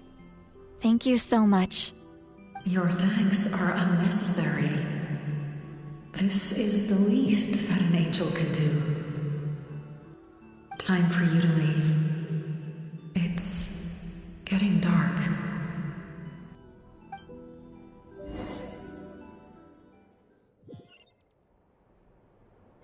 I can't sleep with all the noise outside! Forget it, let's go check it out.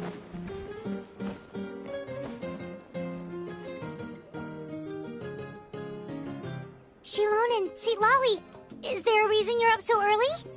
We went to see the Lord of the Night, and she gave us this. Like I said before, I couldn't forge your ancient name because there was no record of you in the Night Kingdom. But with this, we can finally record your deeds. Just keep it with you during your time in Natlan, and eventually it'll be full of your adventures. Really? Let Paimon see!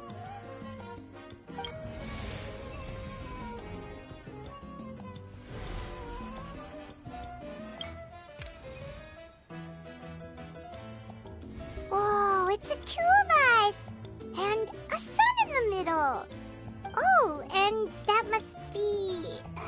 Kachina? It's not a concrete medium. It reflects the Lord of the Night's will, and shows what she wants you to see. Oh, in other words, don't worry about its form. When you want to check the contents, just take it out and have a look. Sounds convenient!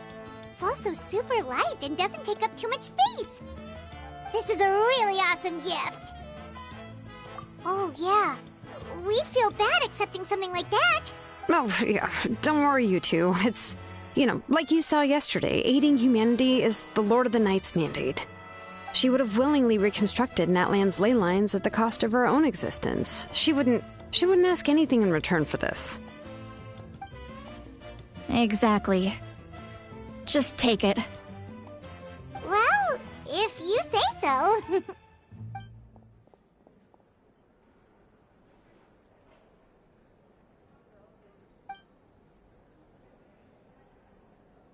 So soon?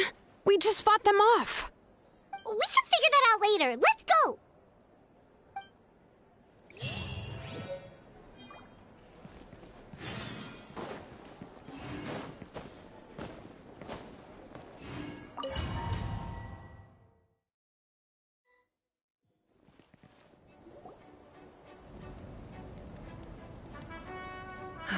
I see. I'll send reinforcements to those 2 locations. This other one is too dangerous. I'll handle it myself.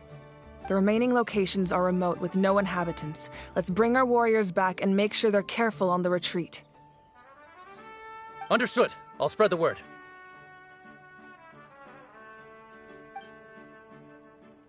We're here. What's going on?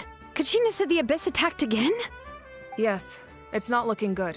Our forces have always been able to handle the sporadic attacks, but now, there are more monsters than ever, and the attacks are more frequent. What about the scale? What areas are they targeting? All of Natlan. Not just around the stadium, but even the remote areas of the Collective of Plenty are reporting attacks. Could this also be some kind of omen? If things continue like this, then... We won't last much longer, I know. What we're seeing now is the desperation of the Abyss. It knows we're only one hero short. I don't have the strength to fight it right now. This is its best opportunity and its final chance. You're saying we just have to hold out for as long as we can? It'll be a long fight. Our current focus needs to be on protecting civilians and conserving manpower. There are caravans and adventurers trapped in the wild. Many of our warriors have already left to rescue them, but they'll need reinforcements.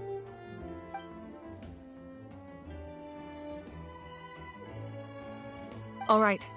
Shilonen, Kachina, head to the camp near the Children of Echoes. Citlali, you're needed in the Masters of the Nightwind. As an important figure in the plan, Auroron will stay here. Your tribe is too far from the stadium. Understood. I'll leave right away. I prepared a hot air balloon to take you where you're needed. Messengers from the Scions of the Canopy are traveling all around Natlan. Update them once you've completed your mission, and they'll compile the information into a battle report. As I receive intel from the various regions, I'll plan your next move. All right, no time to lose. Let's go!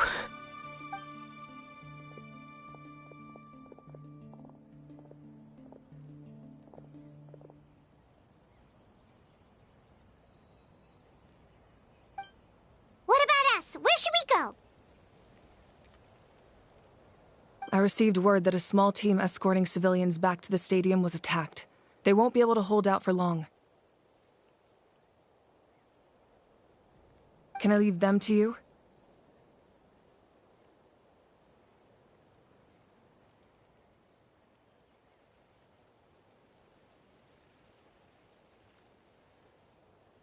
Thank you. The hot air balloon is over there.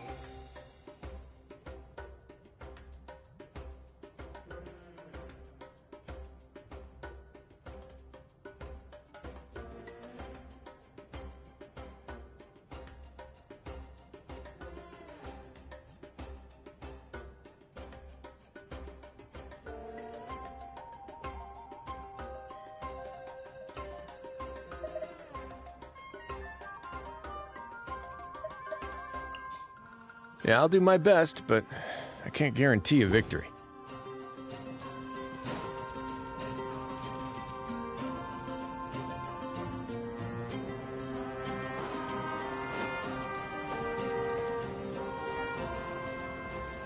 And we're off! Hey, this thing is pretty convenient. It's not only fast, but also saves us a lot of energy.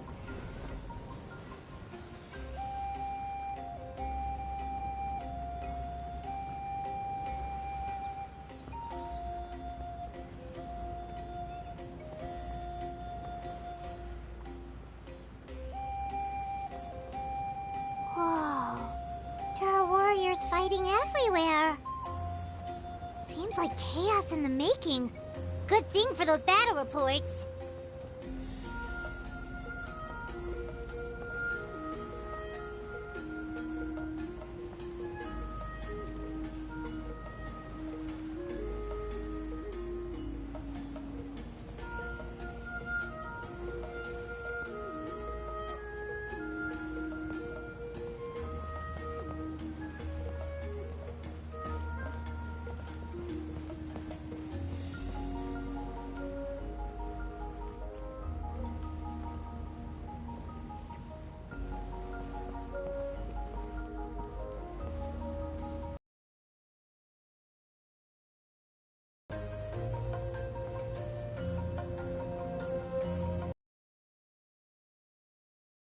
Thank goodness! There is no escape!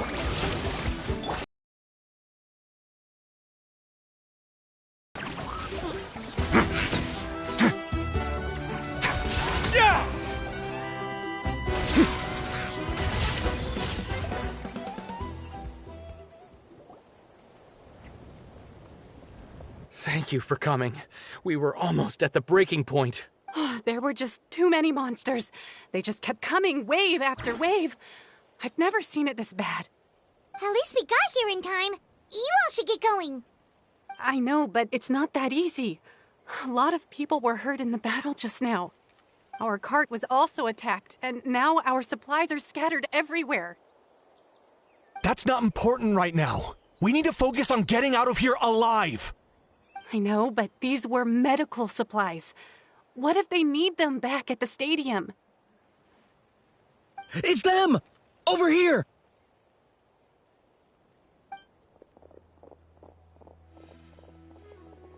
We came to help, but looks like you don't need it. Nice job making it through. Now we can head straight to the next location. What other areas need help? Here, take a look at the latest battle report. Messengers from the Scions of the Canopy are traveling all around Natland to pass along the latest intel. If you see a messenger from the Scions of the Canopy, feel free to ask them about the latest battle situation. Thanks! Now where should we go next? Seems like you can hold your own in a fight, so let's split up. Choose where you want to go and we'll take the rest. Still looks like they could use some help here, though. These supplies are really important. What should we do? It's all right. Don't delay your rescue efforts on our account. But if we stay here too long, the monsters might come back. What do you think, Traveler? Should we stay and help? Paimon will do whatever you decide.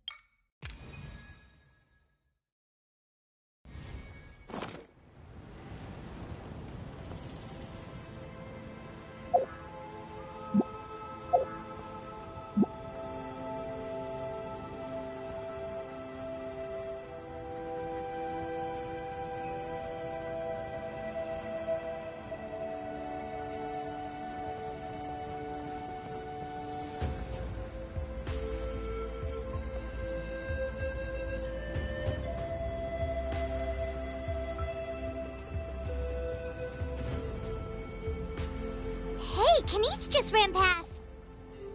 He must be busy delivering messages. At least he didn't look hurt. For now. Goodbye, Kanice. What is going on my phone? Why is it beeping? What is beeping? Oh, it's the music.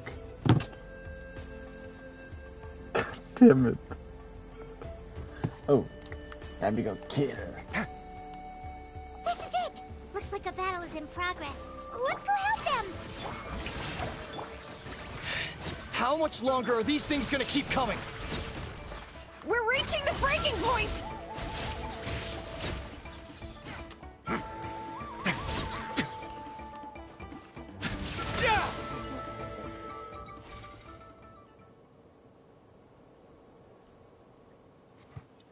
Oh, thank you so much.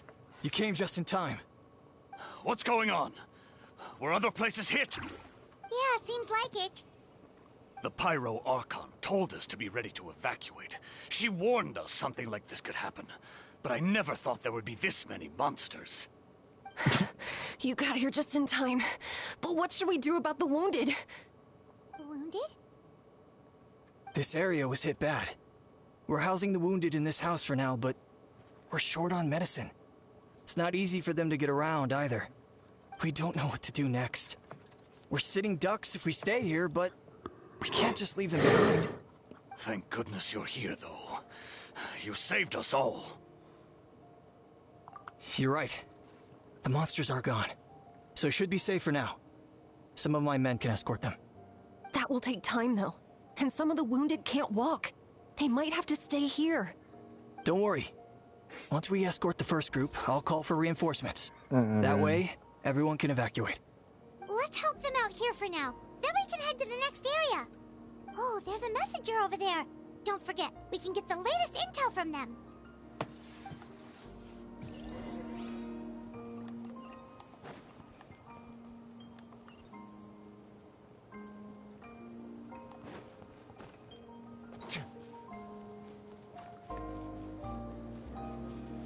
Quick, over here. Follow me. Look, someone's surrounded!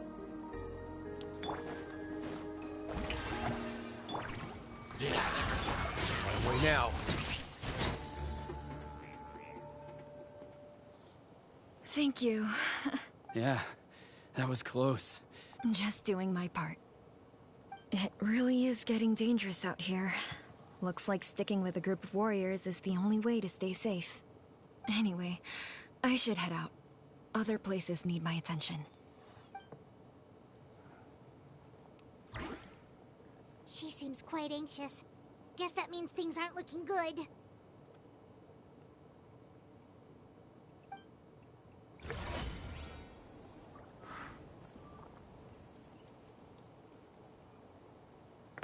What the fuck?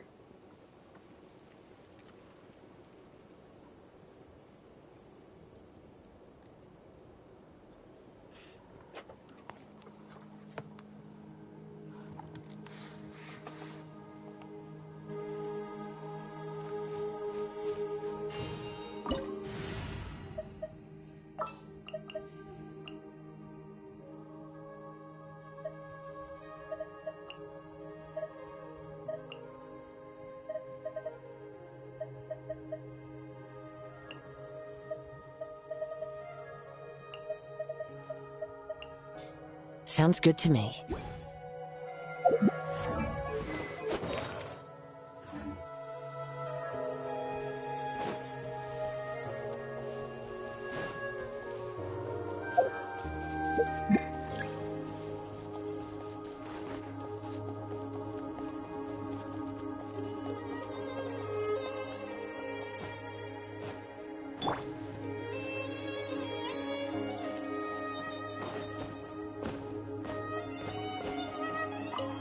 Thanks for your help. I've updated the intel on this area. Hang in there, you two. A lot of places still need your help.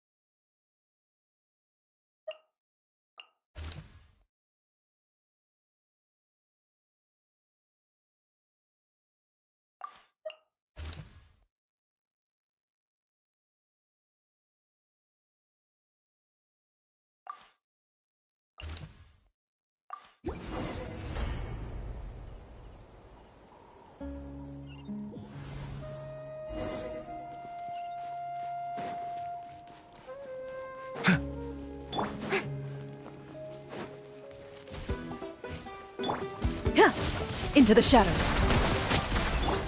The wind knows me. Fallen leaves. Adorn my... The doctor will see you. Yoo-hoo! Let the world come alive!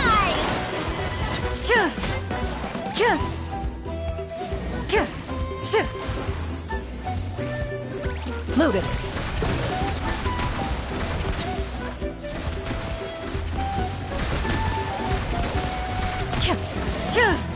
Time to testify.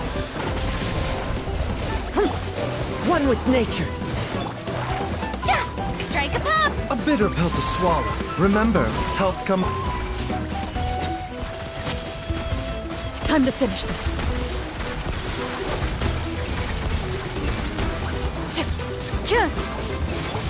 Into the wind. The doctor will... Clouds high. The birds... A bitter pill to swallow. Seems like an emergency. Into the shadows. Where evil lurks, shoot on sight.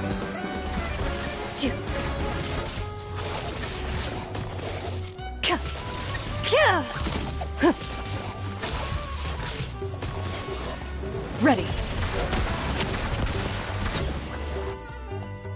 Thanks for the help.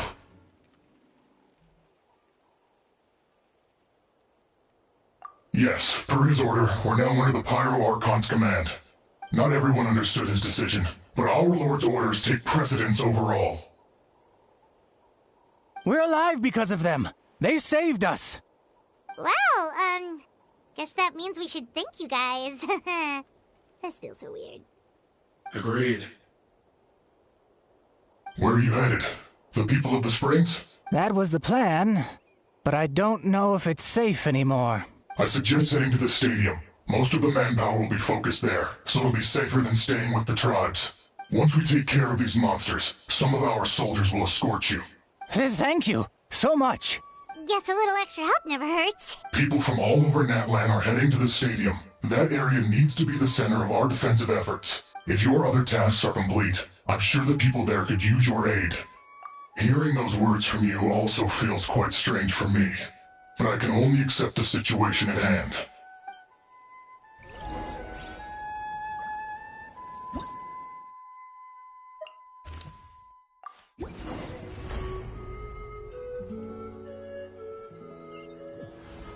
Wow, there are so many people here? Looks like it really is getting too...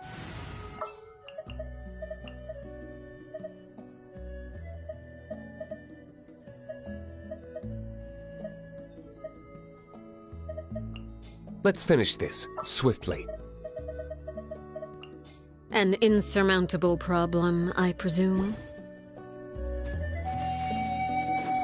Guess that means the situation isn't getting any better. Well, we'll just have to keep fighting.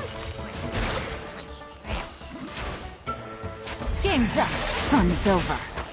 Time to go. The wind knows me. Transfixed.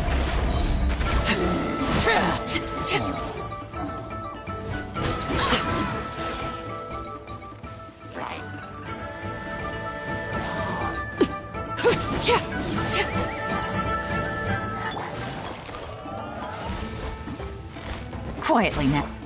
One with nature. Witness my rise. Laid bare.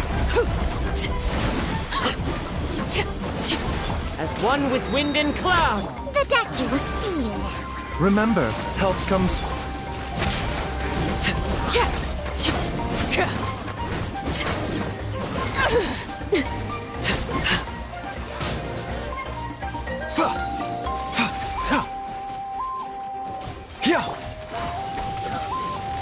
Busted.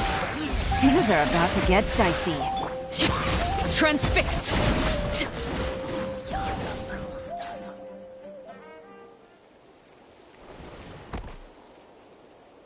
Oh, Kenichi, you're back!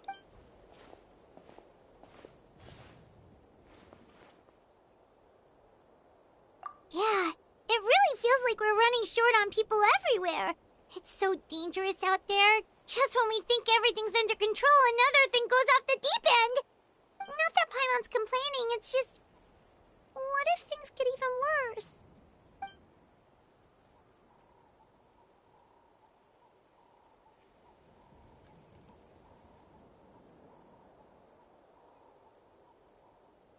Okay, that's enough out of you!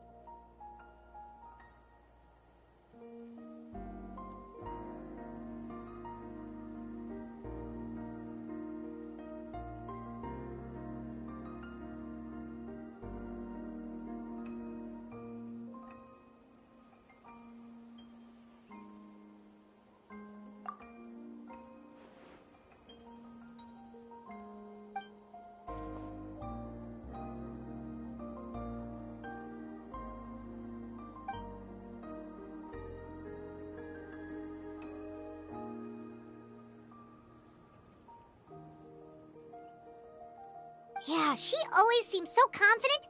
Plus, she told us you can only become the Archon by proving your strength.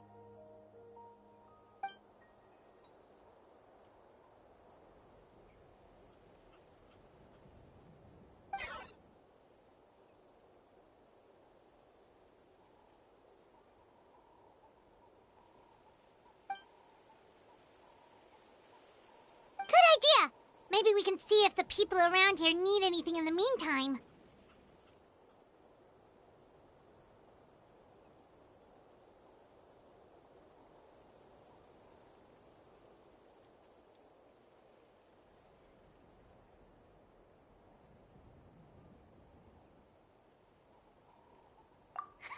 Looks like we're on the same page.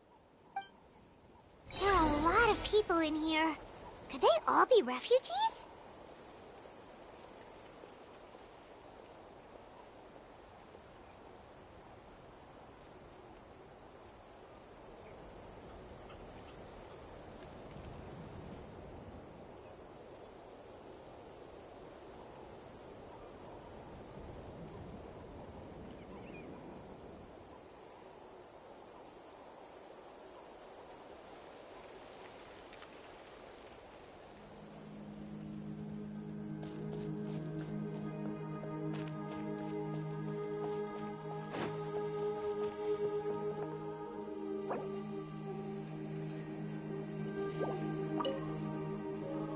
Oh, it's you two! Oh, I'm so glad you're all right. Hey, you made it back! Sure did. Dargo made sure we got back safely before rushing out again. Plus, we managed to deliver the medical supplies to the stadium. I really can't thank you enough for your help.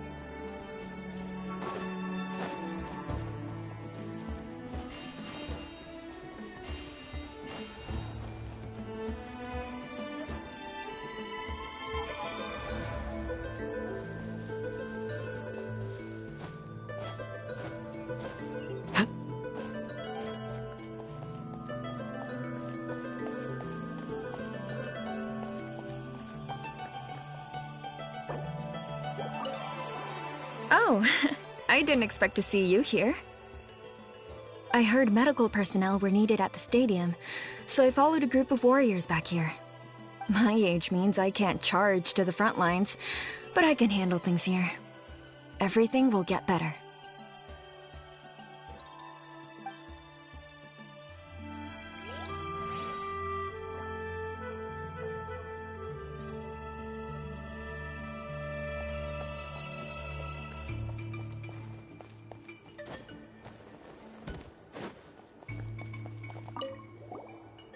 get some rest, Traveler? We have to head out again in a bit.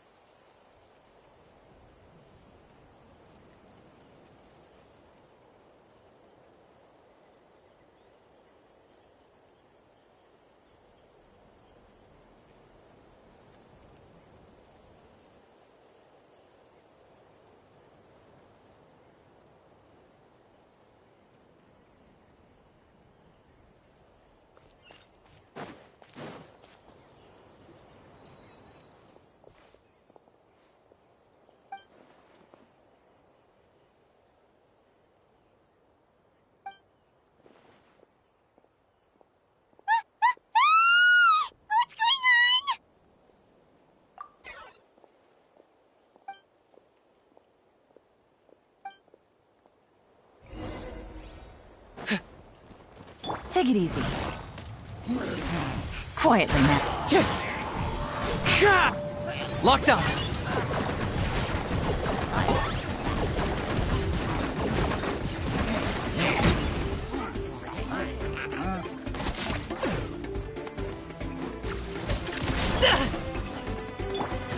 A bitter pill to swallow. Seems like an emergency. Target acquired.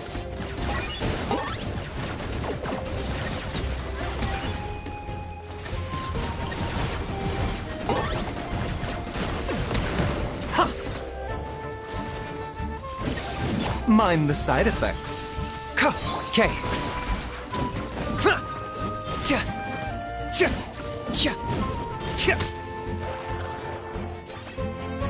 I got him cornered.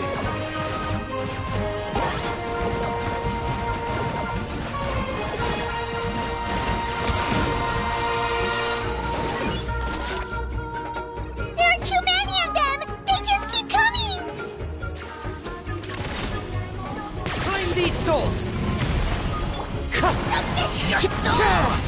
Remember, health comes first. Overruled. Everlasting as the moon.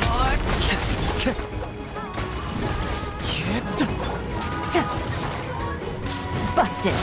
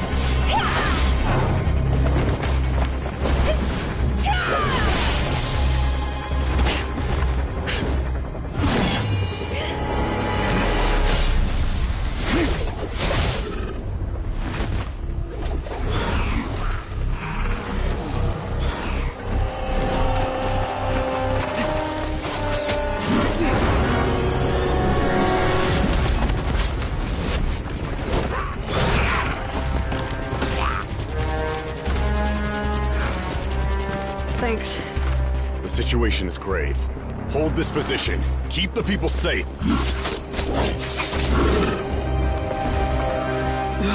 Chaos and emptiness. So that's the abyss. And it knows that now is its best chance. But the sacred flame! Archon's on the case.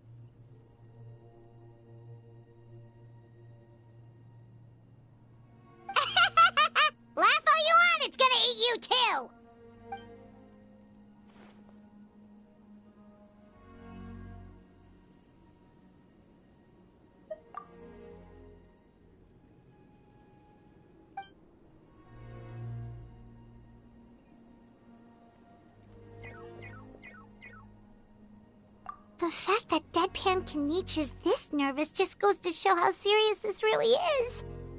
Oh, let's go. The disaster's really happening.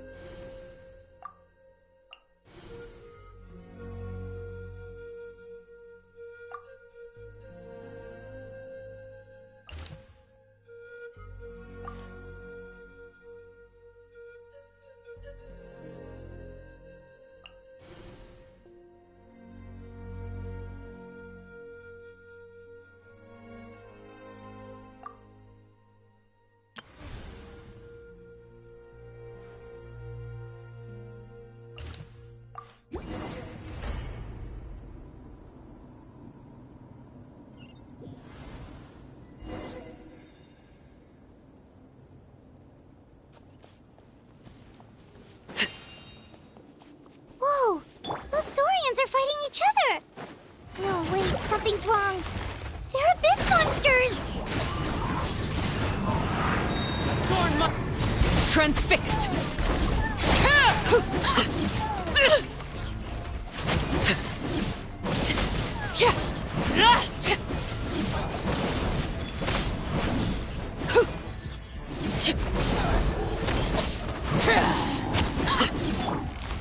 Here comes the catch.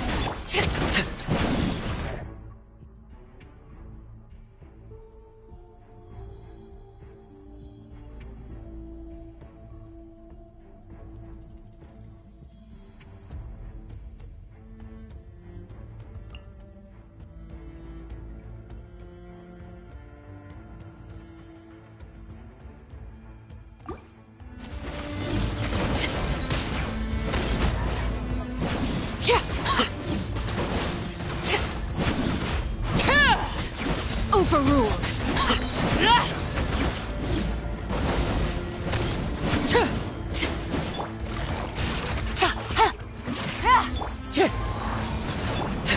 Witness my rise.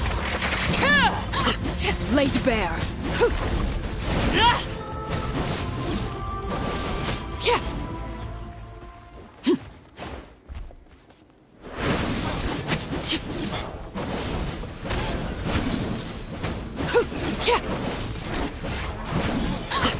Overruled.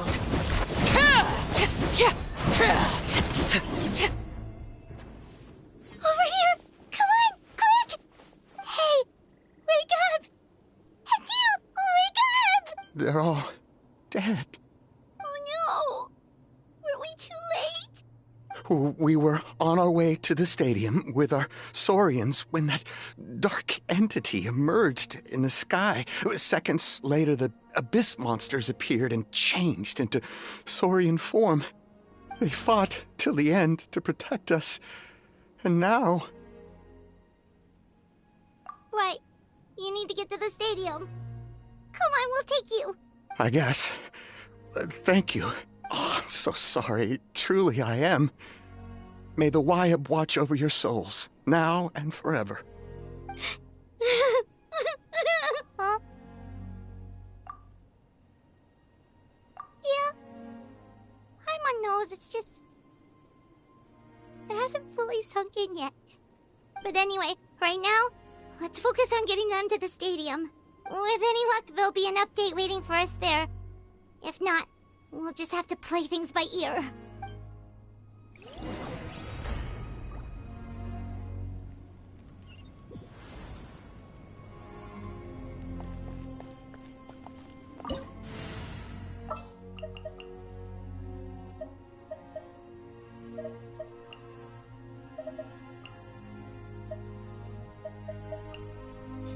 The campaign begins.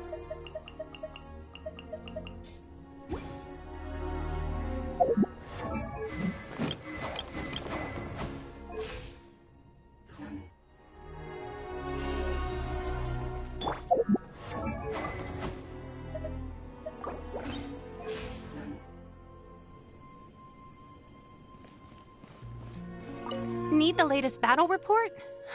We don't have too much information since so few messengers are making it back here. But as I understand, the folks at the Scions of the Canopy outpost suffered a large-scale abyss attack as they were trying to evacuate civilians to the stadium. If you're free, please head there immediately.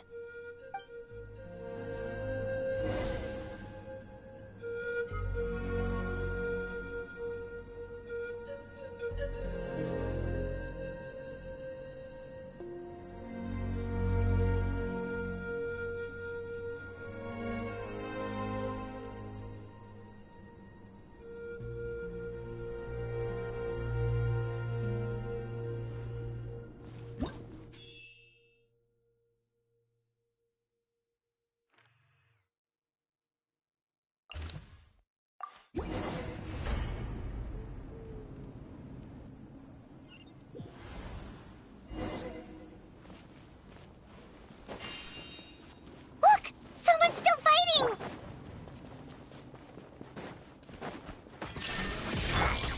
The doctor will see you. Crush! More speed. Huh? Rack and ruin! Yeah. I will have order. Stabilize. Yeah. I condemn you!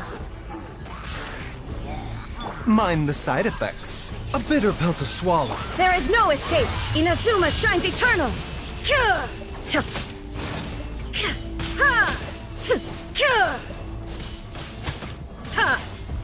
Shine down! The doctor will see you now. Gather. This is order. Shudder!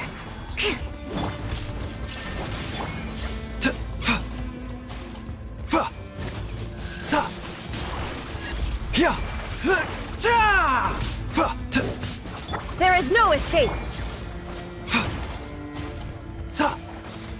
A bitter pill to swallow. Crush! Flood of frost!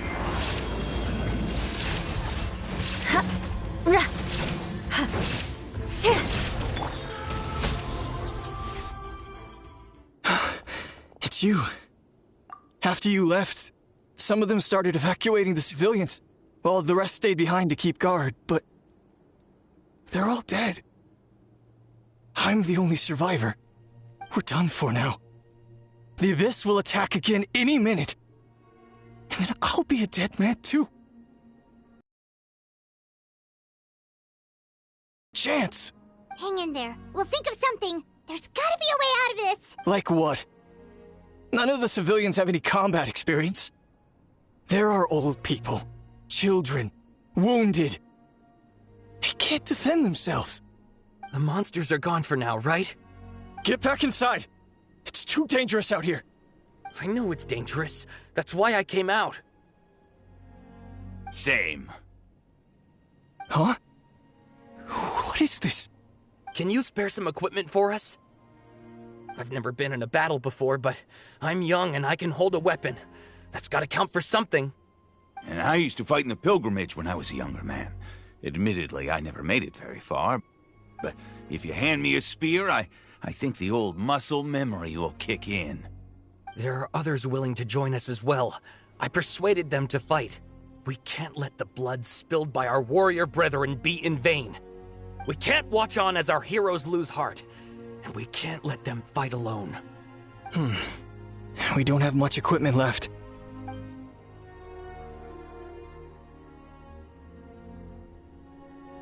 Okay, take these. With a few extra fighters, we should just about be able to hold our own. It'll be a slow advance, but that's better than being stuck here. Everyone who's fighting, be prepared to follow my orders to the letter. Yes, sir! Got it. Take our hot air balloon. You can use it to get to the stadium. No need. You'll have other people to save. We're taking up arms so that you can focus on more important things. You're the heroes, after all. Okay, well, try going that way.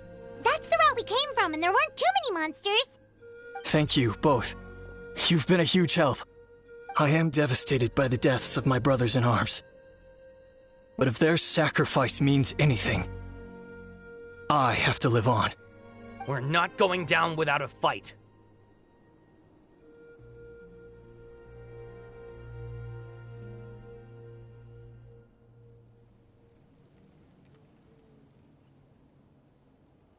Thanks. We will. Now, go. There are other people to save out there.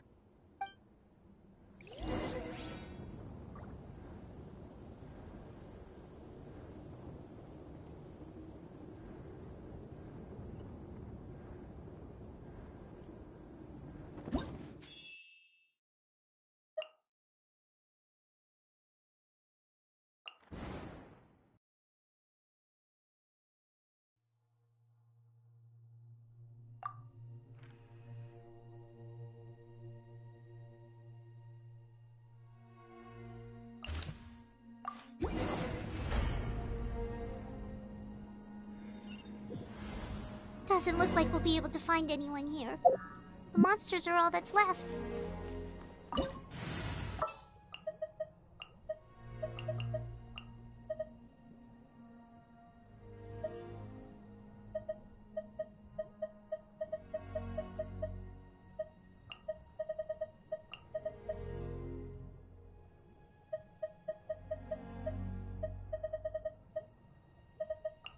Who's our target this time?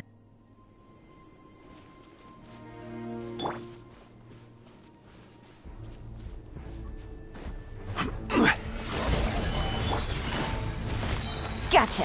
Right here. Things are about to get dicey. Dawn, break forth! Yeah.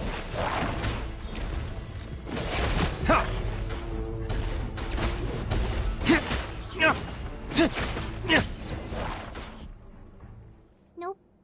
Nobody here. The latest intel said the Children of Echoes need support too. Let's head over.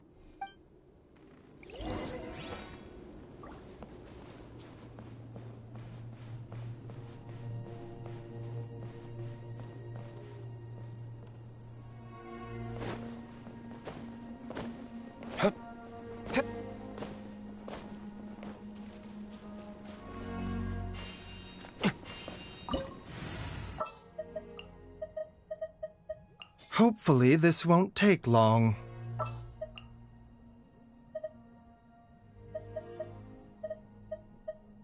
This will be interesting.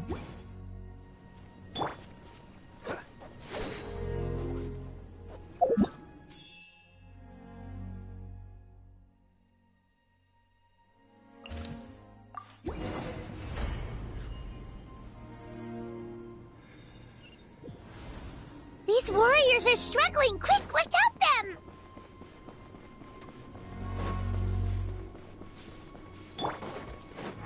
I will have order.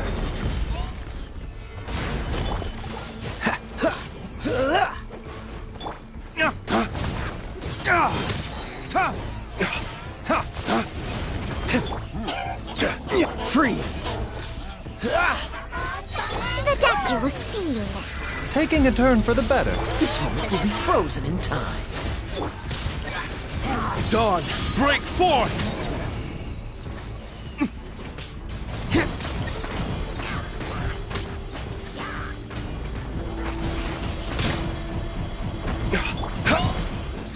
This is order.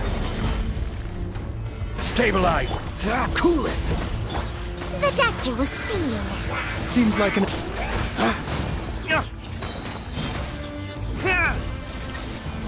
Flames, purge!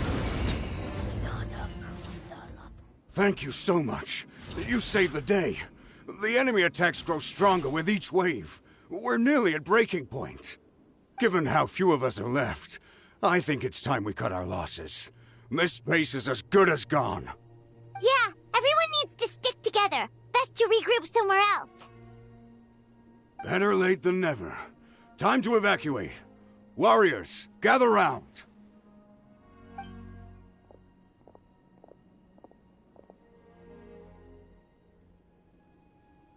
For anyone who still wants to fight on the front lines, the Children of Echo's front is the closest to here.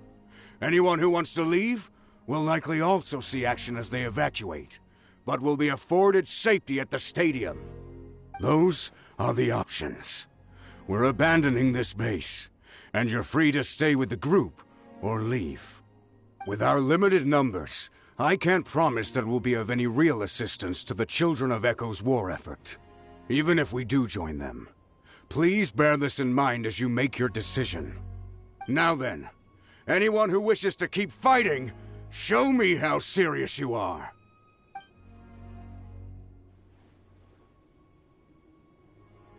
Really? Even after my less than rousing speech? Why would we give up now, after everything we've been through? We didn't stick it out this far just to admit defeat. We can't give another inch to the Abyss. We have to fight them back. If not for our own sake, then at least for our fallen brethren.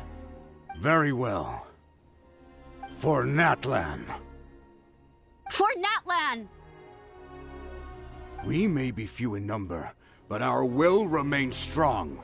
We will join the ranks of the Children of Echoes, and they will be stronger for it, however little. Okay, well, take care of yourselves.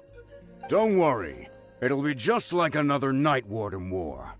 We'll force the Abyss back if it's the last thing we do. Huh?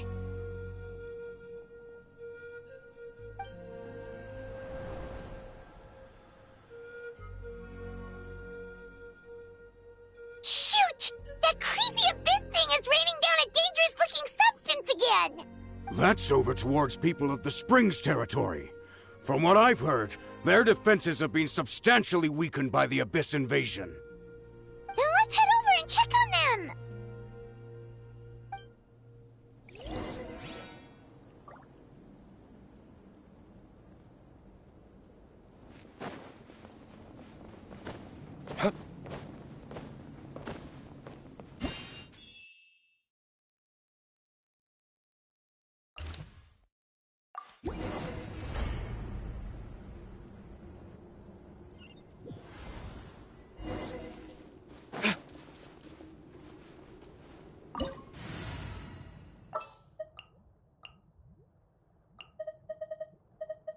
And the crowd, go!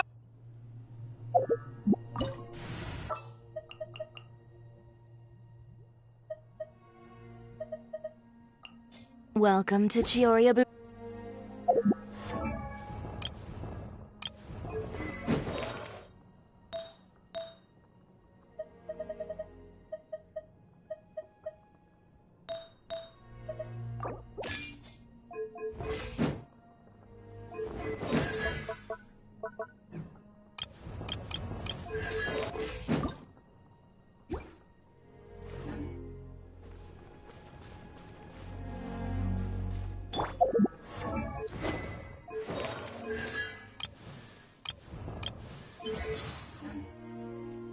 What the?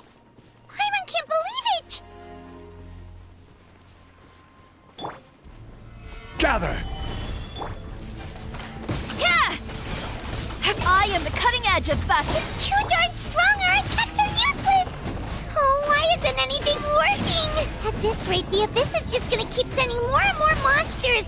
The next wave will be here soon. We need to get out of here. Let's check the area for survivors and hurry! Attaboy! Lend me a hand. A bitter pill to swallow. Stabilize! Bam!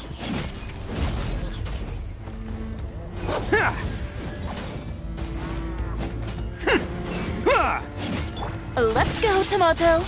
Scraps of color. Scatter! Attaboy!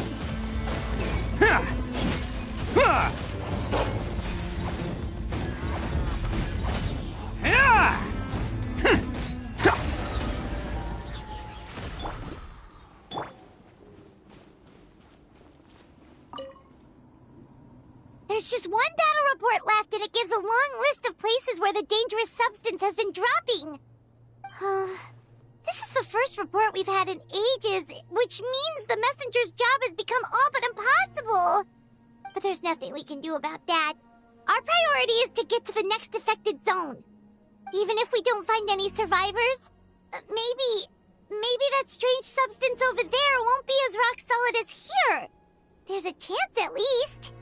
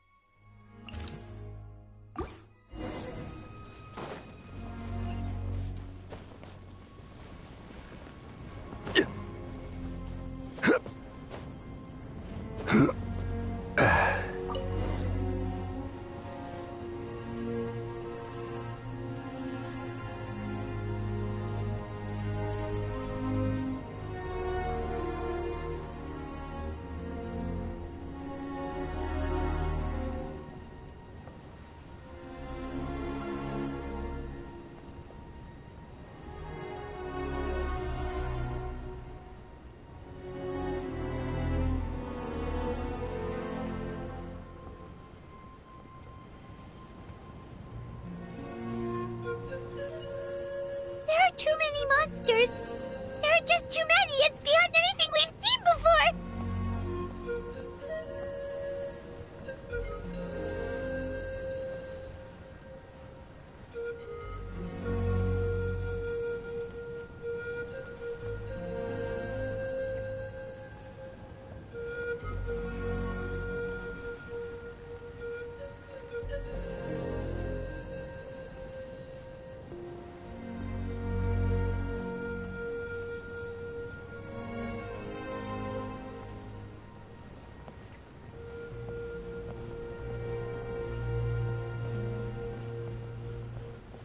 Quake!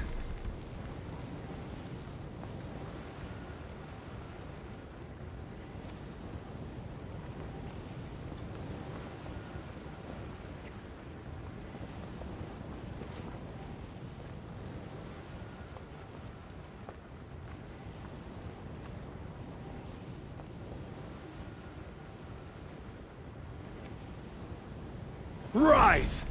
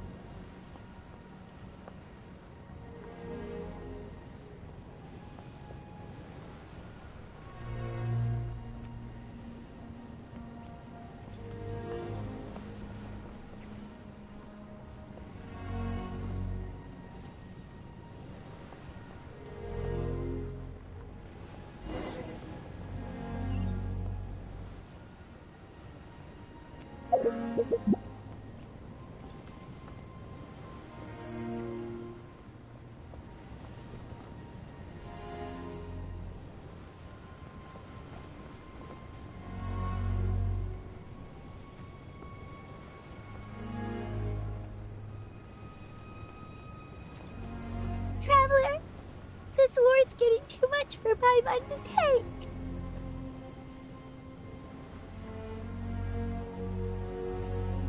Okay, let's do this!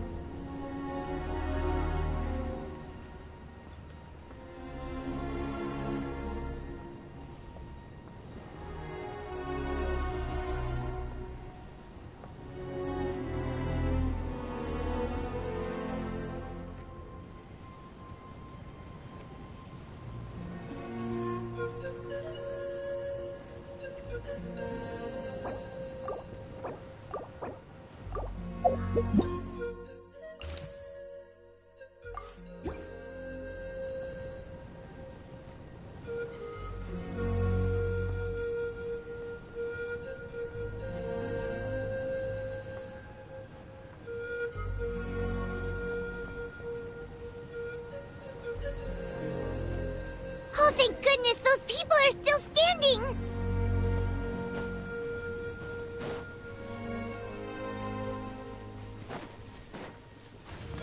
Order guide you.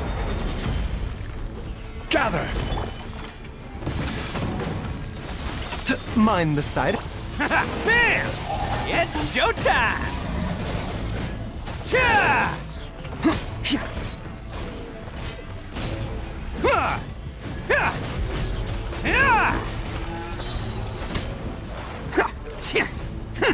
Lend me a hand. The doctor will see. Crumble! Attaboy!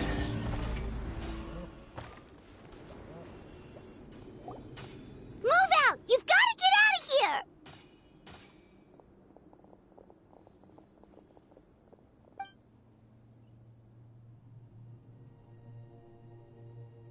Still no luck, huh? What on earth are these things? How are they invulnerable to attack? Yeah, at least with regular abyssal pylons, anyone with a vision can destroy them. But this thing, no one's seen anything like it before. It's like a part of that sky demon's body or something. Whatever it is, it seems like it can spawn abyssal pylons, and with them, a never-ending stream of abyss monsters. We're just no match for it. At this point, retreat looks like our best option. We're fighting a losing battle here. The stadium is our only hope. That's where the sacred flame is, which seems to be the one thing that well of abyssal energy is afraid of. The Pyro Archon is guarding the flame. As long as that continues, we still have hope. What's this? Water, and some snacks. You look like you need it. I'm guessing you've been supporting the fight all over the map? Sounds like you need a breather. We got enough people to hold our own here, and it's high time you took a break. Why don't you sit down and gather your strength for a minute?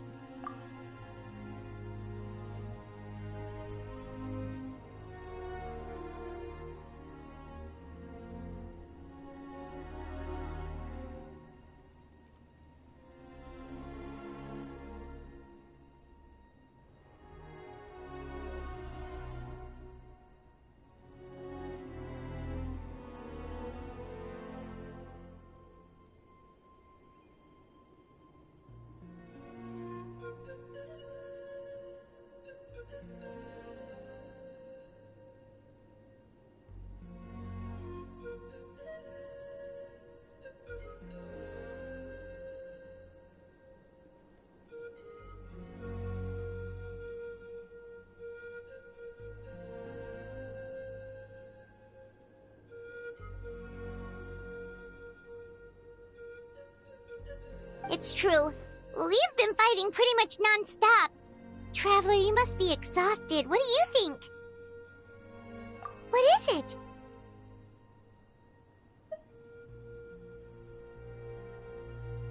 Oh, you're right. Well, then guess we'd better go warn them. It's your decision. If you want to set off right away, Paimon will come with you.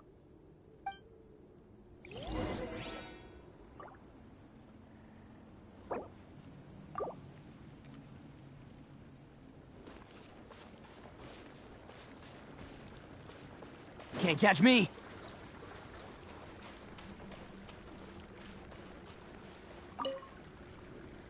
There you go, buddy. It's still gonna hurt for a few days, but apart from that, you're on the mend. Toto? Toto, is that you? It is you! Oh, thank goodness you're okay! Toto was the only member of his family who didn't flee from the invasion. I don't know if he was being territorial or what, but he stayed and fought the Abyss. If you hadn't gotten here when you did, he may not have made it. We should let him rest here until he's able to stand again. I'll look after him. Thank you so much. Toto, next time you're told to evacuate, be a good saurian and do as you're told, okay? Otherwise, Kachina will be worried sick about you.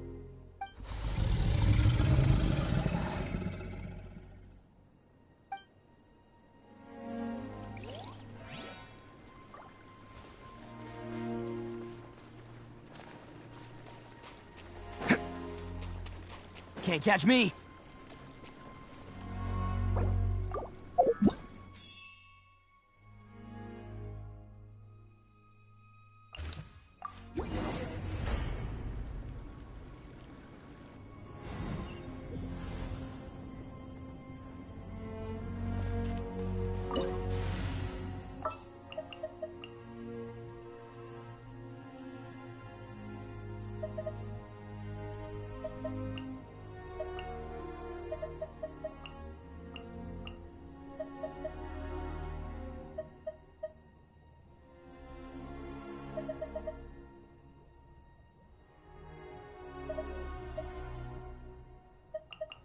The campaign begins.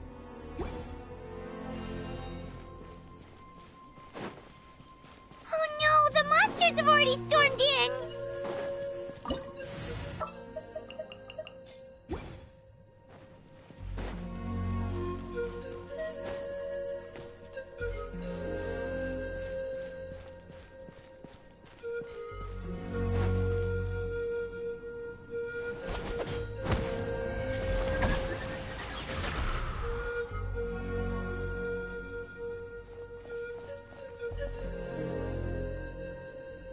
It's you guys. Things are bad here. Something fell out of the sky that's impervious to our attacks. It's a good thing you did, otherwise we might not have made it in time. Kachina, she and I can deal with the remaining monsters and abyssal pylons. You should go catch up with the rest of the group before your parents start worrying about you. Stay safe, Kachina. Come on, let's get this done.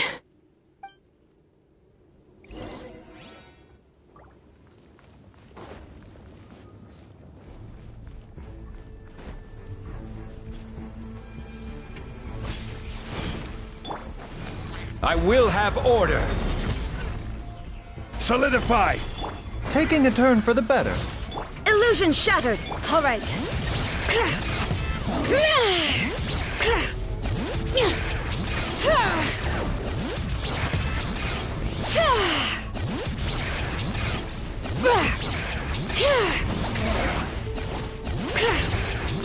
This is order. Gather.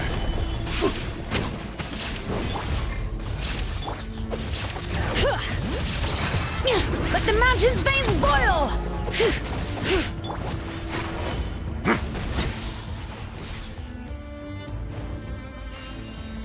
All right.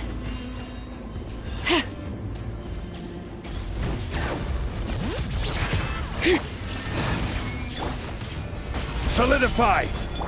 It's going to get a little chilly.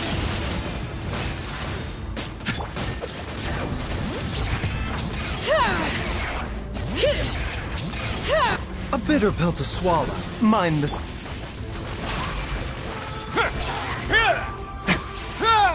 All right.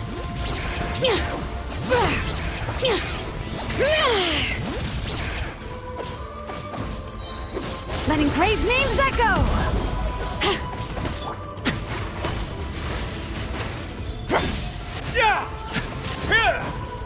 All right.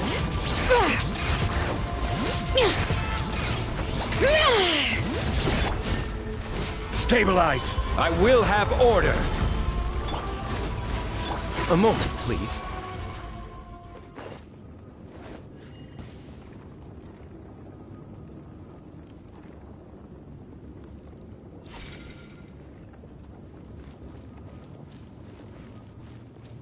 All right.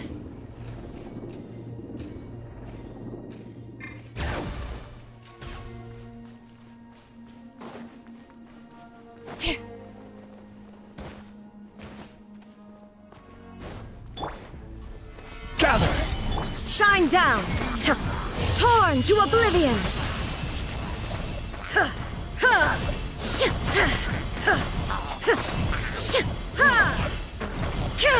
Illusion shattered!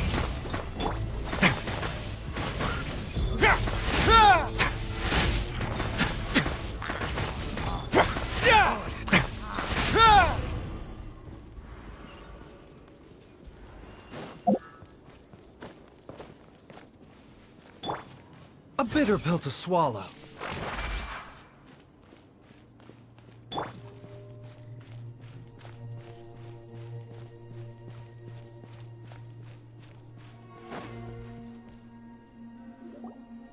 Yep, that's everyone. And no more casualties by the look of things. Yeah, this is, good. We can evacuate shortly. I appreciate your help. How are things out there? Pretty dire, I bet. Some of the things I've seen, I don't know if I'll ever be able to get them out of my mind. Are we in Natlan doomed to this fate? I've never witnessed a full-scale abyss invasion before. I mean, I'd heard stories about the sky being painted black, but I always thought that was an exaggeration.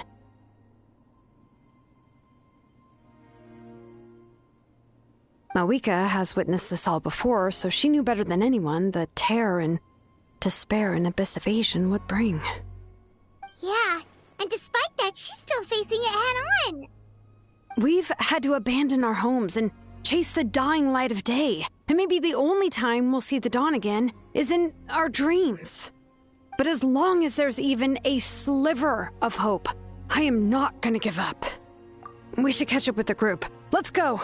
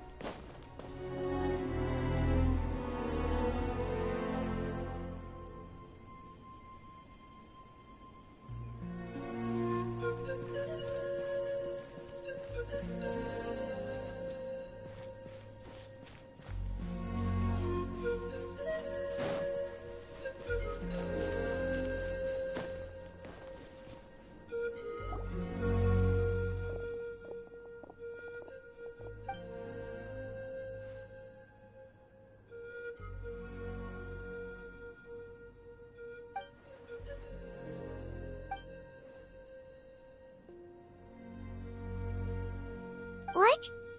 Isn't that Chaska's tribe? She said she was gonna take Koichi home to rest for a while.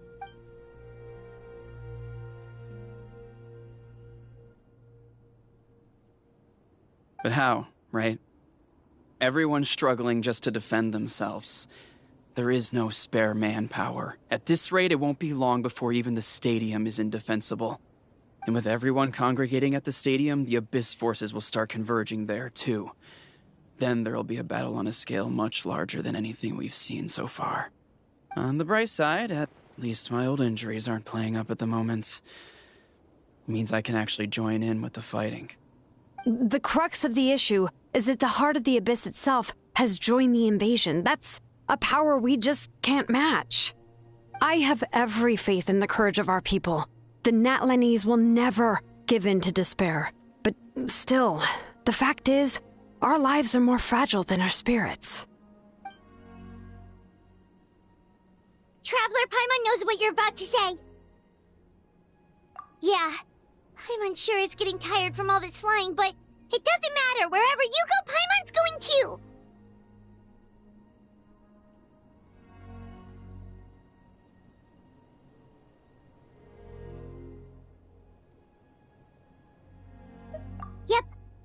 Children of Echoes to you guys. Flower Feather Clan, hang in there. We're coming. If there was ever a time to push ourselves to the limit, that time is now!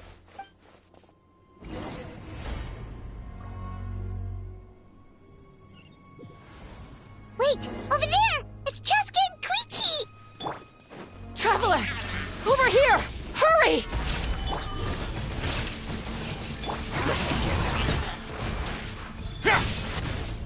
Have a safe trip.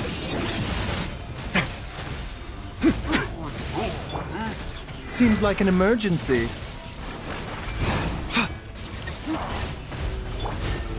Gather! This is order. Don't run away now.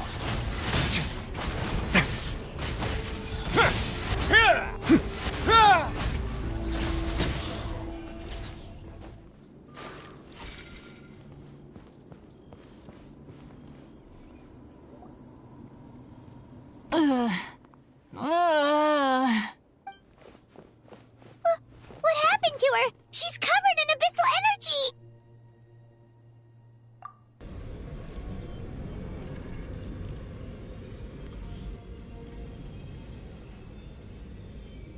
Please, save her.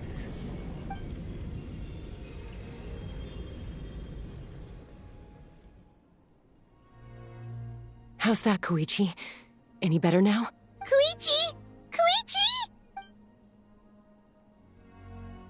Cheska, I used to think Mom and Dad were crazy for adopting you. I was the younger sibling, but I always felt like it was my job to help Mom and Dad take care of you. I thought I could set you free from the abyssal energy you struggled with. I guess I was pretty full of myself, huh? Thinking I could fix you when... well, we were always the same. Hush, Koichi. Put those thoughts right out of your mind. We'll be at the stadium in no time, okay? I'll carry you there. The abyssal contamination is gone now. Just rest, and you'll get better. I was always nagging you to slow down. Stop rushing headlong into things. I just didn't want anything to happen to you, or to anyone else because of you. I worried about you so much. But now, I realize I never really understood what it's like for you. The fact that you survived an abyssal contamination was a miracle. But it also left you in a constant state of agitation. The fact that we became family was another miracle. But with me worrying about you all the time, it feels like I just agitated you even further. No, absolutely not. Nothing could be further from the truth. Do you hear me? All you ever did was love me. Same goes for Mom and Dad. I've always known that. And I feel terrible because I really did want to get along as a family. It might take me some time, but I'll find a way to make it work. I'm so sorry, Koichi. I never meant to make you feel this way. It's okay, Cheska. No need to apologize. You didn't do anything wrong. No one did. It's nobody's fault that things didn't turn out great. I get it now. So, no nagging from me this time. You keep forging ahead, sis. Never slow down, and never hold back. Spread your wings and fly free, like the fiercest kukusaur in the sky. Show the world who the bravest flower feather warrior is. Because that's who you are. And that's the sister I'm proud of.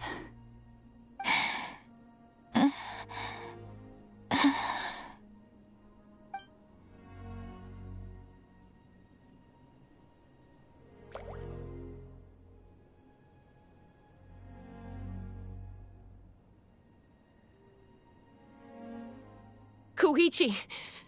Koichi!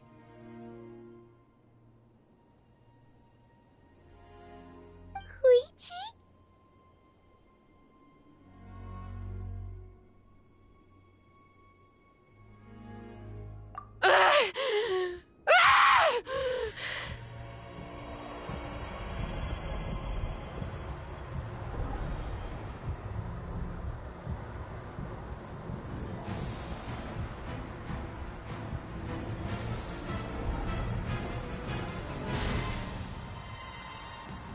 Chaska?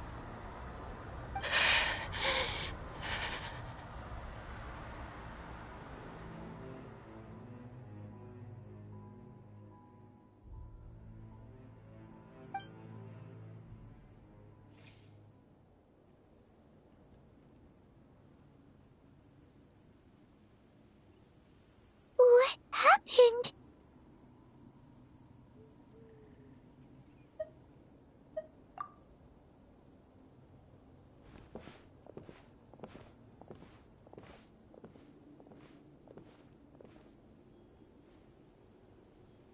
What was that just now? It looked like abyssal energy was flowing out of her, but then Koichi did say that Chaska needs to let off steam now and then, or she'll end up losing her. If only we were faster! Dealing with abyssal contamination is a piece of cake for you! We could have gotten to her earlier, then you could have treated her before it was too... Wait, what's happening to Chaska? How unfair life can be. She's had the odds stacked against her from the very beginning, and each step forward has been an agonizing one. Maybe she would have been better off embracing her pain. But her journey goes on, and one question looms large in her mind. If she could rise above the layers of pain, and ascend over the dark clouds of her mind, what then would she find? Maybe the glorious light of the sun, or maybe a dark, empty void. There is only one way to find out. She needs to spread her wings and soar to new heights. That is the true meaning of life. My life's suffering shall be my epitaph. To remember the pain I endured. And finally, transcended.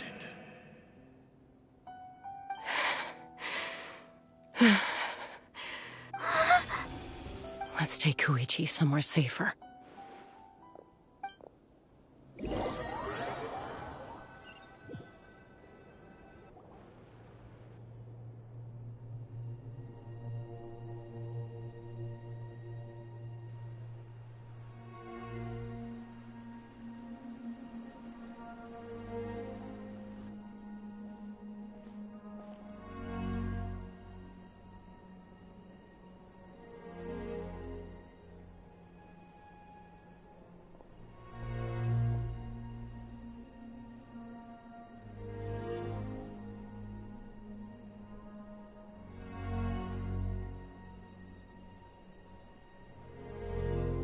Please, take care of Koichi for me.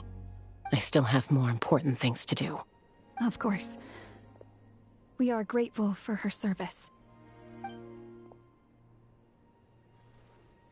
Yes. She served selflessly. I'm sorry, Chaska.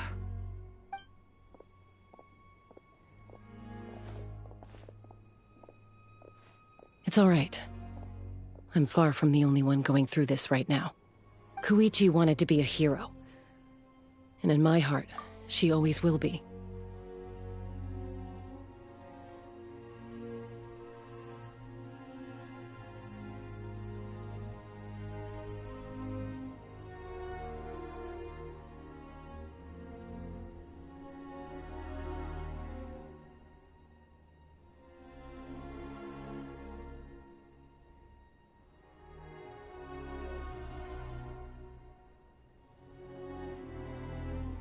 If we want to honor what she stood for, not to mention her sacrifice. Archon, we need to hurry. Time for this war to end.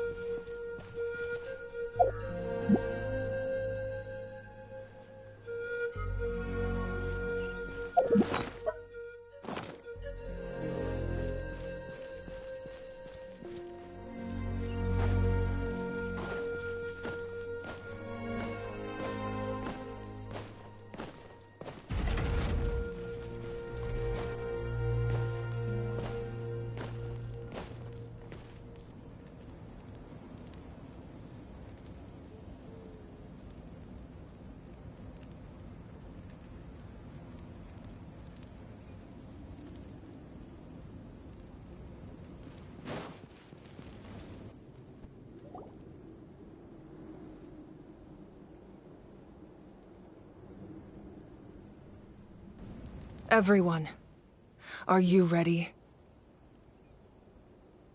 A bitter war lies ahead. Our victory begins in each of your minds. So ignite the spirit of victory for me. May no further lives be lost, and no one else may to suffer the loss of their loved ones. As long as blood still runs through your veins, even the tiniest spark of steel against stone can ignite a flame.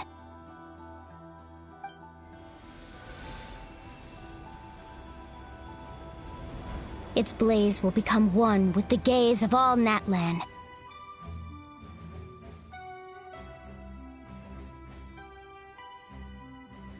Even amid everlasting darkness, our bonds remain eternal.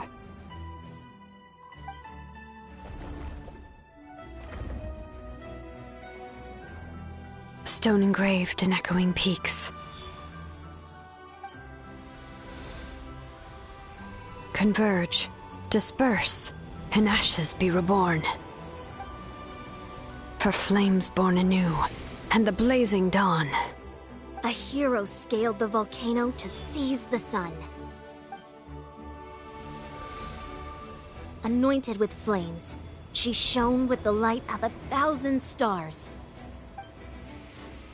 Now, guide me in my first step.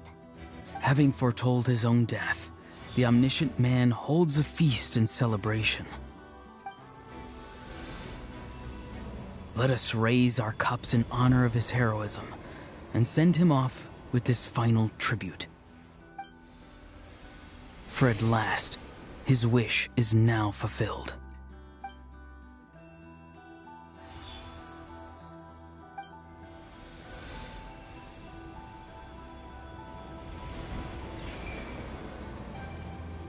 My life's suffering shall be my epitaph. To remember the pain I endured, and finally, transcend it. Heroes of the ages! Our moment has finally come!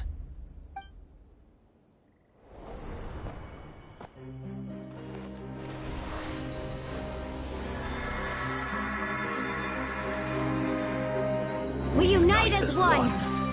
Baptized by the Turnfire. Bearing an ancient blessing. Knowing true power. And accepting a fate of devotion. We embrace the transcendent flame. For Natlan! For Natlan!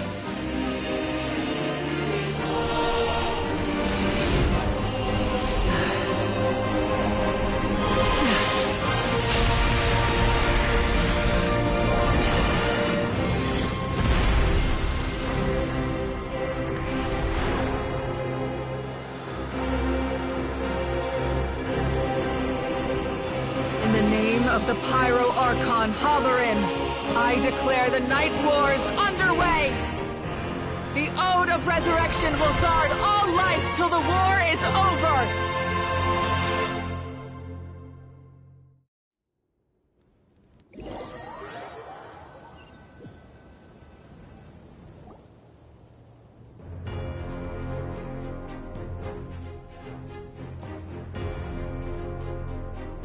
That is an outright scary level of power.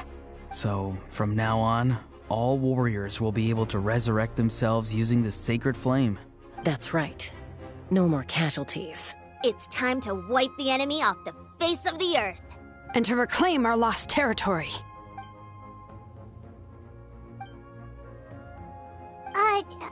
We'll come with you. Paimon, Traveler. I'm so grateful you got to us when you did. You gave Koichi the chance to say those words to me before the end. If I'd lost control out there in the wild, this counterattack might never have been possible. Probably best not to think about that. More importantly, how are you feeling now? Any better? Not really. But now's not the time to deal with it. In the spirit of VUCA, I have to rise above it. The conflict and suffering in me are there to test my character. My struggle will make me stronger, and make me the person Koichi believed I can be.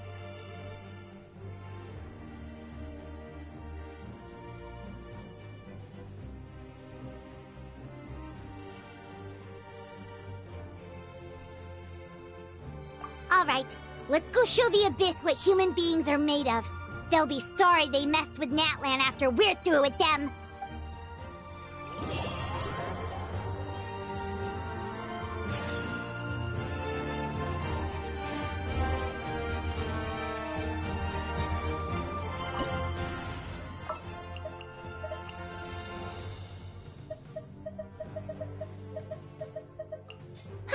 I knew you'd miss me.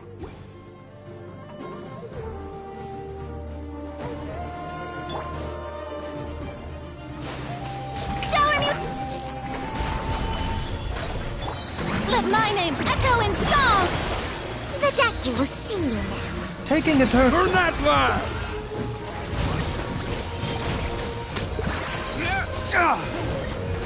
Flames, purge!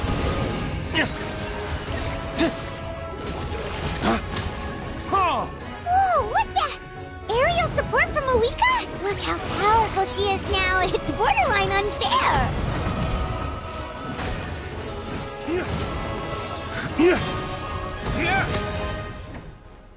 Mind the side effects. A bitter pill to swallow. I will have order. Solidify! Use my power to destroy the Abyss tumors. Got it. Thanks for the backup.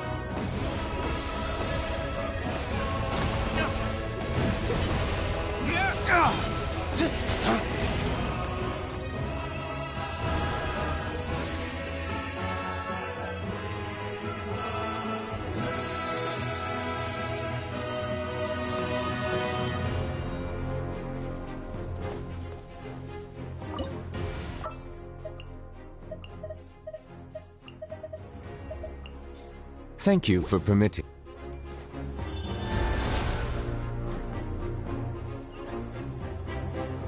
Oh, did you guys see that huge fireball? It exploded right above my head. Sorry, Mualani. I'll adjust my aim. No, you're good, Archon. It didn't hurt at all. Plus, it was freaking cool. Not great for your eyesight, though. Oh yeah, fair point.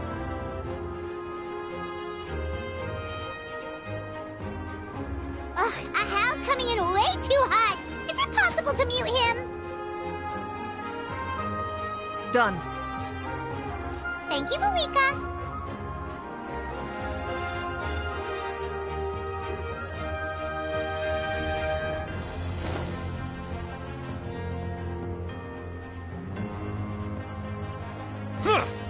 Backup has arrived. All right, give him hell.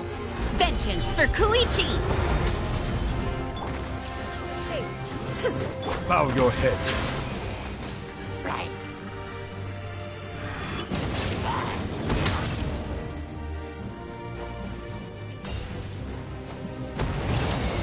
Let the mighty be humbled.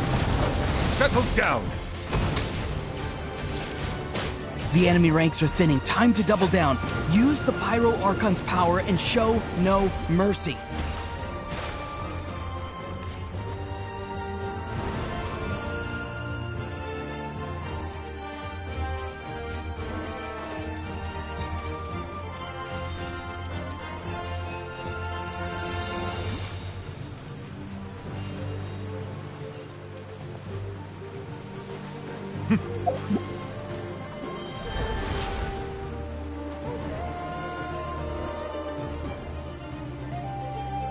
Kachina, over here! I'll send you up, it'll be quicker!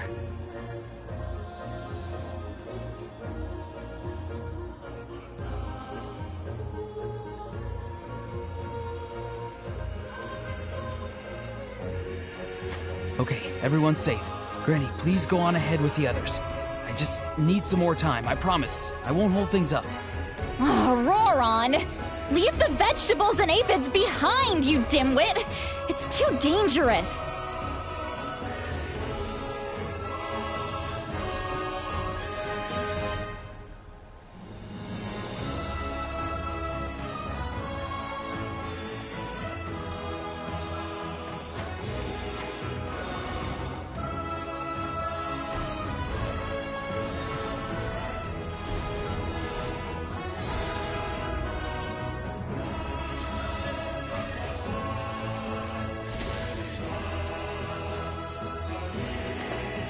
Hey, you're back! That sacred flame has got me pretty fired up! I'm ready to butcher a whole army of monsters! Everyone! Death is now off the table! So charge! Let's give them everything we've got!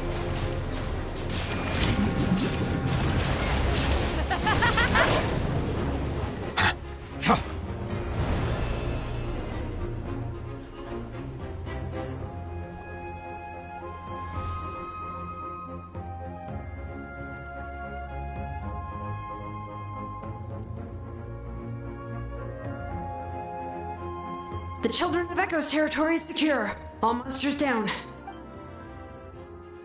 All good here at the People of the Springs, too. We crushed it! Masters of the Nightwind are also safe. Should I go support the Flower Feather clan? Things are still pretty rough over there. I'm already en route. No need. I just dealt with it. Already? But you were just at the stadium! Yeah, well, you have no idea how long I've been itching to bash some heads in. Oh! Fair enough. Ian-san, what should we do about the Collective of Plenty? Your home's a long ways away from the stadium. Oh, no need to worry. I just heard from Veresa. She says they're safe now.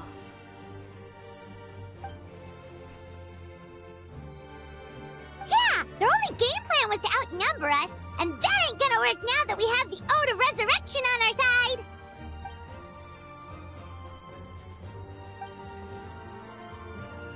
We ain't gonna let them get away with that.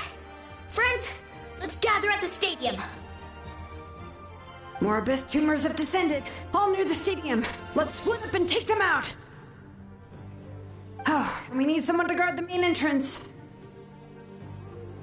All right, this is the final battle!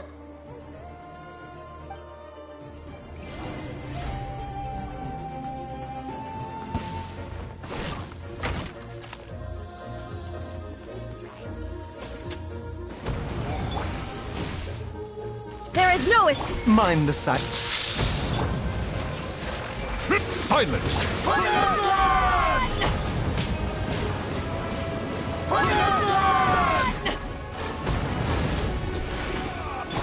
Illusion shattered. Settle down.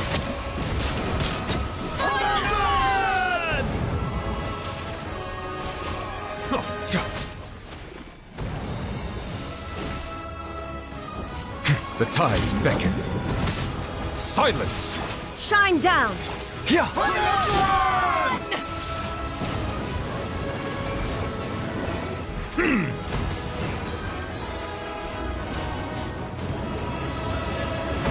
Bow your head. The doctor will see. Seems like... Illusion shattered. Inazuma shines eternal. Ha! Ha! Ka!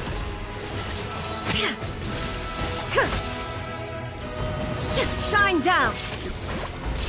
I will have order. Silence!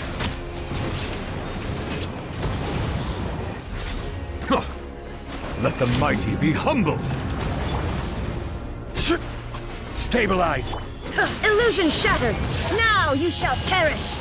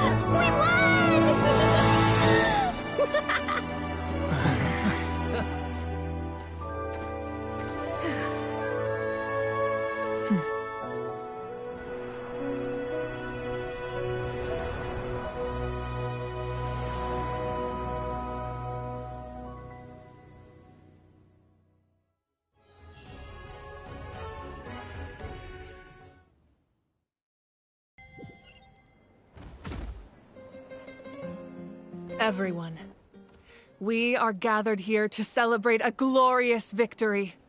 It is a victory forged by each and every one of us, and we should all be proud of what we have accomplished. We emerge victorious from another crisis to declare, our beloved Natlan is saved! Woo! All right! I must caution that this war is not yet over.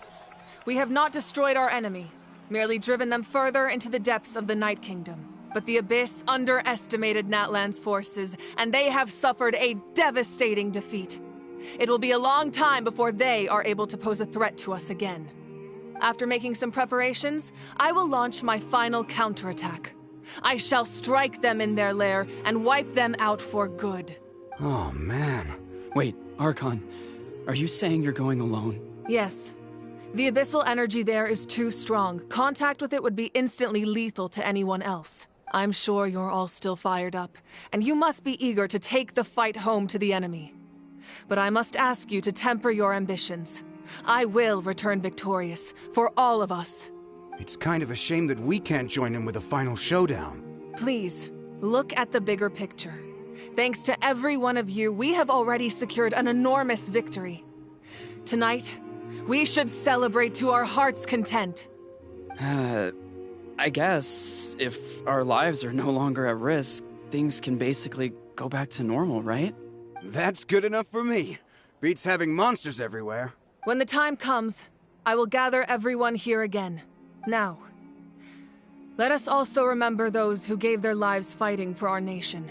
Once the last dregs of the Abyss are wiped out, I intend to give them the grand funeral they deserve. An ancient name could never record the many who we lost. But no hero of Natlan should be forgotten. If I may, let's have a moment of silence for the fallen.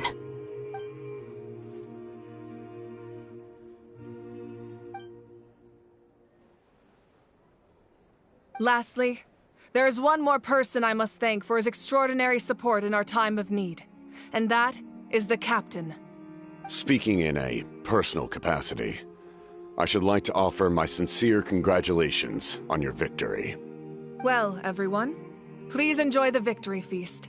I hope it's a chance to relax your minds and rekindle your spirits, so that we may face what lies ahead with renewed vigor.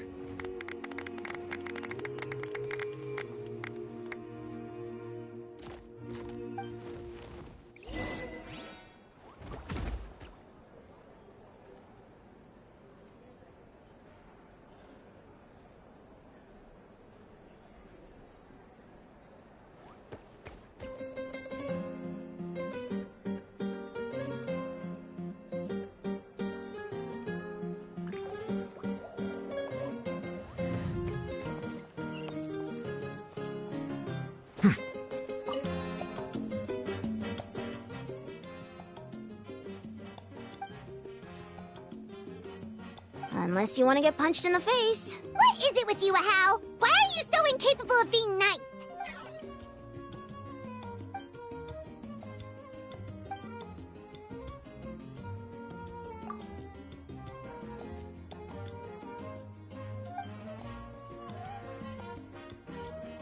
The Collective of Plenty was the furthest from the Abyss's entry point, so they didn't have as many monsters to deal with. From what I hear, they got off relatively unscathed. But it might have been a different story if Chaska hadn't gotten there when she did. That's good to hear. All's well that ends well.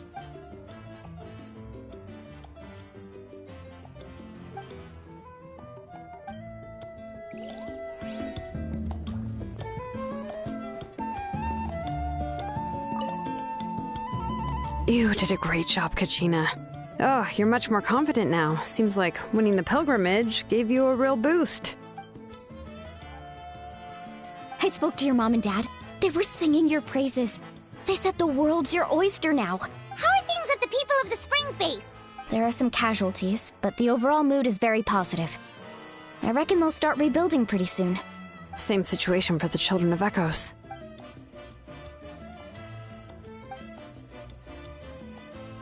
Oh, that's a great idea. Let's do it together. Let's hope that their sacrifice marks the beginning of a new age for Natlan. An age of unprecedented peace.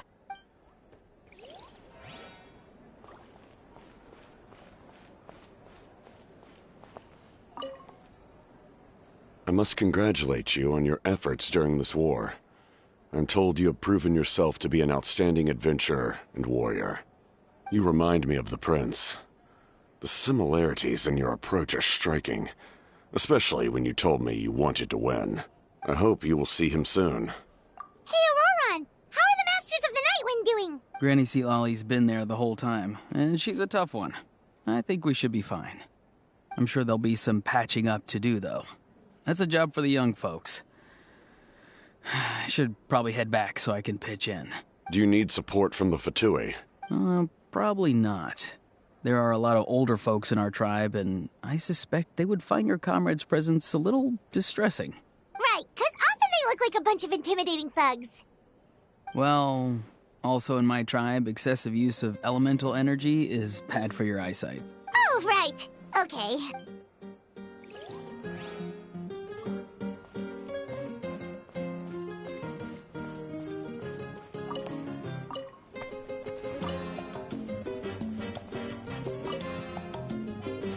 Ah, welcome. You seem a little out of sorts. I guess I am. You know, when I was up there in the sky, I just... If only I'd been quicker. Maybe they wouldn't have... And Koichi. Maybe she'd still... I'm sorry.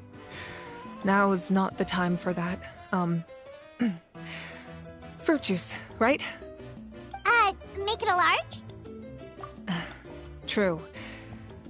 My 500-year plan has almost come to fruition. Just one last step to go. Namely, my final battle against the Abyss. But battle is second nature to me, so I'm not feeling a huge amount of pressure. It was so awesome. The way you exploded that thing in the sky with one almighty punch! Are you always gonna have that kind of power from now on? Oh, that was the Divine Throne unleashing my full potential. And it was only temporary. I can't wield that power for any length of time. My body wouldn't be able to handle it. Likewise, the amplified power of the Ode of Resurrection was also temporary. From now on, it's back to ancient name-bearers only. Correct. We dealt the Abyss a critical blow, so for the time being, it's too weak to sustain regular invasions. I hope the people will be able to enjoy this period of peace. Or rather, assuming all goes to plan, eternal peace. We've had centuries of war with the Abyss, and it's high time we brought that chapter to a close. Anyway, there's something I've been wondering about. I know you've been at the center of some major events in other nations too, and fought many powerful foes. In this war, you were in the thick of it once again, dashing around tirelessly, supporting the fighting on all fronts. So tell me, what drives you to do this as a mere traveler passing through? Why risk life and limb for a cause that's not your own?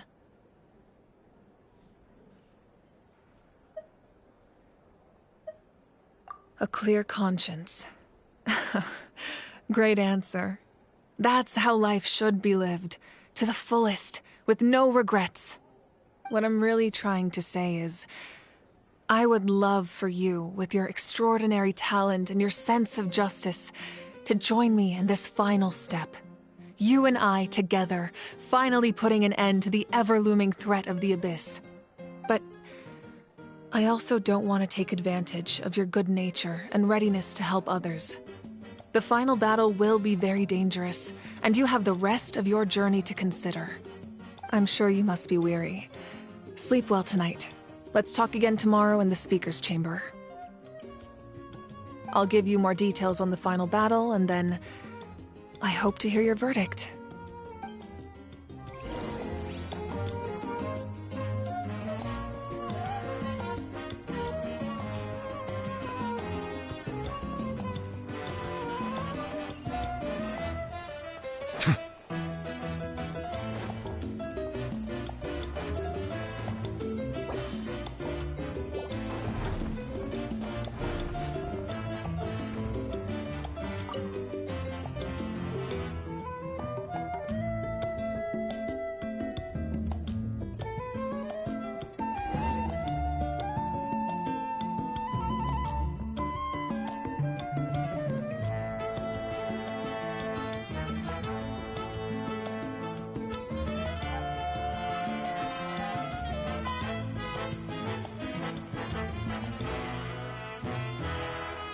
I see the value in my own work, but I also see the meaning in all the endeavors of the people of Fontaine. I believe I will continue to take pride in fulfilling my duties.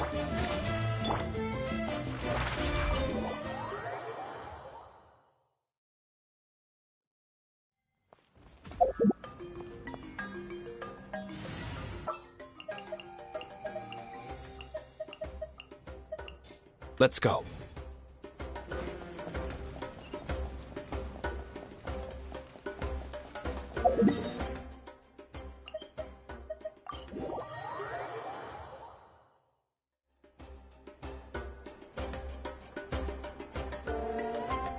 Hey, Traveler, Paimon. There you are. I've been looking all over for you. Oh, hey, Sweet Lowie! What's up? Listen up. I have something really important to tell you.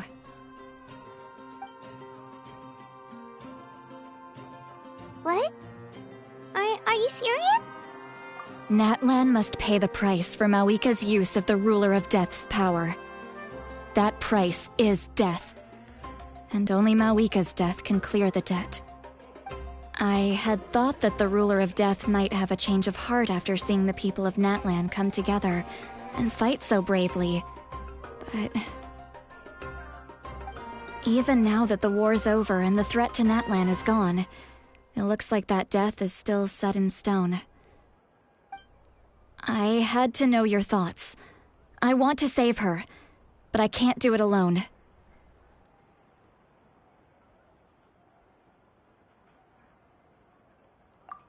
Okay, good. That makes me feel a little better. Thank you for standing up for us. There's clearly something special about you, so if anyone has a chance of defying the rules, that would be you. Oh, and please don't breathe a word of this to Mawika. I'm sure she's well aware of the cost of using the Divine Throne's power. But if she finds out that anyone else knows, it could ruin our chances to help. Got it. Mum's the word. All right, that was the last major item on my to-do list. Now, since I've come all this way, I think it's finally time for a well-earned drink. Go easy, though, yeah? Don't worry, I said a drink. That means just one.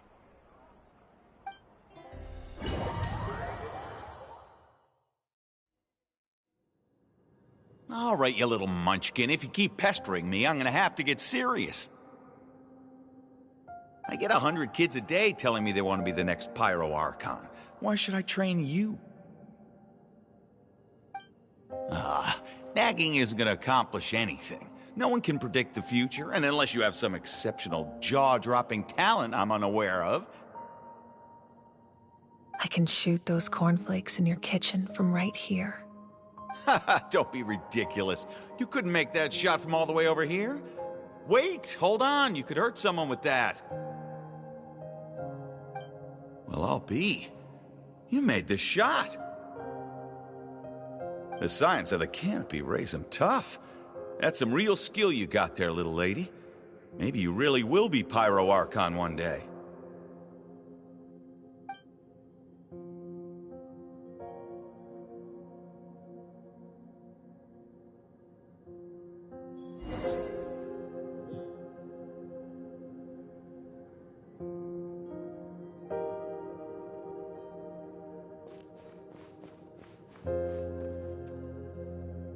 See this? I'm the first one of us to get an ancient name. And it's not just any ancient name, but Mollypo. If you ask me nicely, there's still time to join my team for the pilgrimage, you know. No need to scowl. You lost and I won, it's no big deal. You want me to be happy for you when your turn comes, right? So cheer up.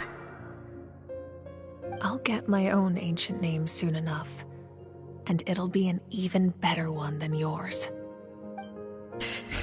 Oh, really? Well, good luck with that.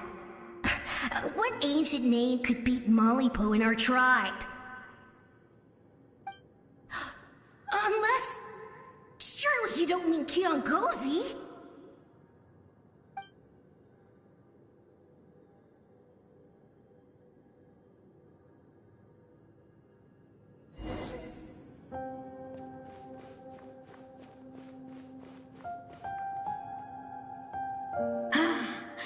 That was fantastic. I can't believe I beat you in a wrestling match for once. Can't be more than a few days now until you're officially made the Pyro Archon. Imagine me trying to schedule a wrestling session with you after that. Excuse me, Pyro Archon, but would you be able to take a day off from running the nation to wrestle with me? I heard that the Pyro Archon inherits the knowledge stored in the sacred flame. And apparently it can change your personality. I can't help but feel a little worried. Worried that you won't be able to beat me in a wrestling match anymore? Why would I be worried about that? Never mind. Clearly I'm just overthinking things. Why would you forget about me just because of some new job? Even if that job happens to be Archon. Come on, one more round.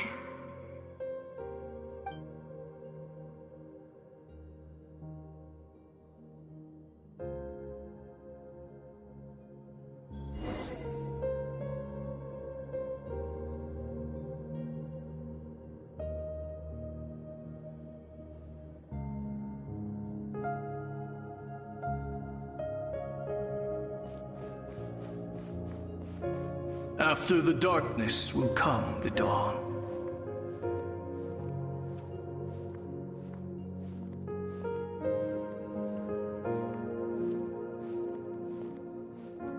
no one fights alone.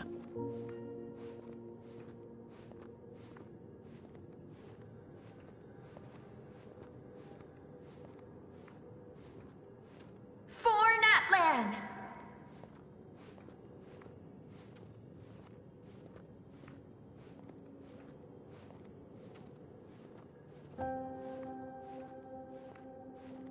Look at the sky!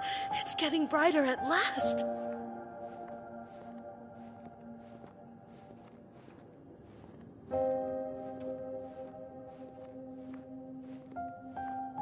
We walk the righteous path, and the Pyro Archon will guide us.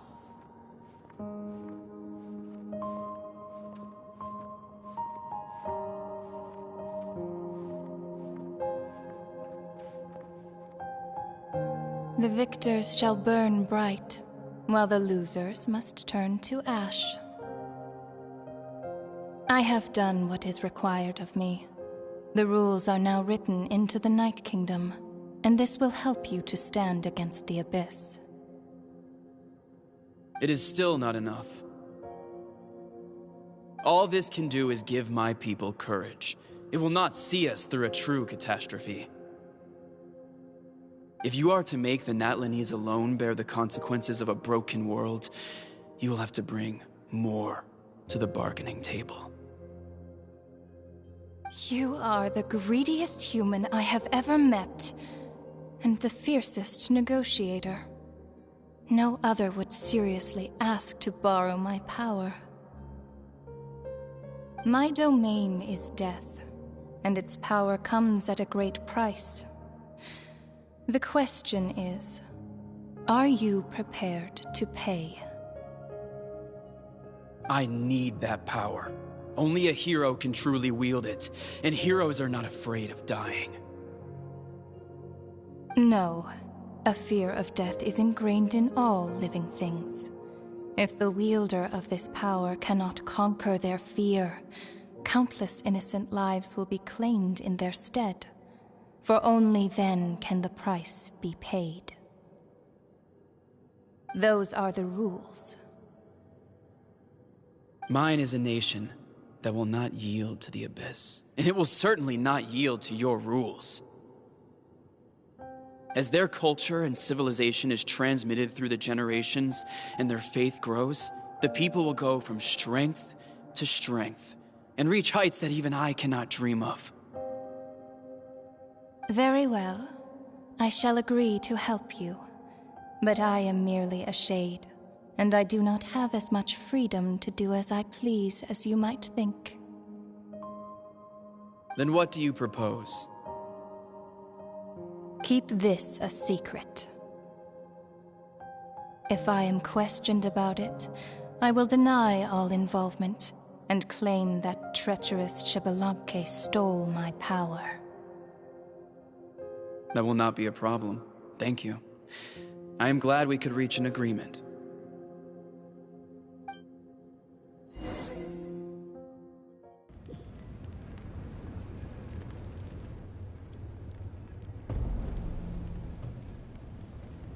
Come in. As you know, I've asked you to come here to discuss the task of wiping out the Abyss. Oh, but first, any progress on the ancient name?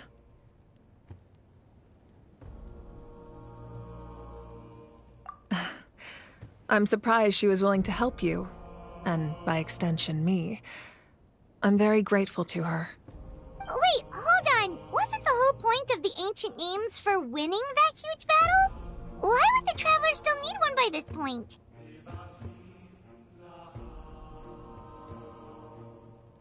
That's right. The Abyss has retreated to the depths of the Night Kingdom, a place that has long since been corrupted by abyssal energy. If we don't finish them off and restore the ley lines, the threat they pose to Natlan will remain. The battle we fought yesterday, we may one day have to fight again. This is the fate Natlan has always been resigned to. For thousands of years, we have struggled on the brink of a looming darkness and never known true peace. But this time, I want to break the cycle and free us from this fate for good. With the sacred flame, I can protect myself from the abyssal corruption, but beyond that, you are the only other person who can resist it. If your ancient name can't be forged, I will go alone. But if it can, I'd really love your help.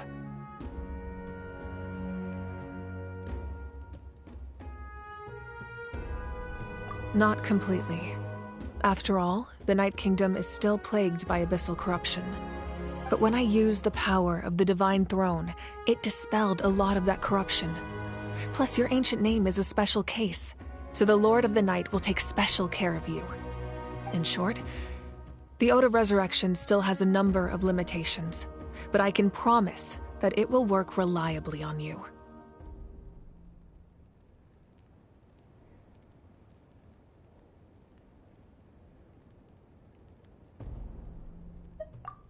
Whoa! Aren't we forgetting something here? What about Paimon? What's her place in all this? What? You mean we'll be separated? The Abyss is extremely devious.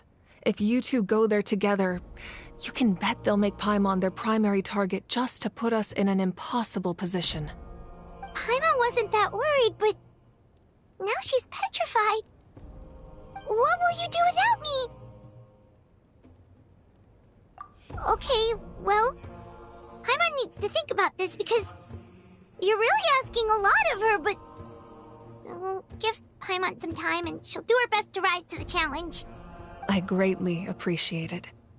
Everyone in Natlan knows how important this final battle is. You will be remembered and revered long into the future, until the end of time. If you have any other questions, please ask away.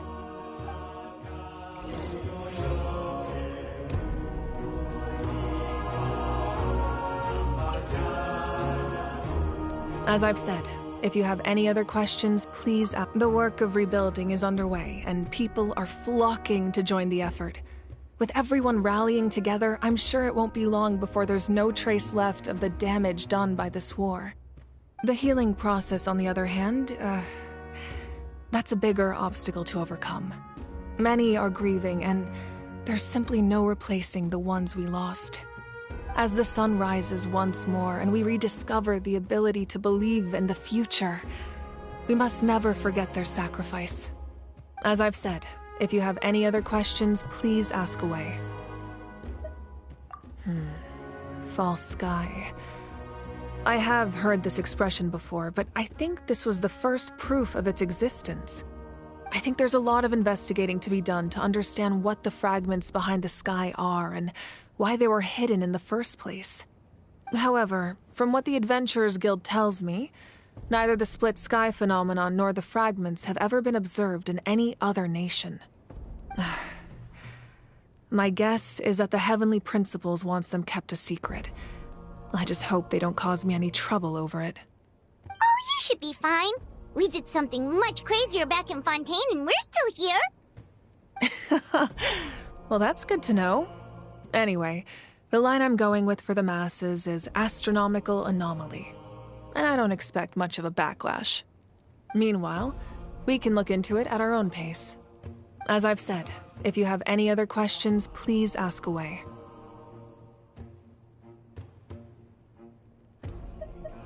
That wasn't their souls we saw, but a snapshot of them in time. All the work of the ancient name engravers 500 years ago, who made some special modifications to their names. Their souls returned to the Night Kingdom long ago, and will have been reborn in Natlan since, albeit in a different form. For all we know, they may have already lived many new lives by now. And so, even though we will never meet again, they will always be by our side in one way or another. I think that gives another layer of meaning to the phrase, "No one fights alone." As I've said, if you have any other questions, please ask away.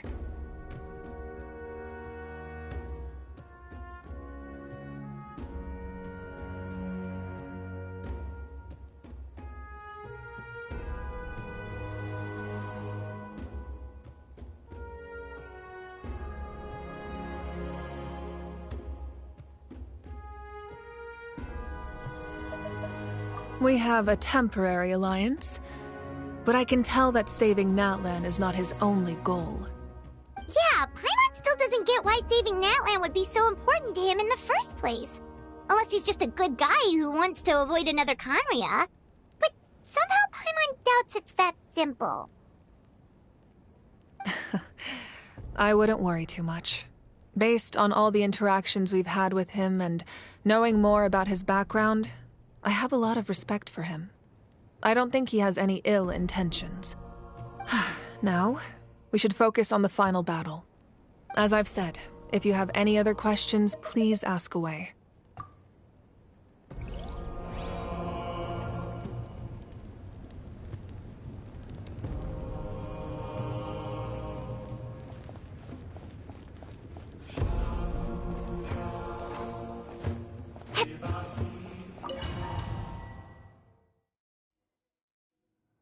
The Outlander with deep ties to this land returns.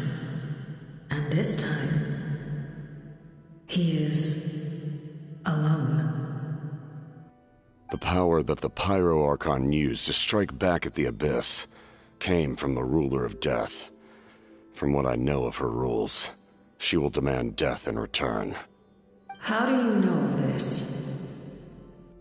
I see. So, the Ruler of Death sent you on your long journey. Natlan still has a final battle to fight, and I too have a final foe to face. For the sake of those countless lost souls, and a hope for Natlan's future, I need your help.